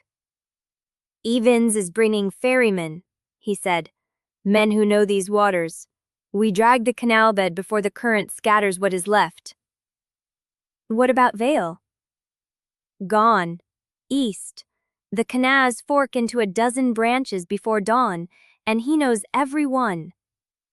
Ottavia looked at the black water. The cindering pulsed at the base of her skull, waiting, hungry, patient in a way that made her feel like a held breath. She did not call it, not yet. Yelvaine arrived with 3 ferrymen, their faces worn by salt and weather, their hands calloused from ropes and poles. They looked at Ottavia, at the tribunal hall behind her, at the guards who had followed nearest to the bank, and now stood watching with expressions caught between duty and doubt. 20 to 30 feet, Yelvaine said. Current running south at maybe 2 knots. If the chest sags straight, they are still within 100 yards of here. If they hit the bottom and rolled, they could be anywhere. Then we find them, Ottavia said. The ferrymen worked in silence, dragging weighted lines along the canal bed, their poles probing the silt and stone. The lamps on the bank threw long shadows across the water, and somewhere above a bell rang once, twice, then stopped. Ottavia counted the knots on her cord while she waited. 22. She had tied 22. She remembered tying 21. The 22nd was the one she did not remember, a gap in her own continuity that she had learned to accept, the way she accepted the cold in her bones and the unnatural chill of her own skin. One of the ferrymen called out. His pole had struck something solid, something that did not give way to silt and stone. Merrick waded in with a rope. The ferryman hooked the line under the chest, and they hauled it up together, water streaming from the lead-lined box as it broke the surface and landed on the stones with a wet, heavy sound. The second chest came up 10 minutes later, dragged from a deeper pocket of the canal where the current had not carried it. The third took 40 minutes. The ferryman shook his head. If there was a third, it rolled into the downstream channel. That water feeds into the marsh canals, and those go for miles. Ottavia looked at the tribunal hall behind her, the building where Vale had waited for her, where guards still stood at the doors, where Merrick's emergency jurisdiction clause had bought them entry but not safety. Where beneath the tribunal hall? Merrick asked. Talia turned to the next page. The notation does not say, but the construction date is listed. It was built the same year the appointment houses first received their charter. Ottavia looked at the calico bundle in her hands. The cindering pulsed at the base of her skull. And somewhere in the dark tribunal hall, behind stone walls she could not see, a hidden registry held every name she had ever tried to save. Chapter 72. The tribunal hall stood dark against the rain, its windows shuttered, its main doors barred from inside. The stonework changed here, older, rougher, the mortar darker. The same knotwork symbols from Vale lined the arch, the same patterns Ottavia had seen carved into the drainage channels and the secret terminus corridor. That was not here when I helped build the chamber below, Drennick said. He stopped at a junction where the service corridor widened into a low arch. The stonework changed here, older, rougher, the mortar darker. The same knotwork symbols from Vale lined the arch, the same patterns Ottavia had seen carved into the drainage channels and the secret terminus corridor. That was not here when I helped build the chamber below, Drennick said. He stopped at a junction where the service corridor widened into a low arch. The stonework changed here, older, rougher, the mortar darker. The same knotwork symbols from Vale lined the arch, the same patterns Ottavia had seen carved into the drainage channels and the secret terminus corridor. That was not here when I helped build the chamber below, Drennick said. He stopped at a junction where the service corridor widened into a low arch. The stonework changed here, older, rougher, the mortar darker. The same knotwork symbols from Vale lined the arch, the same patterns Ottavia had seen carved into the drainage channels and the secret terminus corridor. That was not here when I helped build the chamber below, Drennick said. He stopped at a junction where the service corridor widened into a low arch. The stonework changed here. Older, rougher, the mortar darker. The same knotwork symbols from Sere Vale lined the arch. The same patterns Ottavia had seen carved into the drainage channels and the secret terminus corridor. That was not here when I helped build the chamber below, Janik said. He stopped at a junction where the service corridor widened into a low arch. The stonework changed here, older, rougher, the mortar darker. The same knotwork symbols from Sere Vale lined the arch, the same patterns Ottavia had seen carved into the drainage channels and the secret terminus corridor. That was not here when I helped build the chamber below, Janik said. He stopped at a junction where the service corridor widened into a low arch. The stonework changed here, older, rougher, the mortar darker. The same knotwork symbols from Sere Vale lined the arch.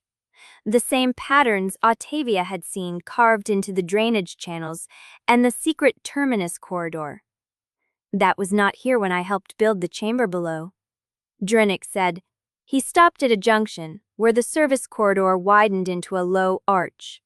The stonework changed here, older, rougher, the mortar darker. The same knotwork symbols from Sere Vale lined the arch. The same patterns Ottavia had seen carved into the drainage channels and the secret terminus corridor. That was not here when I helped build the chamber below, Drennick said. He stopped at a junction where the service corridor widened into a low arch. The stonework changed here, older, rougher, the mortar darker. The same knotwork symbols from Sere Vale lined the arch. The same patterns Ottavia had seen carved into the drainage channels and the secret terminus corridor. That was not here when I helped build the chamber below, Drennick said. He stopped at a junction where the service corridor widened into a low arch. The stonework changed here, older, rougher, the mortar darker. The same knotwork symbols from Sere Vale lined the arch. The same patterns Ottavia had seen carved into the drainage channels and the secret terminus corridor.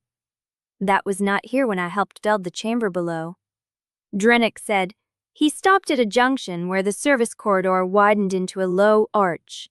The stonework changed here, older, rougher, the mortar darker.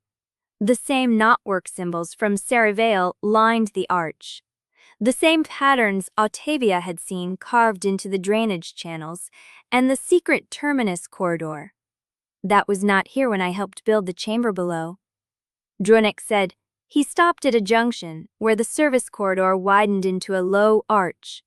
The stonework changed here, older, rougher, the mortar darker. The same knotwork symbols from Sere Vale lined the arch. The same patterns Ottavia had seen carved into the drainage channels and the secret terminus corridor. That was not here when I helped build the chamber below, Drennick said. He stopped at a junction where the service corridor widened into a low arch. The stonework changed here, older, rougher, the mortar darker. The same knotwork symbols from Sere Vale lined the arch. The same patterns Ottavia had seen carved into the drainage channels and the secret terminus corridor. The third pulse hit harder. The lamp went out, and in the dark Ottavia felt the cindering rise inside her, not asking, not waiting, ready to answer the only way it knew how. Chapter 73.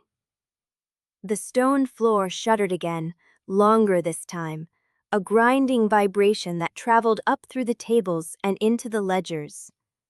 The knotwork symbols on the walls caught the dying lamp glow and held it, each carved line gleaming like a vein of old light. Swan's charcoal snapped. He stared at the broken piece in his hand, then at the wax slate.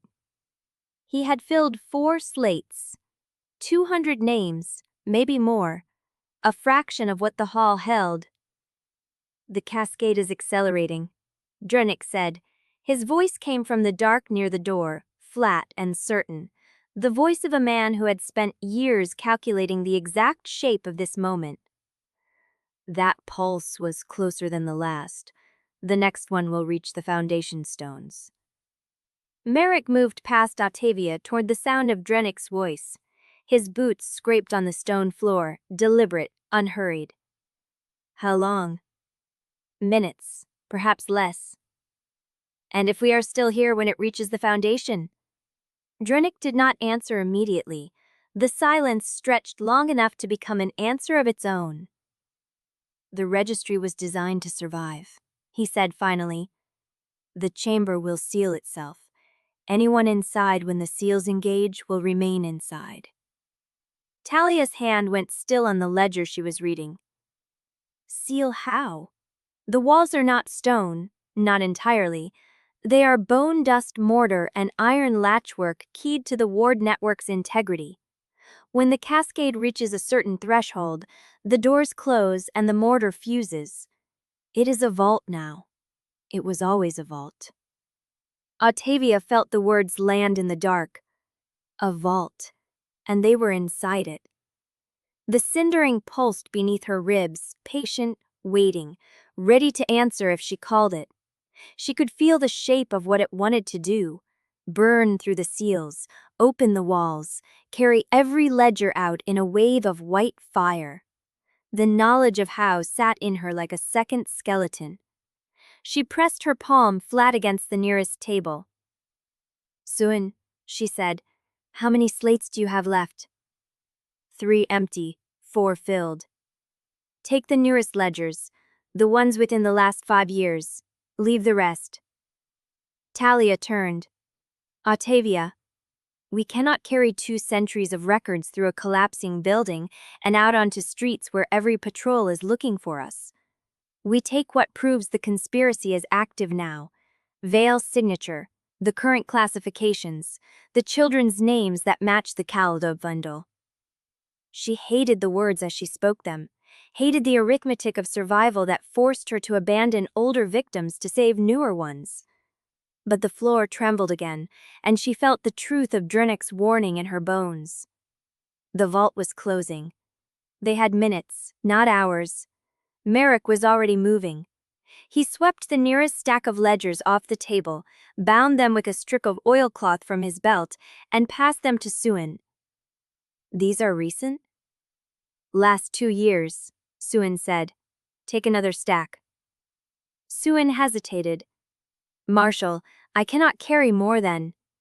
Then carry what you can and leave the rest. That is what survival looks like tonight. The words were hard, but his voice was not cruel. It was the voice of a man who had made this kind of choice before, who knew that hesitation killed faster than bad math. Baltenio poured the termination order from the table where she had found it. Vale's signature, the emergency council stamp, the words termination of utility in a clerk's neat hand. She folded the page and pressed it into the waistband of her coat. The Cindering stirred, hungry for the names still waiting on the tables, the hundreds of victims it could consume and carry inside her, permanent and irrefutable, locked in the fire where Nur Canal could sink them. She refused it, not because she did not want the names, because she did not know what else the Cindering would take if she let it read the ledgers. The children's names were written on wax slates now, but the memories of how she had found them, the depot fire, Talia's voice calling down from the gallery, the calico bundle pressed against her chest, those were still hers. If the Cindering touched the registry, it might burn the path that led here too. She would not arrive at the next crisis, unable to remember why she came. Everyone, Merrick said. Now. He led the way toward the door, a ledger under each arm, his short sword drawn. The knotwork symbols on the walls had begun to shift.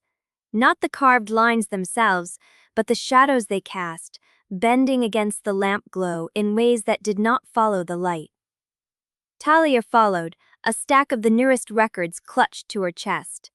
Suin came next, 4 wax slates and 3 bound ledgers, balanced awkwardly, his thin arms already shaking. Drennick stood at the door. He had not moved, had not taken a single ledger. He stood with his hands at his sides, watching the knotwork shift, his pale gray eyes tracking the shadow change like a man reading a language only he could still understand. "These seals were laid when I built the terminus," he said. "I did not know the registry existed, but I know how the houses build. The cascade will not stop at the foundation. It will travel through the mortar, seal the door, collapse the corridor, and bury the evidence under stone that will take months to excavate. Then we move faster," Merrick said. "That is not what I am telling you." Drennick turned. His face was gray in the uncertain light, the hollows beneath his cheekbones dark as bruises. "I am telling you that the cascade was designed to conceal the registry permanently. The houses planned for this moment. They built the collapse into the architecture. If we leave now, we lose everything we cannot carry. If we stay, we die inside a vault that was built to never open again." The floor shuddered again. A crack ran across the ceiling, thin as a hair, spilling dust. Audrey looked at the tables, at the hundreds of names still waiting in the dark, at the cindering pulsing beneath her skin, coiled and ready, offering her the only way to carry them all. She looked at Merrick. His jaw was tight, his hand steady on his sword. He was watching her, not the crack, not the door, waiting for her to decide. "Suan," she said, "give me your empty slates." He handed them over without question. She turned to the nearest table, to a ledger open to a page of names she did not recognize, and began to write.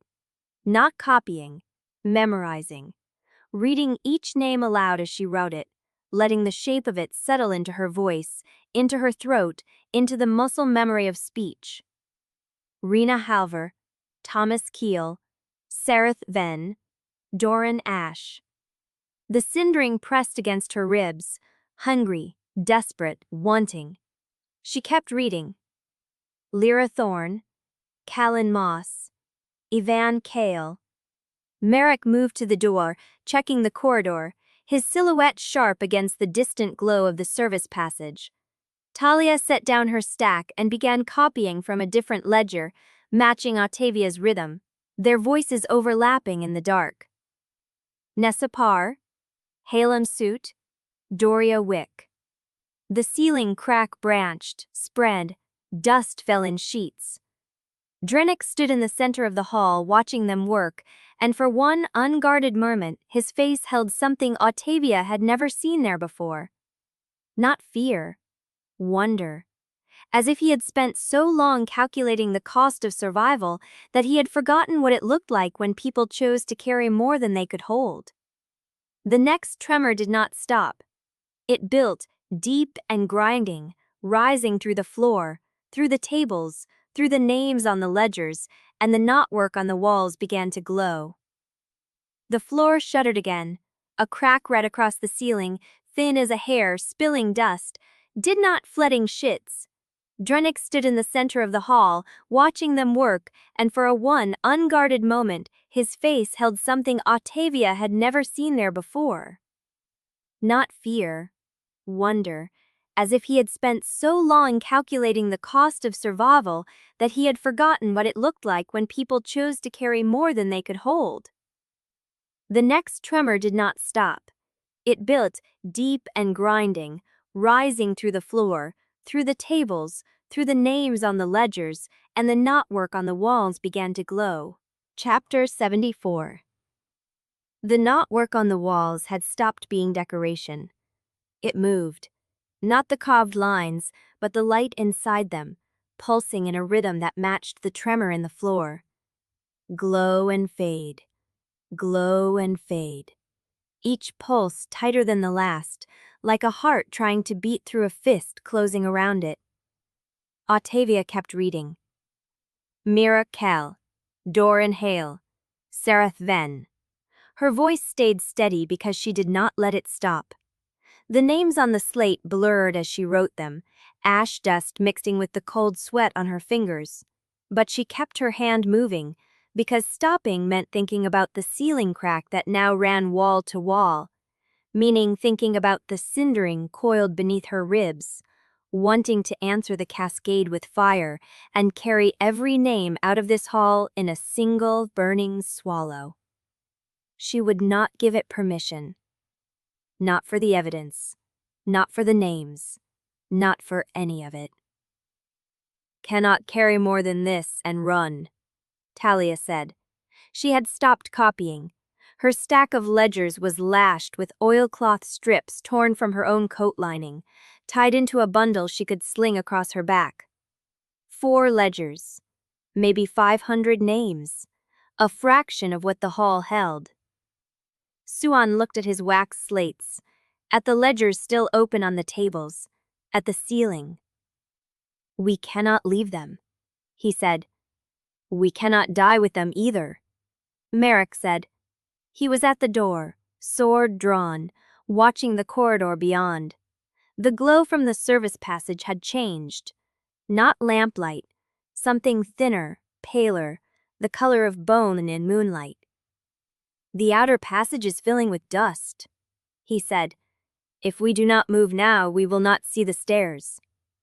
Ottavia finished the name she was writing. Lyra Thorne. Set the charcoal down. She looked at the tables, at the hundreds of names she had not read, at the cindering, patient, and terrible, offering her the only way to carry them all.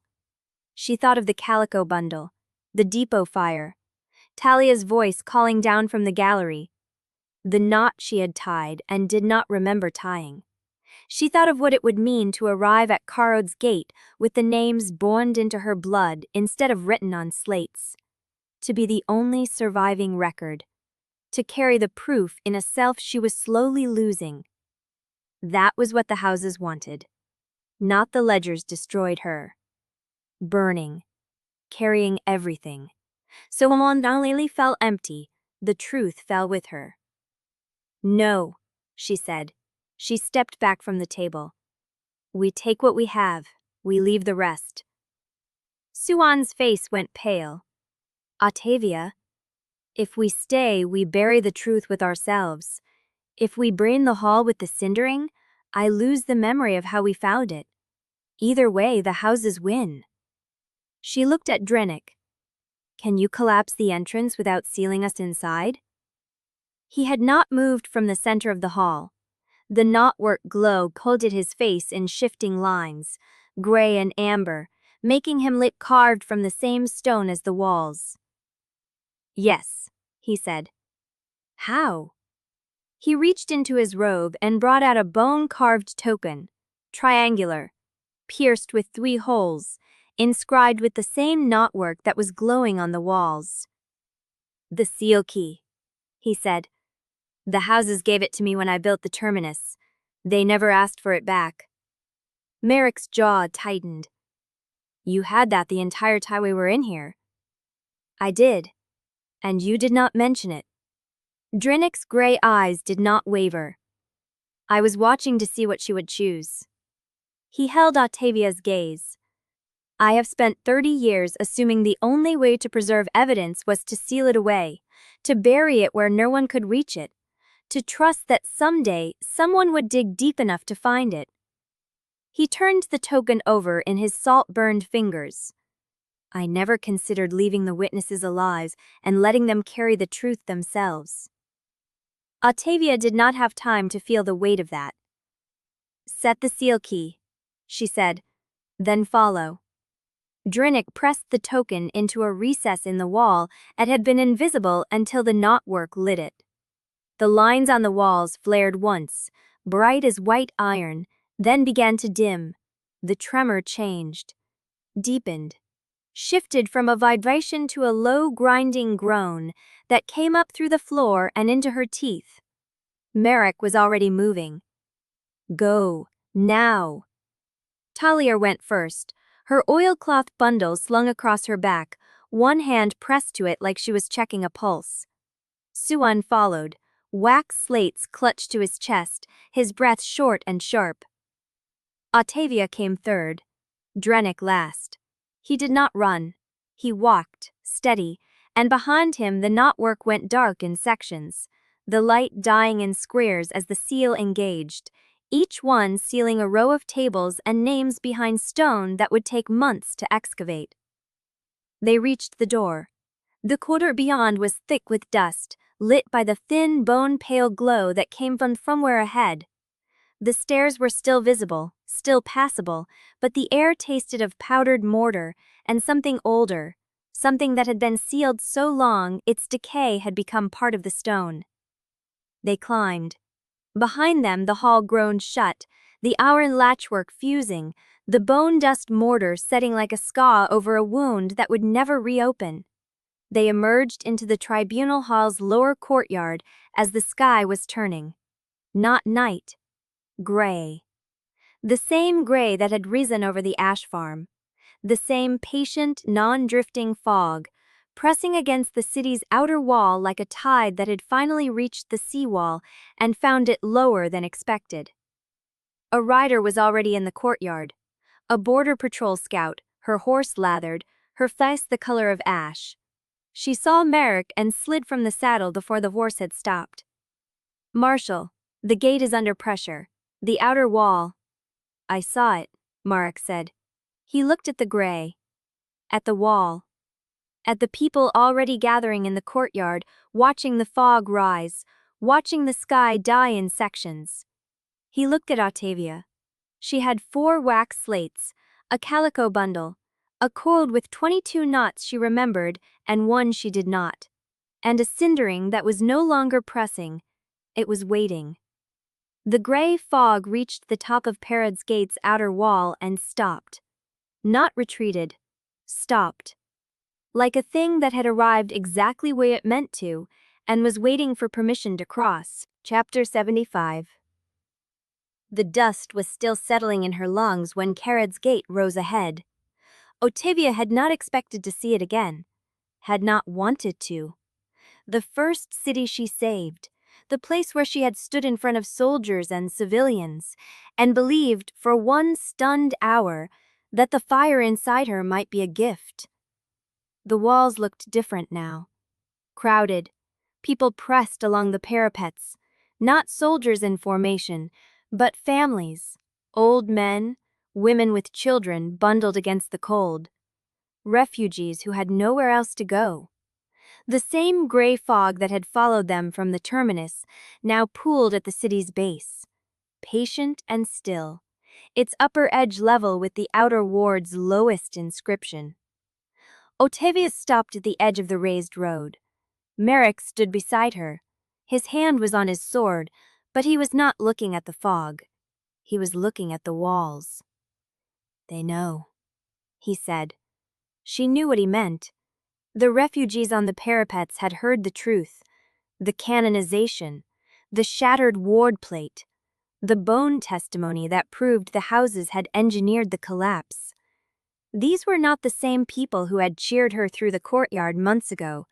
These were people who now understood what her miracles cost. A woman near the gatehouse was staring directly at her. Her mouth was open. She was not calling out. She was waiting. A boy clutched the stone beside her, maybe 20 years old, his face tight with the kind of fear that had stopped being acute and become part of the bone. Ottavia walked forward. The crowd on the walls did not shout. They watched. Their silence was heavier than any welcome. She reached the gate. A rider had dismounted and was pushing through the press of bodies. A border patrol officer, young, her badge catching the last light through the fog. She stopped when she recognized Merrick. "Marshal, we were told you were dead." "Not yet," Merrick said. "What is the condition inside?" The officer's eyes flicked to Ottavia, lingered, then back to Merrick. "The gate held through the first cascade, but the outer ward is showing fatigue lines. The archivist's bell tower collapsed an hour ago.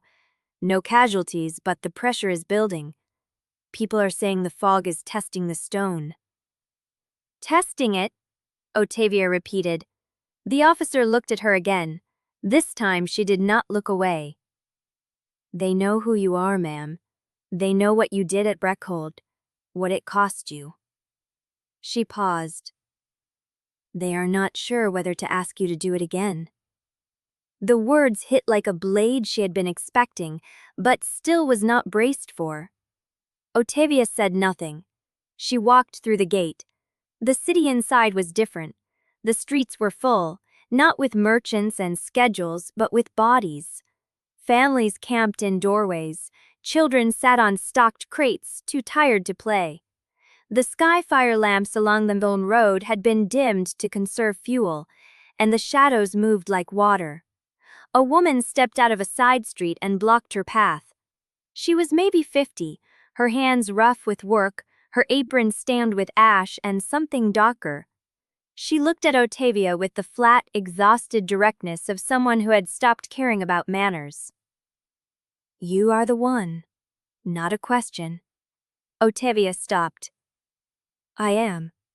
The woman's jaw tightened. She looked at Ottavia's hands, at her face, at the cord knotted at her belt. I lost my son to the canal void last year.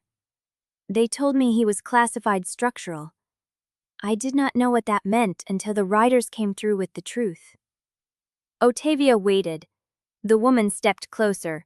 Her voice dropped to something barely audible. I want you to know that there are people in this city who will not ask you to burn for them.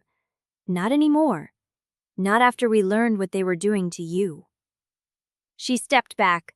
Then she turned and walked away into the crowd. Ottavia stood in the middle of the street. Merrick had stopped behind her. She felt his presence, not touching, but close. That was not what I expected, she said. Neither did I. She moved forward again. The crowd parted, not in reverence, but in a kind of uncertain respect, as if they were not sure whether to thank her or apologize. A man near the well called out, Will you save us again? His voice cracked. He was holding a child, a girl maybe 5 years old, her face pressed into his shoulder. Ottavia looked at him. The question hung in the air between them. She thought of the knot she did not remember tying, of the 23 children's names in the calico bundle, of the Cindering waiting inside her like something that had learned patience. Yes, she said, but not the way they wanted me to. The man did not understand. His brow furrowed. Someone else called out from the steps of the bell tower. Do not let them spend you. A woman's voice, clear and hard. Do not let them use you up and call it salvation. Ottavia turned. The woman was standing in the bell tower doorway, a tall figure in a border patrol coat, her scarred eyebrow catching the lamplight. Captain Nearest. She stepped down into the street and walked toward Ottavia, her boots ringing against the stone. She stopped an arm's length away and met Ottavia's eyes directly. I saw the names you showed me, Nearest said. I know what the houses were doing to those children. I know what they were doing to you. She held Ottavia's gaze. The city has heard the truth. Not all of it, but enough. Some of them want you to save them. Some of them want you to run. Some of them want to burn the Tribunal hall to the ground and salt the ashes. She paused. And some of them want to stand with you. Ottavia felt the weight of the words pressing against her chest. She looked up at the parapets, at the families pressed against the stone, at the gray fog pooling at the base of the wall, patient and still. The outer ward shivered. A visible ripple ran along the inscription line, a wave of pale light that flickered and dimmed. The stone groaned. Not loud, deep. A sound that traveled through the ground and into her boots. The crowd went silent. Ottavia watched the inscription settle, watched the line of the ward stop flickering, watched the fog at the base of the wall shift, a slow, lolling motion, as if it had noticed something. The ward had not failed, but it had moved. It had bent under pressure and settled back into place, and for one long heartbeat, the people on the wall had seen it shiver. Merrick stepped up beside her. That was not supposed to happen. No, Ottavia said. She could feel the cindering inside her. Not pressing, not hungry, waiting. The same way it had been waiting since the terminus. The fog at the base of the wall was not rising. It was watching her. And she realized with a cold certainty that settled into her spine that the Grate had not come for Carad's gate. It had come for her. Chapter 76. The ward at Carad's gate settled, but the shiver had not left the stone. Ottavia could feel it in the mortar, in the inscription line that still held, but no longer held straight. The gray fog pooled at the base of the outer wall, patient, watching, waiting for something that had not yet arrived. Captain Nearest stood beside her on the parapet, her hand resting on her sword hilt. You felt that, Nearest said. I felt that. Nearest looked at the fog, at the wall, at the crowd below still pressed against the gates, still watching. The outer ward bends under pressure now. It settles back, but it does not spring. It bends and stays bent. Ottavia nodded. She could feel the cindering inside her, coiled in her chest like something that had stopped asking permission. It had been waiting since the terminus, since the seal key turned and the bone dust mortar fused shut behind them. Waiting, not for permission, for her to admit there were no more doors left. Marek climbed the parapet steps behind her. His boots scraped against the old stone, and when he stopped, he was close enough that she felt the warmth of his presence without needing to turn. Dranik is below, he said. He asked to speak to you. Alone. Ottavia turned. Marek's face was unreadable, but his jaw was set. He did not like delivering the request. He has something he should have shown us earlier. He said it could not wait for the Cascade. Ottavia looked down at the courtyard. Dranik stood alone near the well, the same well where the man had asked her if she would save them again. He was holding a roll of parchment, old and stained, tied with a strip of black leather. He was not looking up at the parapet. He was looking at the ground at his feet, as if he had already decided she would refuse. Let him come up, Ottavia said. Margek's jaw tightened. You are sure? No, but I will hear it. Nearest stepped back, giving them room, her hand still on her sword. Margek turned and called down to the courtyard. Dranik looked up, then crossed the stones with the slow, measured tread, a man walking toward a judgment he had already rehearsed. He climbed the parapet stairs. When he reached the top, he stopped a few feet from Ottavia and held out the roll of parchment. This is the triage map I should have shown you at Ash Farm. Ottavia did not take it. Why did you not show it to me at Ash Farm? Dranik's pale gray eyes met hers. Because I did not believe you would accept what it offers. He set the roll on the parapet wall and pulled the leather tie loose. The parchment unfurled, old and dense with ink, showing the entire central ward network, every tower, every inscription line, every anchor stone, every settlement that depended on them. But the lines were not solid. Many of them were drawn in two colors, black for existing, red for something else. Dranik pointed to the first red line, a sweeping arc that cut across the ash flats and curved south of Carad's gate. This is the alternative I never presented to the Tribunal. A chain of controlled sacrifices.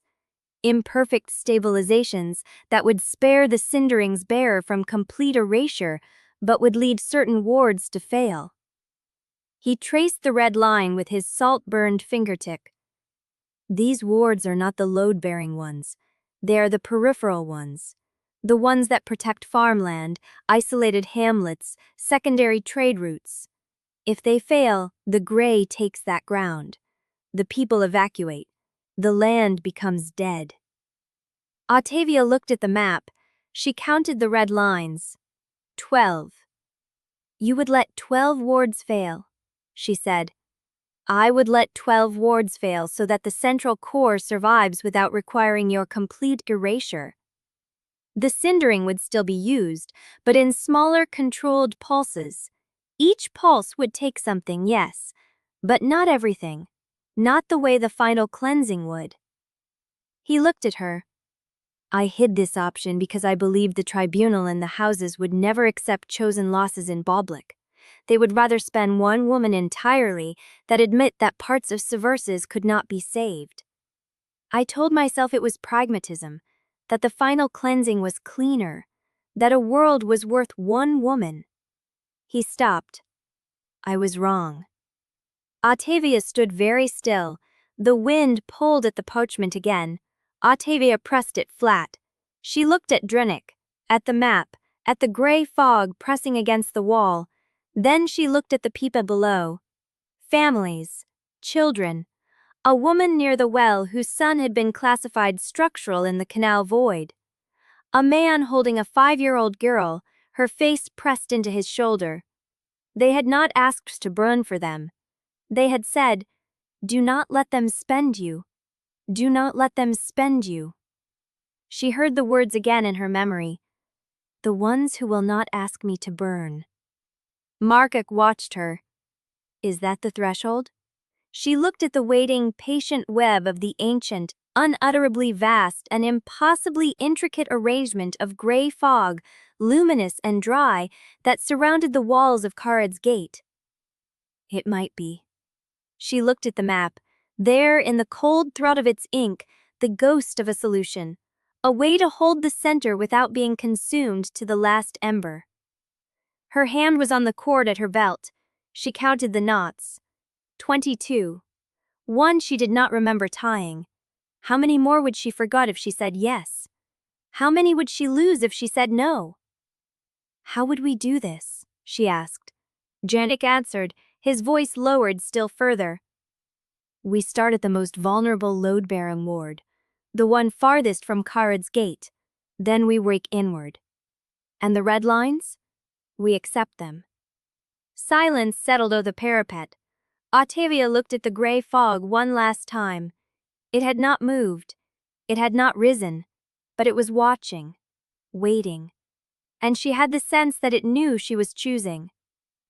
You understand something, said Drennick, watching her with a curious intensity. I have a choice. For once you have given me the parameters of a choice. She looked at Marek. Will you accept this? He looked at her, at the wall, at the gray, at the people below waiting to see what their miracle worker would choose. I will accept whatever you decide, Marek said, and the gray fog rose. Chapter 77. The gray fog rose. Not fast, not slow. It rose the way water fills a cup set beneath a leak. Steady, patient, certain. The leading edge climbed past the first course of stone on Carad's gate's outer wall, and Ottavia felt the cindering shift inside her chest, the way a sleeper shifts toward waking. She looked at the triage map. 12 red lines, 12 wards that would fail. Her pulse for each one, and the people in those settlements would have to run. Then we start now. She folded the map and turned from the parapet. Mark moved first, calling orders to the riders below, snapping out evacuation routes and supply caches for the peripheral hamlets before she could hear the hesitation in his voice. Captain Nuris was already sending runners to the bell towers, signaling the outer wards to begin pulling watch teams back. Drennick stood where she had left him. You will need me at each site. I know. The cindering will respond faster if I am near enough to read the inscriptions as they fail. She met his eyes. You want to witness. I want to steer, he said, for the first time honestly. The first site was a drainage ward 2 miles east of Carad's gate. a low stone hut half sunk into marsh ground, where the inscription lines had already begun to crawl with hairline fractures. The gray had not reached it yet, but she could feel the pressure building through the earth, the same deep pulse she had felt in the terminus vault. Ottavia knelt at the edge of the inscribed stone. The cindering came when she called it. It was gentler this time. That was the wrong word. It was deliberate. The fire rose through her arm and spread across the stone in a controlled thread, sealing the fractures one by one while she held the image of the triage map in her mind. The cost was a small one, the taste of a meal she had eaten 3 weeks ago. She did not know whose table it had been or what had been served. The memory dissolved before she could name it. She stood. Done. Nadira marked the time on her slate.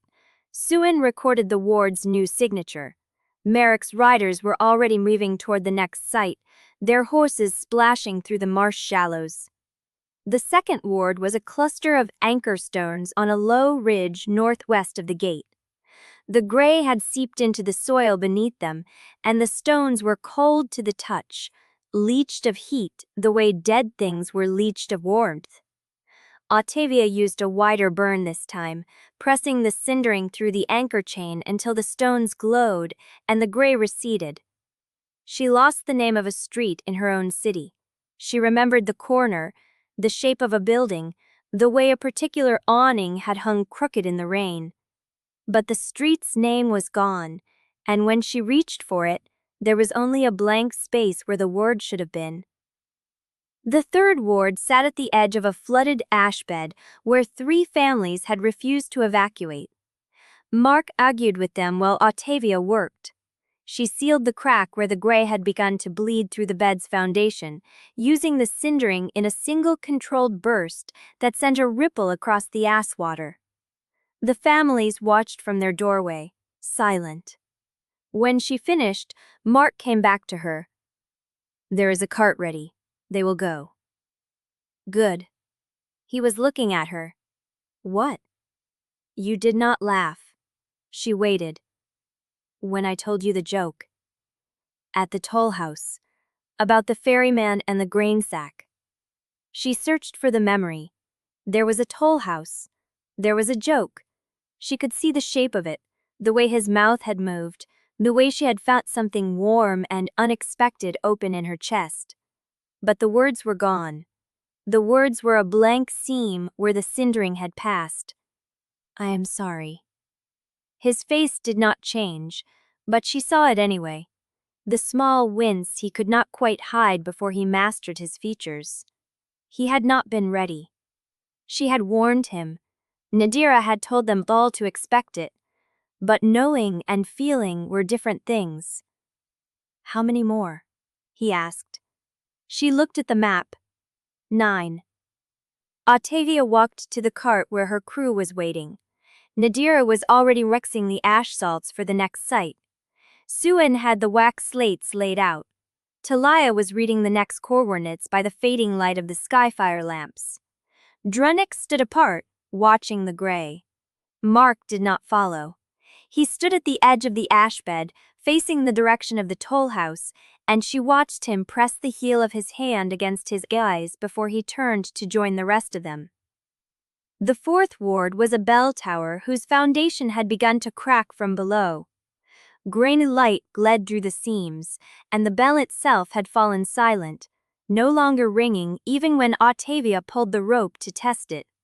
She sealed the foundation with a tighter burn than she had used on the others, threading the cindering between the stones like a needle through torn cloth. The cost was the way her mother had hummed, not a specific psalm. The hum itself, the vibration of it through a kitchen floor. Gone. Ottavia did not stop. She walked to the 5th site, the 6th, the 7th. Each time she felt the stir of it, the cindering readied itself with less urging now, as if it understood the cadence of the work. Each time she pressed a controlled burn into the ward, each time a small piece of her dissolved. The eighth site was an old guard post on a hill where the view should have shown her the central canal, but instead showed only gray. The ninth was a stone bridge where the ward ran beneath the arch, the inscription lines glowing faintly as she sealed them. The 10th was a chapel whose roof had already collapsed, the gray pooling in the nave like standing water. The 11th cost her the smell of her own apartment in the morning, the particular mix of coffee and dust and old paper that had been the background of her life for years. She reached for it and found nothing. Ottavia knelt at the 12th site, a dry well at the edge of a hamlet that was already empty of people.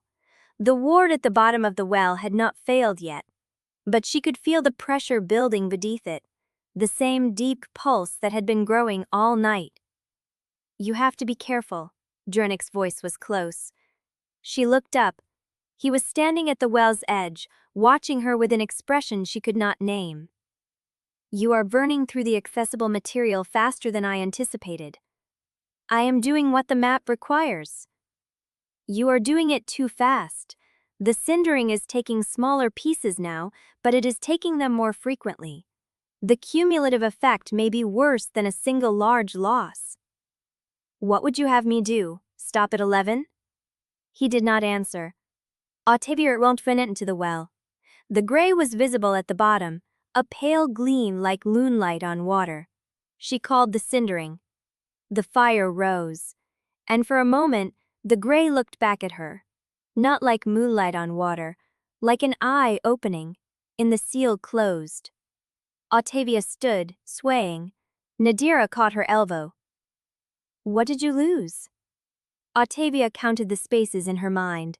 The street name, the meal, the hum, the apartment.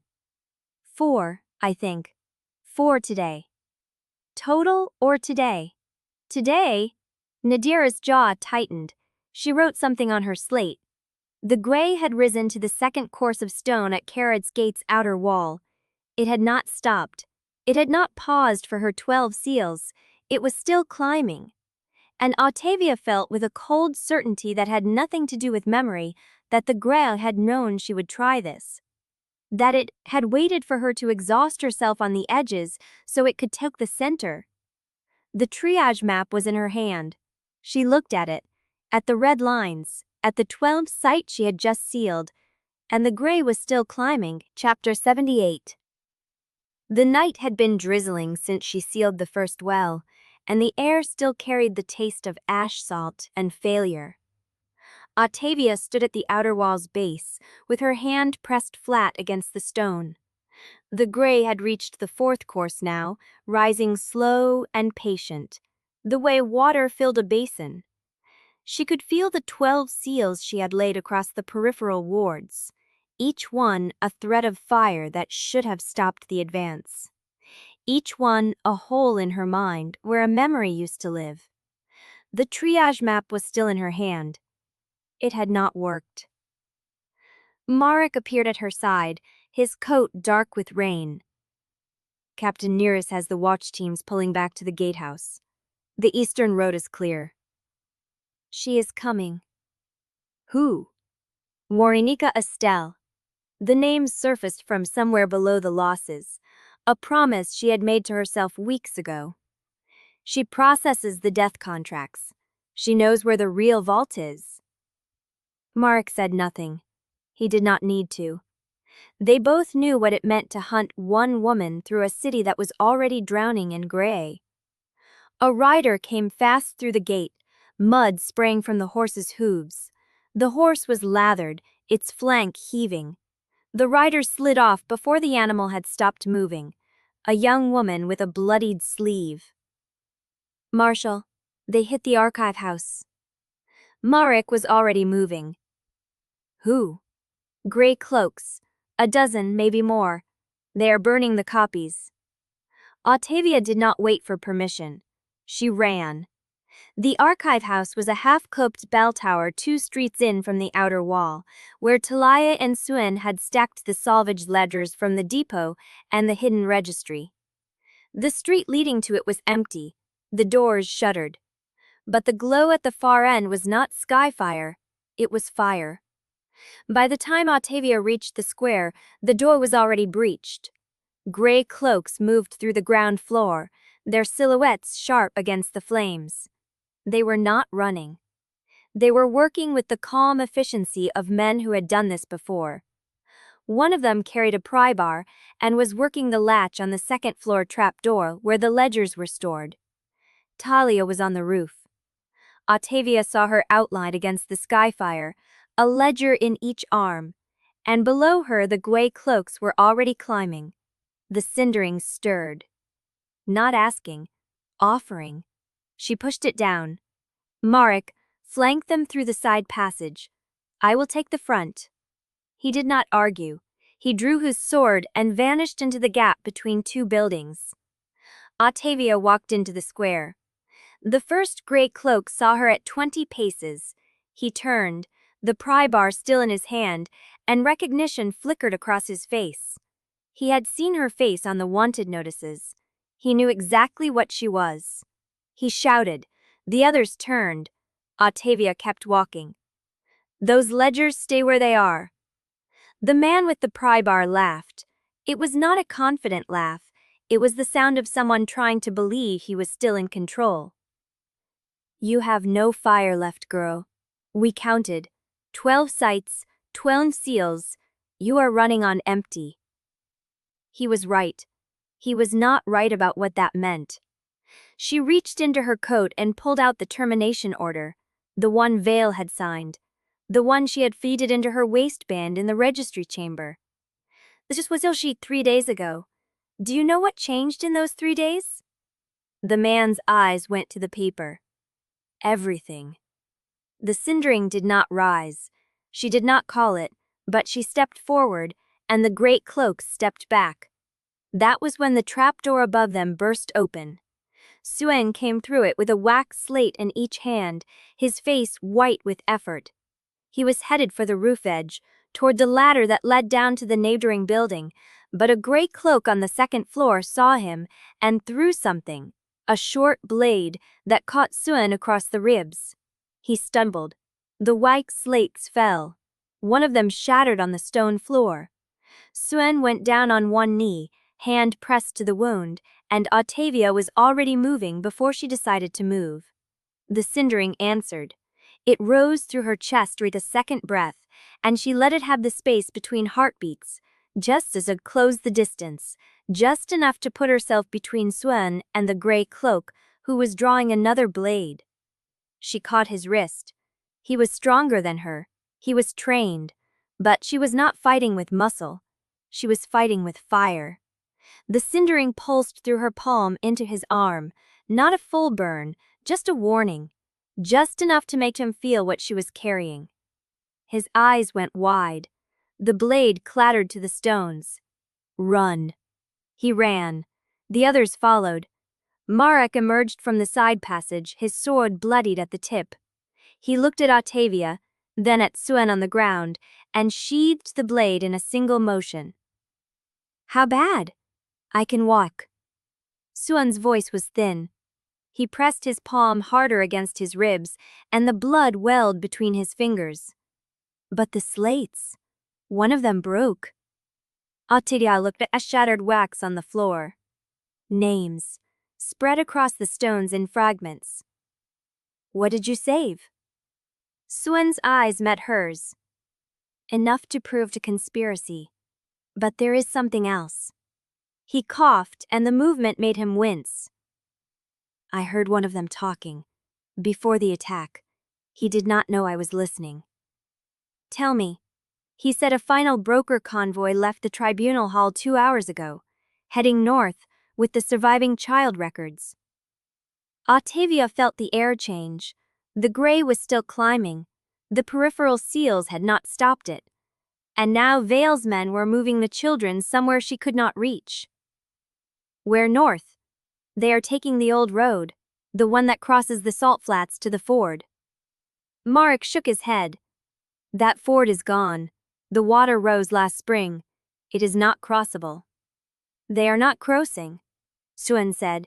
They are meeting someone, a ship, on the marsh side. Ottavia looked at the triage map still clutched in her hand. The red lines, the 12 sites, the gray that had ignored every seal she had laid. Suan was bleeding onto the stones, and somewhere in the dark, a convoy was carrying children toward a ship that Ottavia did not know how to stop. The Cindering stirred again, not offering this time. Waiting. She folded the map and pressed it into Suan's hand. Get this to Nadira. Tell her to keep writing everything she has. Suan nodded, then paled. What are you going to do? Ottavia looked north, toward the road where the convoy had gone, toward the gray that was still climbing. I am going to find out who Varnica Astel is, and I am going to make sure those children never reach that ship. She turned and walked into the dark. Behind her, the gray reached the 5th course of stone and kept climbing. Chapter 79. The road north was dark and empty, the skyfire lamps dead for a mile ahead. Ottavia walked with her hand pressed to her coat, where the termination order still rested, the paper warm against her chest. Behind her, the gray kept climbing. She did not look back to check how high. Footsteps in the gravel, fast ones. Merrick caught up before she reached the first dead lamp. His hand closed around her elbow, not hard, just enough to slow her. Where are you going alone? North, after the convoy. On foot. Ivan has a skiff on the marsh channel. If I reach the ford before, you will not reach it in time. Merrick's voice was low and flat. The ford is 3 hours by horse. The convoy left 2 hours ago. Even if you ran the whole way, they would be halfway across the marsh before you saw the water. Ottavia stopped. The Cindering stirred inside her, a low pulse of readiness. It could carry her there. It could burn the distance. She felt the memory waiting to be taken, something else she did not know she still carried. A name, a face, a laugh she had not yet counted. She pressed her palm flat against her chest and pushed the feeling down. No. Merrick watched her, waiting. I am not burning myself to chase him. Good. But someone has to stop that ship. Merrick turned and looked back toward the city. The wall was a dark ridge against the gray light, the fog spilling over the 5th course now, slow and patient. He was quiet for a long moment. Then he said, Ancesses can take the skiff. I will send riders with him. They know the marsh channels better than any broker's man. Will they go? Some will. The ones who had children. Ottavia looked at him. His face was unreadable, but his hand had moved from her elbow and hung at his side, open, not reaching. You would stay here. The gray is still climbing. Someone has to hold the line. Not alone. I won't be. He gestured toward the gatehouse, where Captain Neris's watch teams were forming a perimeter. Neris's is pulling everyone back to the inner wall. We are abandoning the outer ward. It cannot hold another surge. Ottavia felt the words settle in her chest like stones. Abandoning. The triage map had 12 red lines. She had sealed 12 sites. The gray had ignored every one to them. What happens when the inner ward fails? Merrick did not answer. She looked past him at the city behind the wall. Carid's Gate. The first place she had saved. The first city that had seen her burn. The first people who had told her not to let them spend her. The Cindering pulsed again, softer this time, almost questioning. She shook her head. I am finished running. Merrick's chin lifted. Then what do you want? Ottavia turned and walked back toward the gatehouse, past him, toward the wall where the fog was climbing. I want the people of this city to decide what they are willing to save. The square inside Carid's Gate was a pressed mass of bodies, refugees, soldiers, families with children asleep on rolled blankets. The skyfire lamps had been dimmed to conserve fuel, leaving the crowd lit by torchlight and the pale glow of the gray beyond the wall. They parted as Ottavia walked through. She did not know what they saw when they looked at her.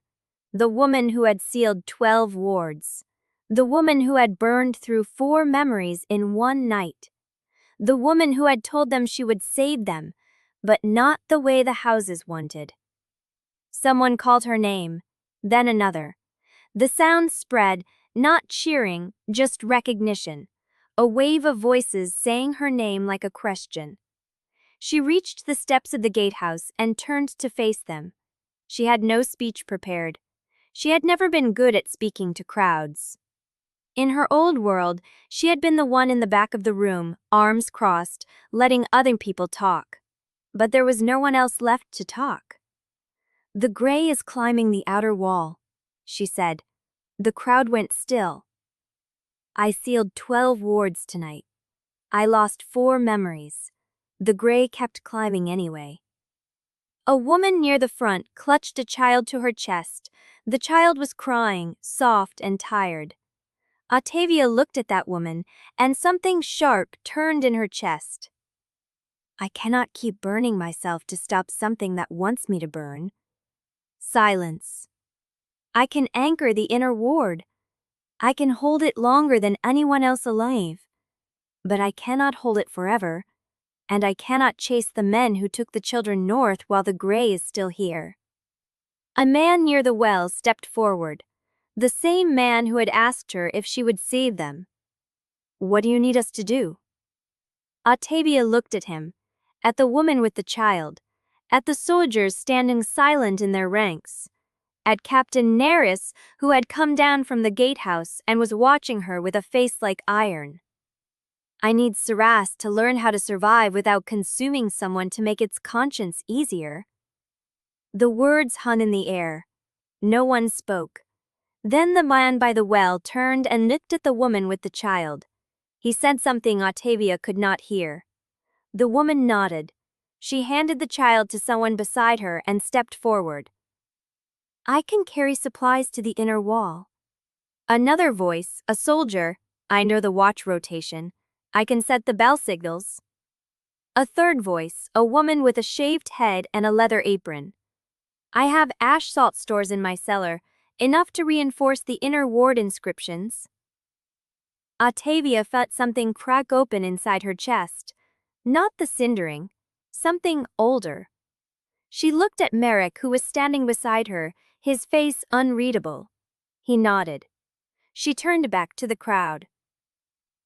"Anne's Tor is taking a skiff north. He needs riders who know the marsh. The brokers are moving children to a ship at the old ford. If anyone can intercept them before they reach open water, I need you to go now." A cluster of men and women near the back moved. Atans was already at the canal edge, unchaining a skiff. Merrick raises his hand. "I will lead the riders." Ottavia turned to him. "You said you would stay." "The city needs both. Neris can anchor the inner ward with your instructions. I know the North Channels better than most. And I am not letting that ship leave without a fight." Ottavia held his gaze. The Cindering stirred again, softer now, as if it had stopped demanding and had begun to wait. Merrick reached out and took her hand. His fingers were warm. He held them there for one heartbeat, then let go. "Count your knots when I get back." He turned before she could answer. The riders formed behind him, a dozen men and women with horses and scarred leather. They moved toward the north dirt at a trot, then a canter, then a gallop, their hoofbeats fading into the dark. The crowd did not disperse. They looked at Ottavia, waiting. She looked at the gray beyond the wall, climbing still, reaching the top of the outer stone. She looked at the woman who had offered to carry supplies, the soldier who knew the bell signals, the woman with the ash salt. "Show me what you have." They moved, and the gray reached the top of the wall and paused. Ottavia felt it there above the stone, patient and waiting. Not for permission, for her. She turned toward the inner wall, then began to walk. Behind her, the people of Carid's Gate followed, carrying lanterns and salt and the last things they had left to burn. Chapter 80. Dawn came gray and still. The gray had not crossed the inner wall. It sat above the outer stone like a held breath, patient, waiting, its lower edge brushing the top of the last intact inscription line. The skyfire lamps along the parapet had burned low, their light pooling in oily puddles on the stone. Ottavia stood at the gatehouse steps and watched it. Her hands were cold. The cord was tied around her left wrist, 22 knots pressing into her skin. She counted them without thinking, the way she had learned to breathe through the spaces where memories should be. 22. She remembered tying 21. The missing knot sat in her mind like a tooth that had fallen out without bleeding.